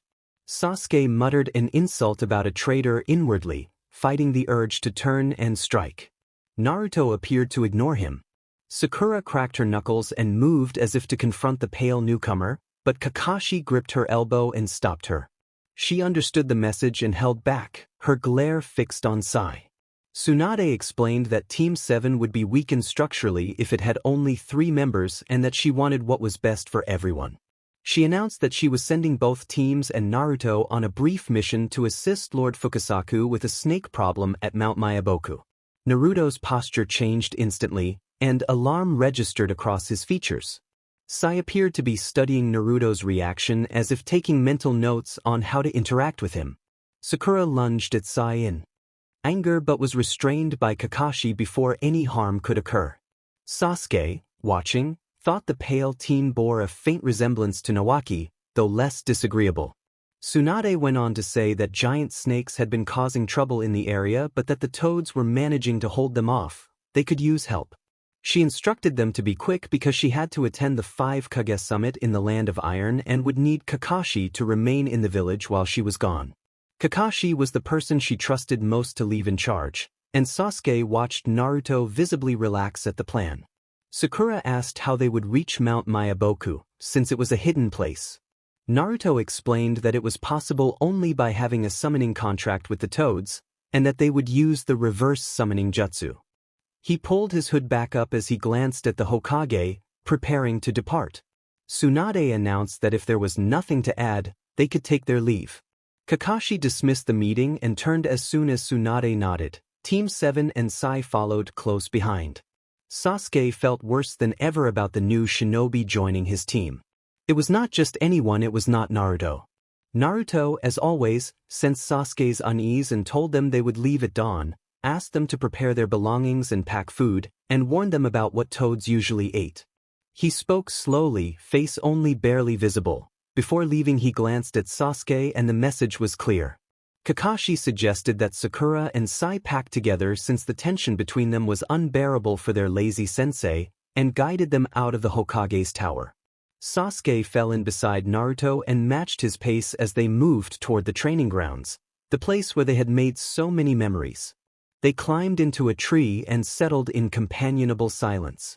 Sasuke pressed his back against the trunk while Naruto sat on the opposite branch with only the wood between them. Sasuke felt a quiet warmth from Naruto even through the rough bark. Sasuke asked why he had reacted the way he did when Sai arrived and whether he had met Sai before. Naruto said he had not. Sai did not seem like a bad person, but Naruto knew who Sai had worked for and the history made him uneasy. Naruto explained that Sai had been part of Root, an organization that trained children to be efficient, emotionless operatives. Naruto had nothing against individual shinobi from Root, only against their inhumane methods and their former leader. When Sasuke asked who that leader had been, Naruto named Danzo Shimura, and his voice hardened. Sasuke felt Naruto tense. Naruto recounted that Danzo had plotted the third's death with Orochimaru and had nearly managed to frame Naruto with fabricated evidence. Naruto had been coerced into carrying out dirty work for half a year. His tone grew flat as he spoke, and Sasuke could tell it was a painful subject he should not press further. Sasuke tried to lighten the mood by noting that Danzo was dead and had gotten what he deserved. Naruto answered that he had been the one who put an end to him. Later, Sakura's distress flared when Sai spoke again. She warned him to stop making mental notes or she would make sure he would think no more. Kakashi rubbed the back of his neck in exasperation, and Sasuke rolled his eyes and crossed his arms. Naruto sighed at their bickering. Inside his mind Kurama complained that the world was full of morons, and Naruto stifled a laugh at the fox's proud huff. Naruto emerged from the tailed beast's psyche and set a hand on Sasuke's right shoulder, causing Sasuke to jump. He did the same for Sakura, who had stopped scolding Sai, resting a hand on Kakashi's shoulder as well. Sai responded by throwing his arms around the two Sharingan users and squeezing them tightly, prompting Sasuke to tell him to take his hands off. A white smoke screen then enveloped them, and when it cleared they found themselves surrounded by lush greenery and a heavy atmosphere that made breathing feel different. Naruto explained that the area was saturated with nature energy and that it would take a few hours to adjust, but they would be fine if they relaxed. He began to walk toward a cluster of buildings a short distance away, and Sasuke concentrated on steadying his breathing. Sakura asked how Naruto could remain so calm. Naruto explained that he had grown up here and was a toad sage who fought using nature energy. He referenced the technique he had used when he first confronted pain, admitting that he had caught pain by surprise. His voice held a quiet sadness that Sakura noticed, so she said no more. She broke the silence by admiring the surroundings, noting that the place was more than beautiful as they passed gigantic statues and vibrant flora. Sasuke looked around briefly but remained silent. Sai showed no reaction to their conversation, and Kakashi nodded slowly, remembering that his sensei had once fought in a similar way. At that moment, a small female toad popped out from beneath an oversized mushroom and hurried over to Naruto with evident relief. Naruto knelt to meet her height. She greeted him warmly and smiled at the others. Naruto addressed her as Lady Shima and asked if everything was all right. Lady Shima replied that for the moment all was well and urged him not to worry, adding that the problem at hand was not large. Lady Shima said that batches of snakes had been popping out of nowhere and that she suspected some kind of reverse summoning, though that should not have been able to bring them here. She pulled her small arms away from Naruto's knees. Naruto sighed softly, wondered where the others were, and rose to his feet. The toad did not get the chance to answer when a loud thud sounded and a small cloud of yellowish dust formed nearby, leaving Sakura and Sai coughing slightly. Gamakichi arrived grinning widely.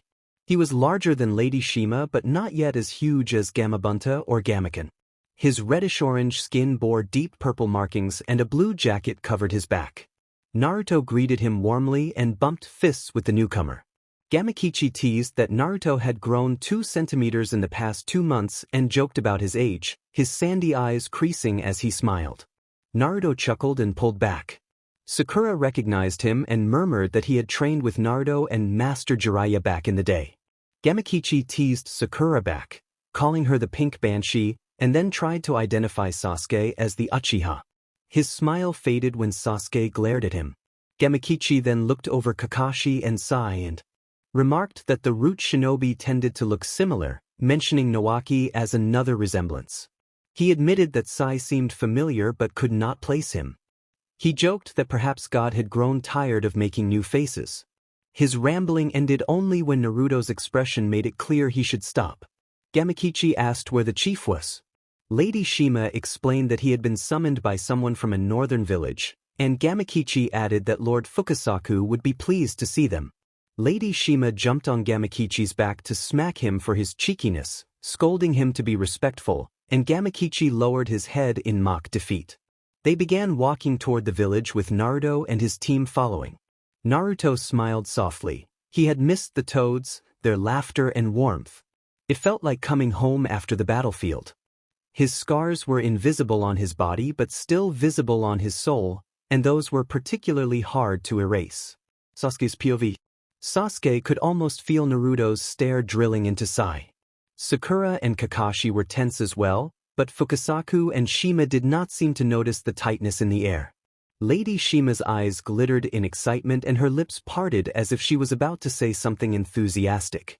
Sai opened his mouth to speak, but before he could, his chair flew back and he face-planted onto the dirt floor with a groan. Naruto relaxed a little as his chakra tail flicked Sai's ankle, sending him to the ground in a harmless but forceful tumble. Sasuke forced a smile and suggested that Naruto probably found Sai's food delightful. Sakura breathed out in relief. Kakashi grabbed Sai's collar and helped him back to his feet after Naruto nudged the chair back into place. Fukasaku mentioned that Nawaki and Ko had come by a few days earlier while he slurped down a bowl of broth. Naruto raised an eyebrow but continued eating his curry and onigiri. Sai, ignoring Naruto's advice, had tried Lady Shima's odd-sounding special and now looked queasy. Sakura sighed and said she thought Sai should be taken to the bathroom. She hoisted him over her shoulder to avoid being sick on. Lady Shima explained that the visitors had not had any available contracts and had mostly hoped to meet Naruto. Naruto said he would drop by the hideout once things had calmed down, then asked what the snake problem was that people had been talking about. Fukasaku replied that, for the past few days, snake summonings had been popping up around the village. A messenger toad warned that the snakes had not caused too much havoc, but some toads were frightened and might be considering moving elsewhere. The messenger added that the snakes must be Orochimaru's, though only Manda's chakra signature had been detected. Naruto visibly stiffened at that name, and Sasuke turned a worried gaze on him as if asking for details. Kakashi raised a brow and showed a nervous sweat drop when he recognized the name. The messenger explained that Manda was one of the oldest and most powerful snakes alive and had long been Orochimaru's ally. He mentioned that Manda had once tried to bargain with him, with disastrous results, and that he was not on the snake's friends list. Naruto ran his fingers through his blonde hair and closed his eyes slightly, thinking that if Manda allied with Orochimaru, he could be no different from his summoner. Lady Shima muttered under her breath that this was an even bigger reason for Manda to accept Orochimaru's offer as she tightened her grip on a wooden spoon. Before Naruto could respond, the ground shook for 3 seconds, startling the toads and shinobi.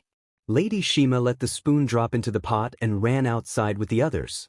Sasuke peeked over the burrow wall and saw a huge, panting toad standing before them.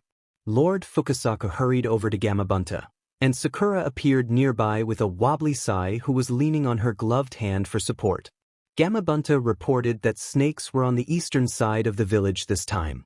Naruto wasted no time and jumped onto Gamabunta's back, his face clouded by emotions Sasuke couldn't immediately place. Naruto instructed Lord Fukasaku and Lady Shima to stay and care for the injured toad, telling them the old toad was in no condition to fight. He told the rest to climb on, and everyone complied.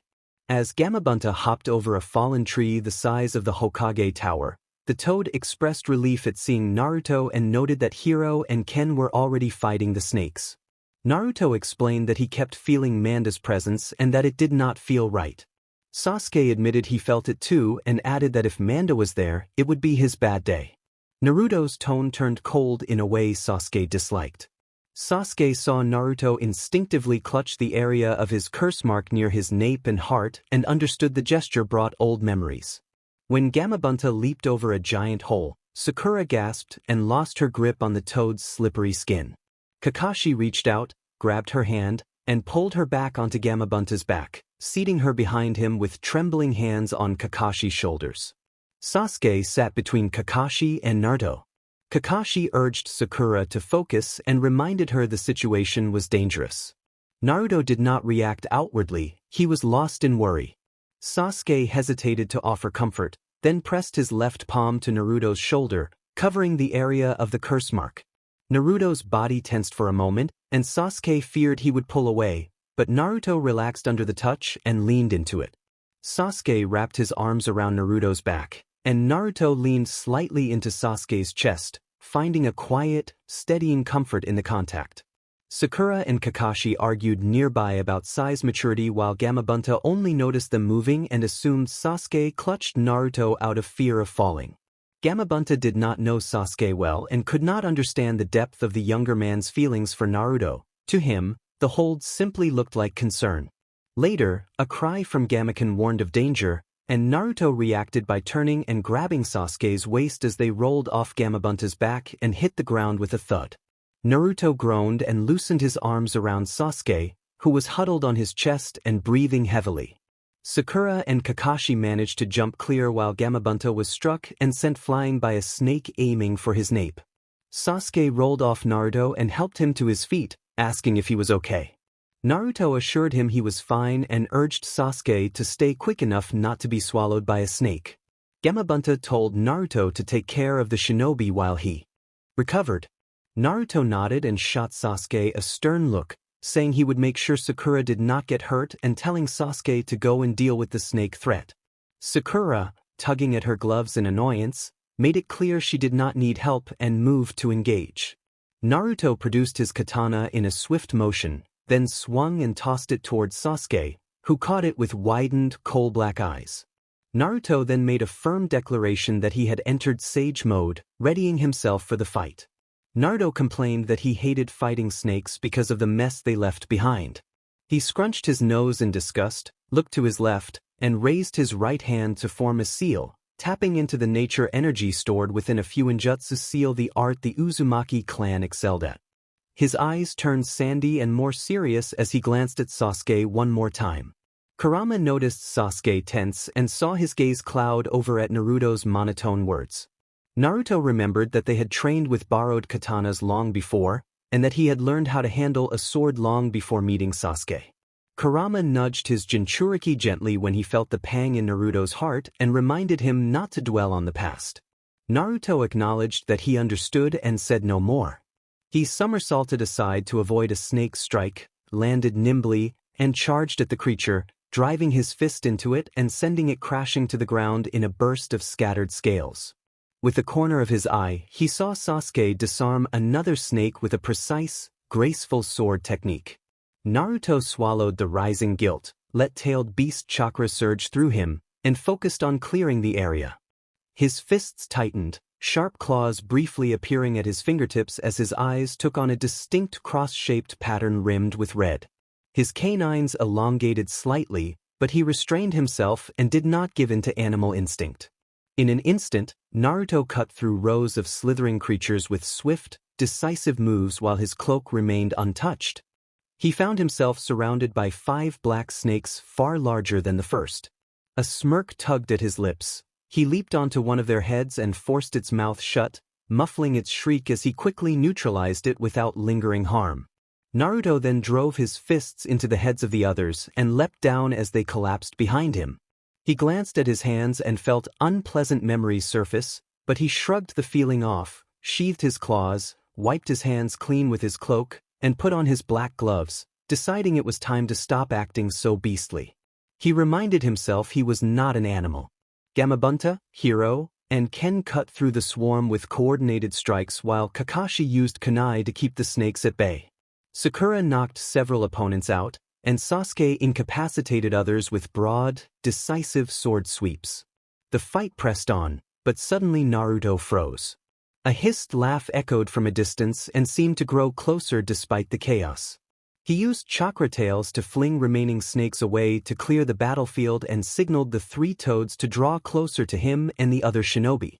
Sasuke jumped to his right, Sakura moved to his left, and Kakashi fell back to position between the toads and the trio. A giant figure slithered forward, and unease spread across Sakura's face. Gamahiro made a dry joke about how Gamakichi would have been shocked at the creature's size, and Sakura forced a nervous laugh while fidgeting. Sasuke tightened his grip on Naruto's katana and focused intently on the giant snake now a few meters away. Kakashi revealed his Sharingan and prepared to move. Manda slithered forward and addressed Naruto with a voice that sounded like a purr. Naruto's expression went cold and emotionless as he responded. Manda made no effort to hide that he had come with a purpose. He explained that he was there as a messenger and that he had come to see Naruto after years of separation. His tone carried a cruel amusement. Naruto kept his posture formal and asked what Manda had to say. Manda revealed that the recent snake attack had been a warning and that someone named Tonari was involved. He added that the situation was escalating and that Naruto should prepare for worse to come. Manda smirked as he spoke, and Naruto felt a wave of sadness at the name Tonari. When Naruto asked how many had been promised, Manda answered that 1,000 had been mentioned and hinted that the number could be higher. Before Manda could continue, Naruto drew the katana from Sasuke's hand and made a swift, controlled strike that dispersed the snake into a shimmer of dust. Manda vanished in a puff of smoke, though his expression remained smug in Naruto's memory. Sasuke muttered that Naruto had known, and Naruto kept his gaze straight ahead. Sakura's brows furrowed as she wondered what Sasuke meant. Kakashi, observing the tense moment, adjusted his mask and stayed watchful. Naruto did not reply immediately, and for a moment the group gathered their bearings as the battlefield settled into uneasy silence. Naruto knew as soon as Sasuke drew near that his chakra signature was fragmented, which meant he had come either to observe or to pass a message. The blonde ran his fingers through his hair as his eyes returned to their normal ocean blue.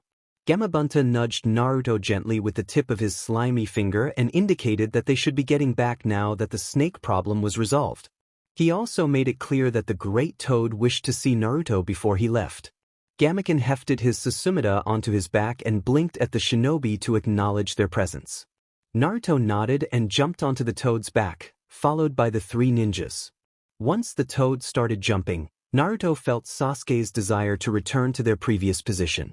He could also sense Sasuke's uneasiness, so Naruto slowly leaned back until Sasuke moved closer and rested against him, hands on Naruto's shoulders. Naruto closed his eyes, took comfort in the quiet reassurance, and pushed away any thoughts of what might come. They arrived in the great hall where an elder toad sat on a throne. Naruto bowed politely before him and asked why he had been summoned.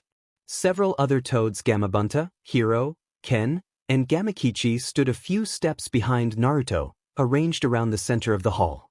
Leaf shinobi, including a stabilized Sai, sat nearby. Shima and Fukasaku stood on either side of the elder toad, their expressions stern. The elder toad, Gamaru, stirred his arms on the armrests and explained that he had received another vision.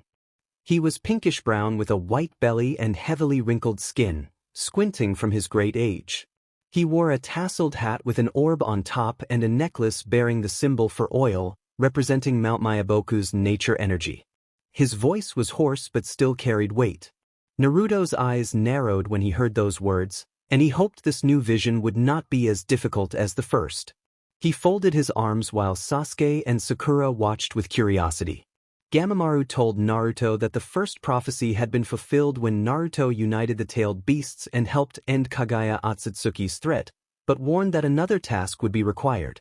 Sakura murmured her concern and Kakashi placed a hand on her shoulder to reassure her.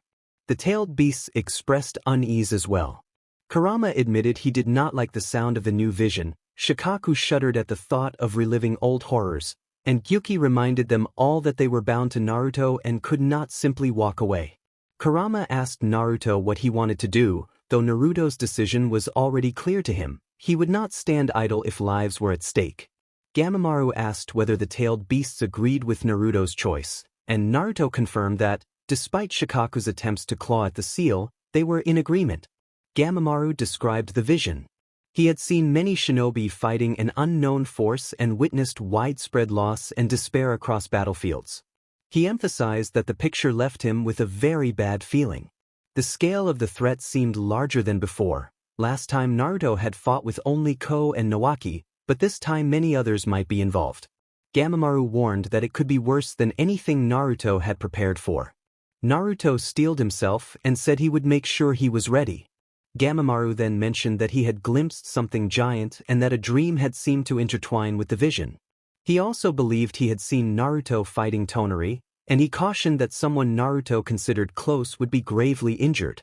Naruto's thoughts immediately went to Sasuke, and a wave of unease rolled over him. He clenched his fists, closing his eyes for a moment to compose himself. When he opened them, he saw a snoring Gamamaru and a nervous Shima who seemed unable to rouse the sage. The Jinchuriki reassured Lady Shima that she need not fret, explaining that the sage seemed finished. He asked her to tell the sage, when he awoke, that there was nothing to worry about and that he would take care of everything as he had before. He nodded to Shima and Fukasaku, then turned and motioned for the shinobi to follow him. Shima returned his look with a small, appreciative smile. The toads nodded in farewell. They all understood he intended to depart immediately. Gamakichi, unable to resist, accompanied them outside the great hall, his smirk fading slowly. Gamakichi hesitated and called Naruto by name. Naruto stopped and looked back. The young toad asked if Naruto would summon him if things got worse, panic in his eyes. Naruto gently assured him that he would, raising his right fist to meet Gamakichi's until a soft thump marked the agreement. Naruto added that he might need to summon him, given the giants the sage had been dreaming about, which earned a worried chuckle from Gamakichi. Gamakichi waved and said goodbye as the group departed. Sakura broke the silence, asking what had just happened. Naruto replied that the sage had placed a large burden on his shoulders and that he would explain once they returned to the village. He flinched when Sasuke pressed slim fingers against his quivering hands as a silent signal to stop. Naruto met Sasuke's touch with a soothing glance, fell back, and matched Sasuke's pace while the others walked a few meters ahead. Sai and Sakura discussed the likely outcomes of a war that size. None of them expected good news. Sasuke quietly asked if Naruto was okay, his shoulder brushing against Naruto's. Naruto assured him that he was fine for now, though inwardly he hoped it was true. Sasuke's POV. Sakura furrowed her brows and asked why she could not come along. Lady Tsunade explained that Sakura was a medical nin and needed to remain behind to assist Shizune with the hospital and help protect the village in Tsunade's absence. Sakura protested, but Naruto, leaning against a wall in the corner of the office, gave her a pointed look. Naruto clarified that Sakura was being kept because she was one of the few people Tsunade could fully trust with the village's safety, aside from Shizune. He listed Tsunade's other defenders himself, Sasuke, Shikamaru, Kakashi, and an ANBU squad, and assured Sakura that the village would not be left undefended. Sakura frowned but obeyed. Sai offered reassurance by reminding Sakura that she still had his support, smiling with his eyes closed. She appreciated the company. Tsunade dismissed the two of them and then addressed the remaining three. She assigned them to an escort mission, explaining that, although she could have used her ANBU, she needed people with distinct attributes and counseling skills for this job. Kakashi asked who had called the summit and why. Tsunade explained that the Reikage had recently received visitors who identified themselves as subordinates of Orochimaru, and he was displeased. She suspected he was attempting to unite the nations despite his pride. Those words caught Naruto's attention and sent a chill down Sasuke's spine. Sasuke asked whether the visitors had relayed a message and pulled his hood down out of respect for the Hokage. Tsunade confirmed that they had hinted at a possible war, which likely motivated the Reikage's actions. She voiced her suspicion that Orochimaru might attend the summit to make a point, and that was why she had requested Naruto's presence. Naruto knew Orochimaru better than they did. Naruto narrowed his eyes. Naruto then asked about the other members in the room, tilting his head toward the two teens seated at his left, clearly wondering whether they should be present. Tsunade acknowledged Shikamaru's intellect and explained that, beyond his skills and visual prowess, Sasuke's role was to keep Naruto calm, since Sasuke seemed uniquely capable of controlling Naruto's more volatile impulses. Naruto flinched slightly at the implication that this was his weakness. Sasuke was surprised to learn that he could have such influence and inwardly wondered at the notion. Shikamaru nodded in agreement. Tsunade conceded that, despite Kakashi's greater experience, she preferred to have him by her side and therefore put Naruto in command of the Anbu, as they already obeyed his orders. Kakashi acknowledged the decision. Tsunade instructed them to depart at dawn the next day and to prepare thoroughly, since they did not know what awaited them. She added with a rasp that Naruto should take a look at the people gathered outside, since something seemed amiss. Naruto nodded, twisted the doorknob, and left ahead of the others.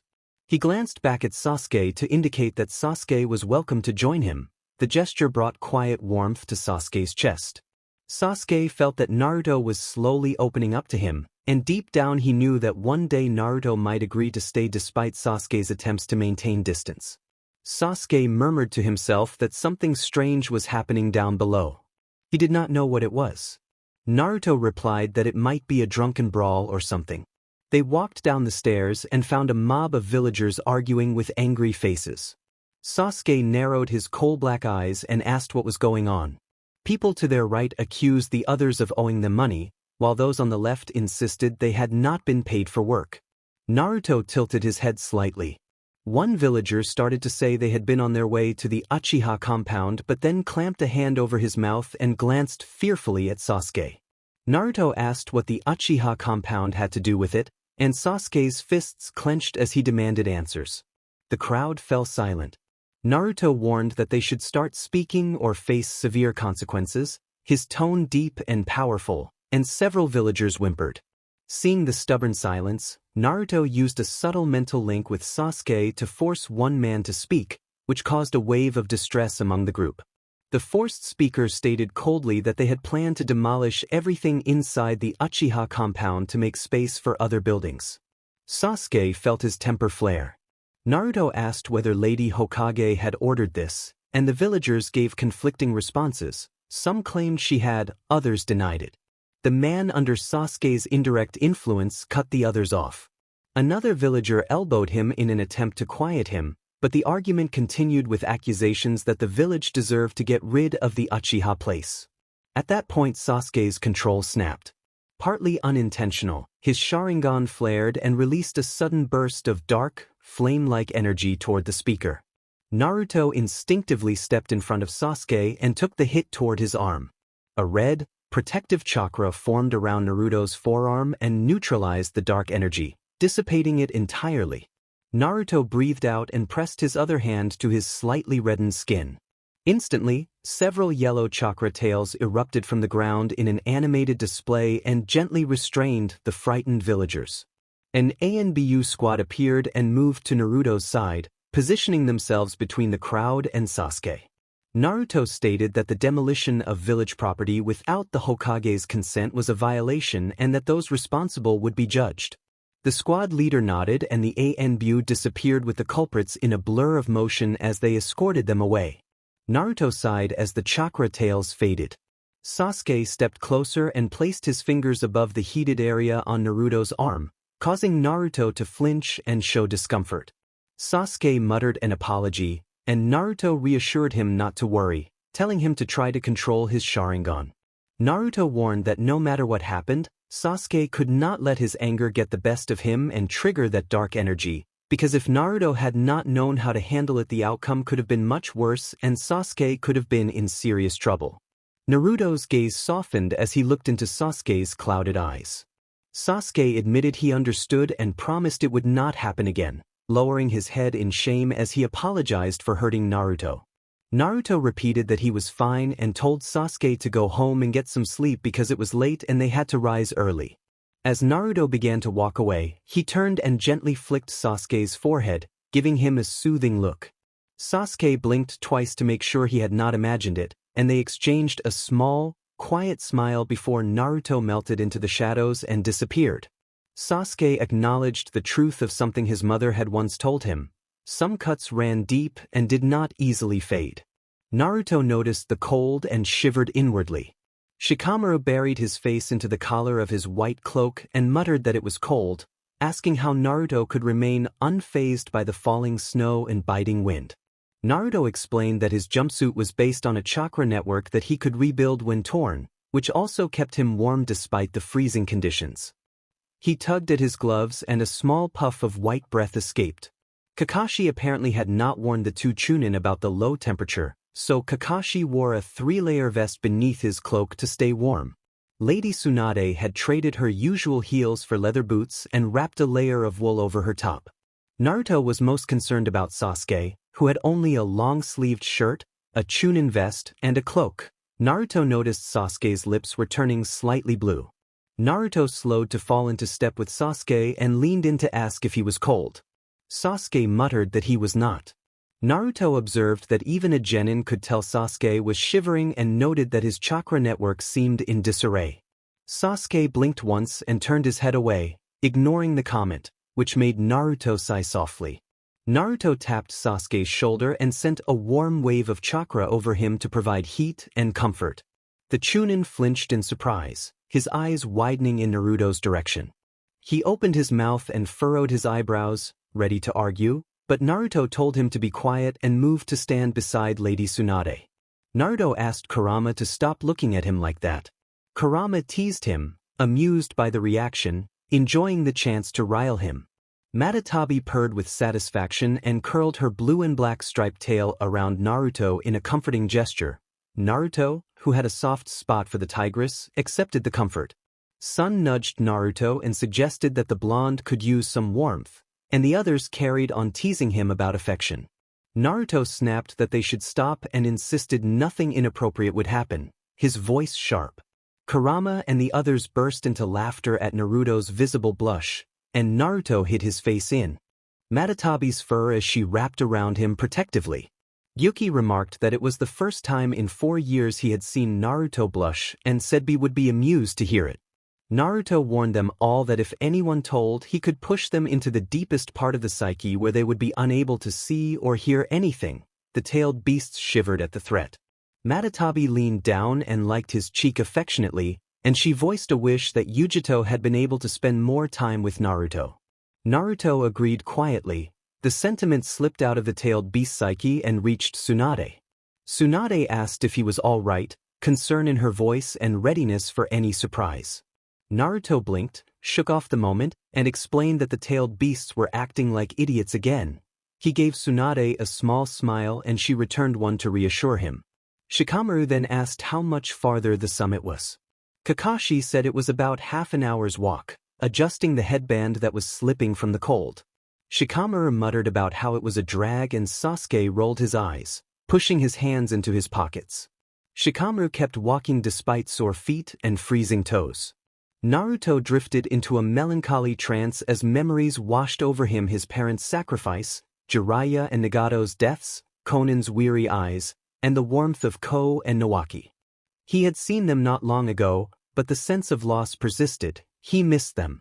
Sasuke's frown deepened when he noticed Naruto's troubled expression and empty gaze. Sasuke nudged Naruto gently and asked if he was okay, refusing to accept a lie.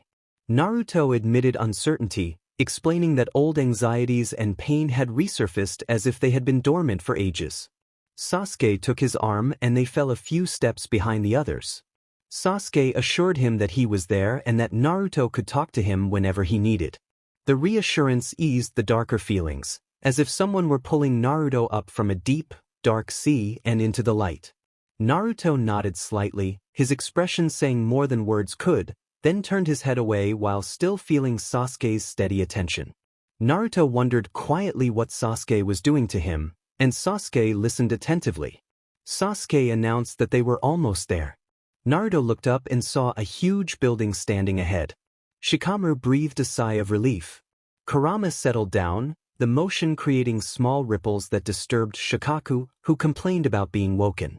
Yuki interrupted their bickering and told them to settle down, and Shikaku curled back into a comfortable position to sleep.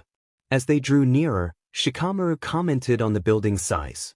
Naruto moved closer to Tsunade to ensure she remained safe. The group exchanged dark humor about the dangers ahead, and Sun playfully reprimanded Shikaku for his grim remark. They approached the summit with the tension of what the meeting might bring, each member steadying themselves in their own way. Sasuke's POV. The Raikage narrowed his eyes and remarked that it seemed the Hokage had finally made her appearance. The Mizukage ignored his sarcasm and offered a polite greeting to Lady Tsunade as the blonde woman bowed slightly before the 4 Kage seated at the small round table. The Kazekage acknowledged the bow with a brief nod, and the Tsuchikage inclined his head. Sasuke and Shikamaru returned the courtesy with their own bows. The Kazekage observed Kakashi and commented in a flat tone that Kakashi of the Sharingan was likely charged with the Hokage's protection. Kakashi blinked, unsure how to respond. The lords' faces visibly relaxed when they recognized who had accompanied the Hokage, which did not surprise Sasuke. The Raikage then greeted Naruto with a note of genuine pleasure, and Naruto nodded in acknowledgement to the 4 Kage, his expression softening. The Raikage noted that they had not been informed about Naruto's arrival, and Naruto explained that it was a precaution. He added that those present should understand how many enemies he had. His gaze swept across the room with warmth as it landed on Lord Mifune approaching the table and taking his place. Mifune offered a good-natured remark about Naruto's absence from Kenjutsu training and invited him to drop by when time allowed. Sasuke watched everything carefully, wondering whether some of the other Kage had been keeping Rogue Ninja from the leaf or whether Tsunade simply had not known. The thought tensed his fists, leaving him simultaneously frustrated and grateful for the warmth in the room. Gaara gave Naruto a gentle look that Naruto returned. Sasuke noticed the Mizukage studying Naruto with predatory intensity that made him shiver inwardly. He thought that middle-aged, hormonally charged behavior was creepier than fangirls, but Naruto remained unfazed. The Tsuchikage simply nodded in acknowledgement. The Kage's personal aides entered, and Omoi exchanged a casual greeting with Naruto. Naruto teased that the cloud had replaced C this time, prompting a roll of the eyes and a smile from the cloud shinobi.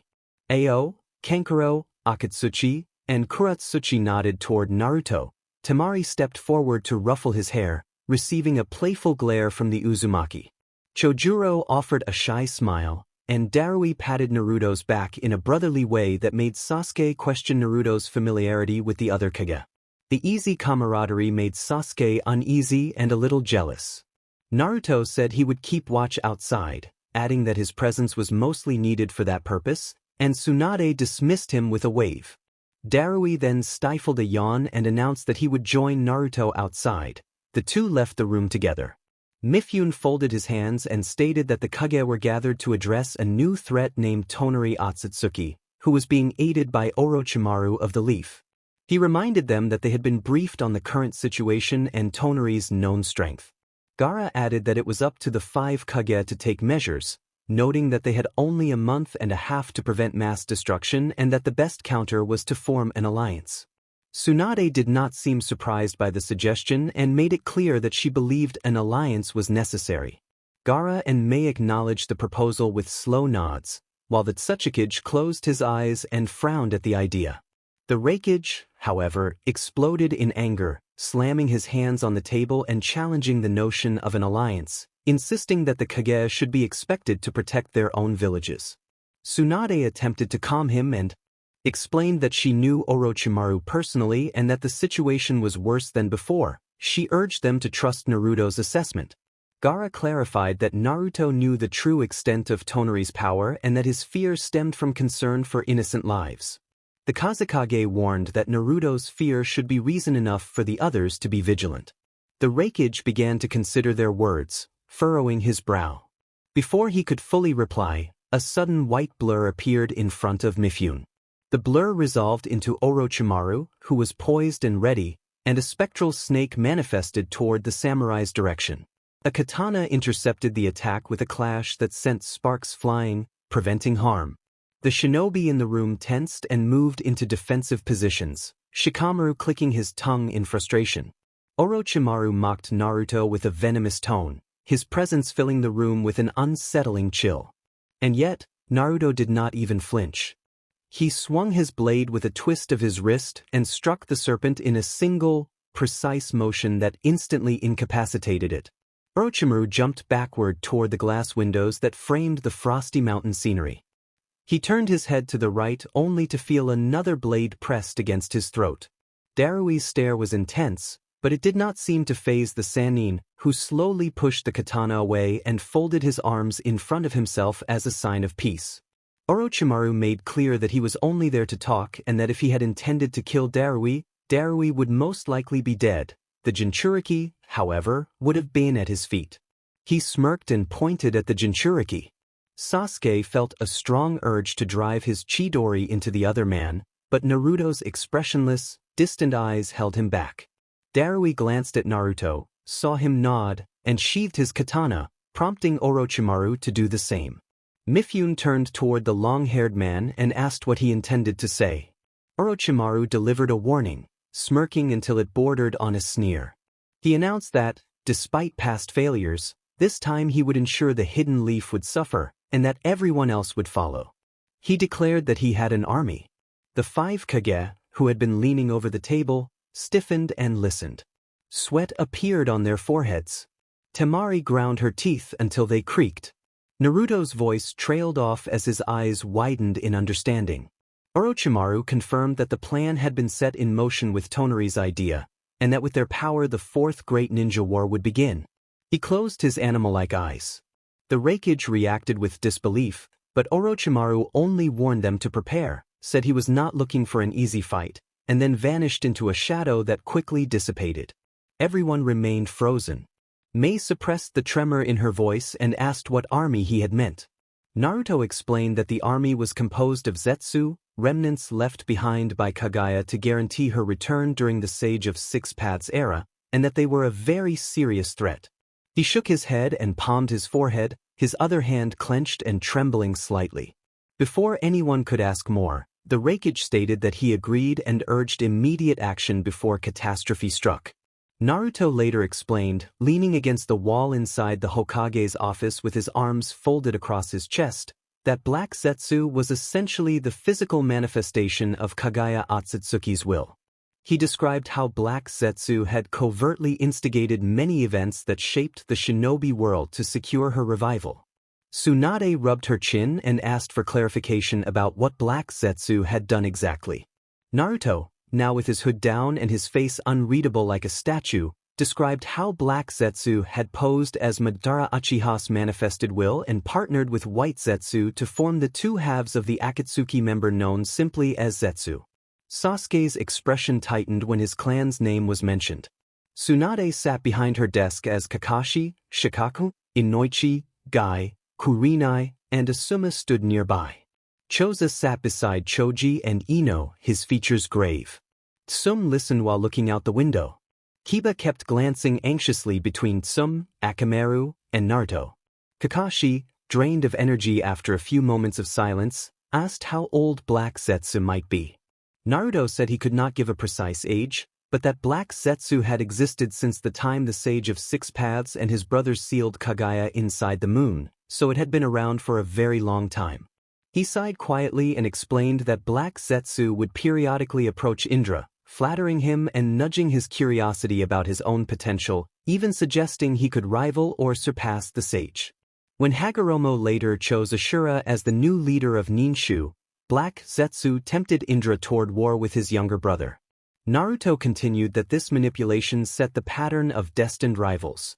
The Uchiha line from Indra and the Senju line from Ashura, ties that later spread into the Uzumaki clan. His gaze darkened as he admitted the painful history behind it. Tsunade raised her eyes to him, and Sasuke's expression slowly widened with dawning realization. Tsunade then noted the repeating cycle from Indra and Ashura, to Madara and the first Hokage, and now to Sasuke and Naruto, questioning whether destiny had forced these conflicts. Naruto nodded after a moment and insisted that it did not mean the cycle had to continue. He shook his head to dismiss the idea of inevitable conflict and found reassurance in Sasuke's steady gaze. The calm look there brought him comfort and bolstered his belief that they would not resort to that outcome. Shikaku rubbed his temples and asked what else Naruto knew about Black Zetsu. Naruto explained that when Madara had apparently created White Zetsu and its clones, it had actually been Black Zetsu pulling transformed humans from Kaguya's infinite Tsukuyomi out of the Geto statue and merging them with the essence of the Hashirama plant clone Madara used to grant them a diluted wood style. It had been a twisted but effective plan. On his deathbed, Madara believed he had created Black Zetsu by imbuing his will into part of White Zetsu and that the complete Zetsu was partly his clone. He had not been aware of Black Zetsu's true origins or its singular purpose to revive Kaguya, but Black Zetsu had managed to achieve that goal. Naruto added that this culmination had occurred about half a year earlier when he had encountered the Sage of Six Paths himself after a near-death experience. Sakura.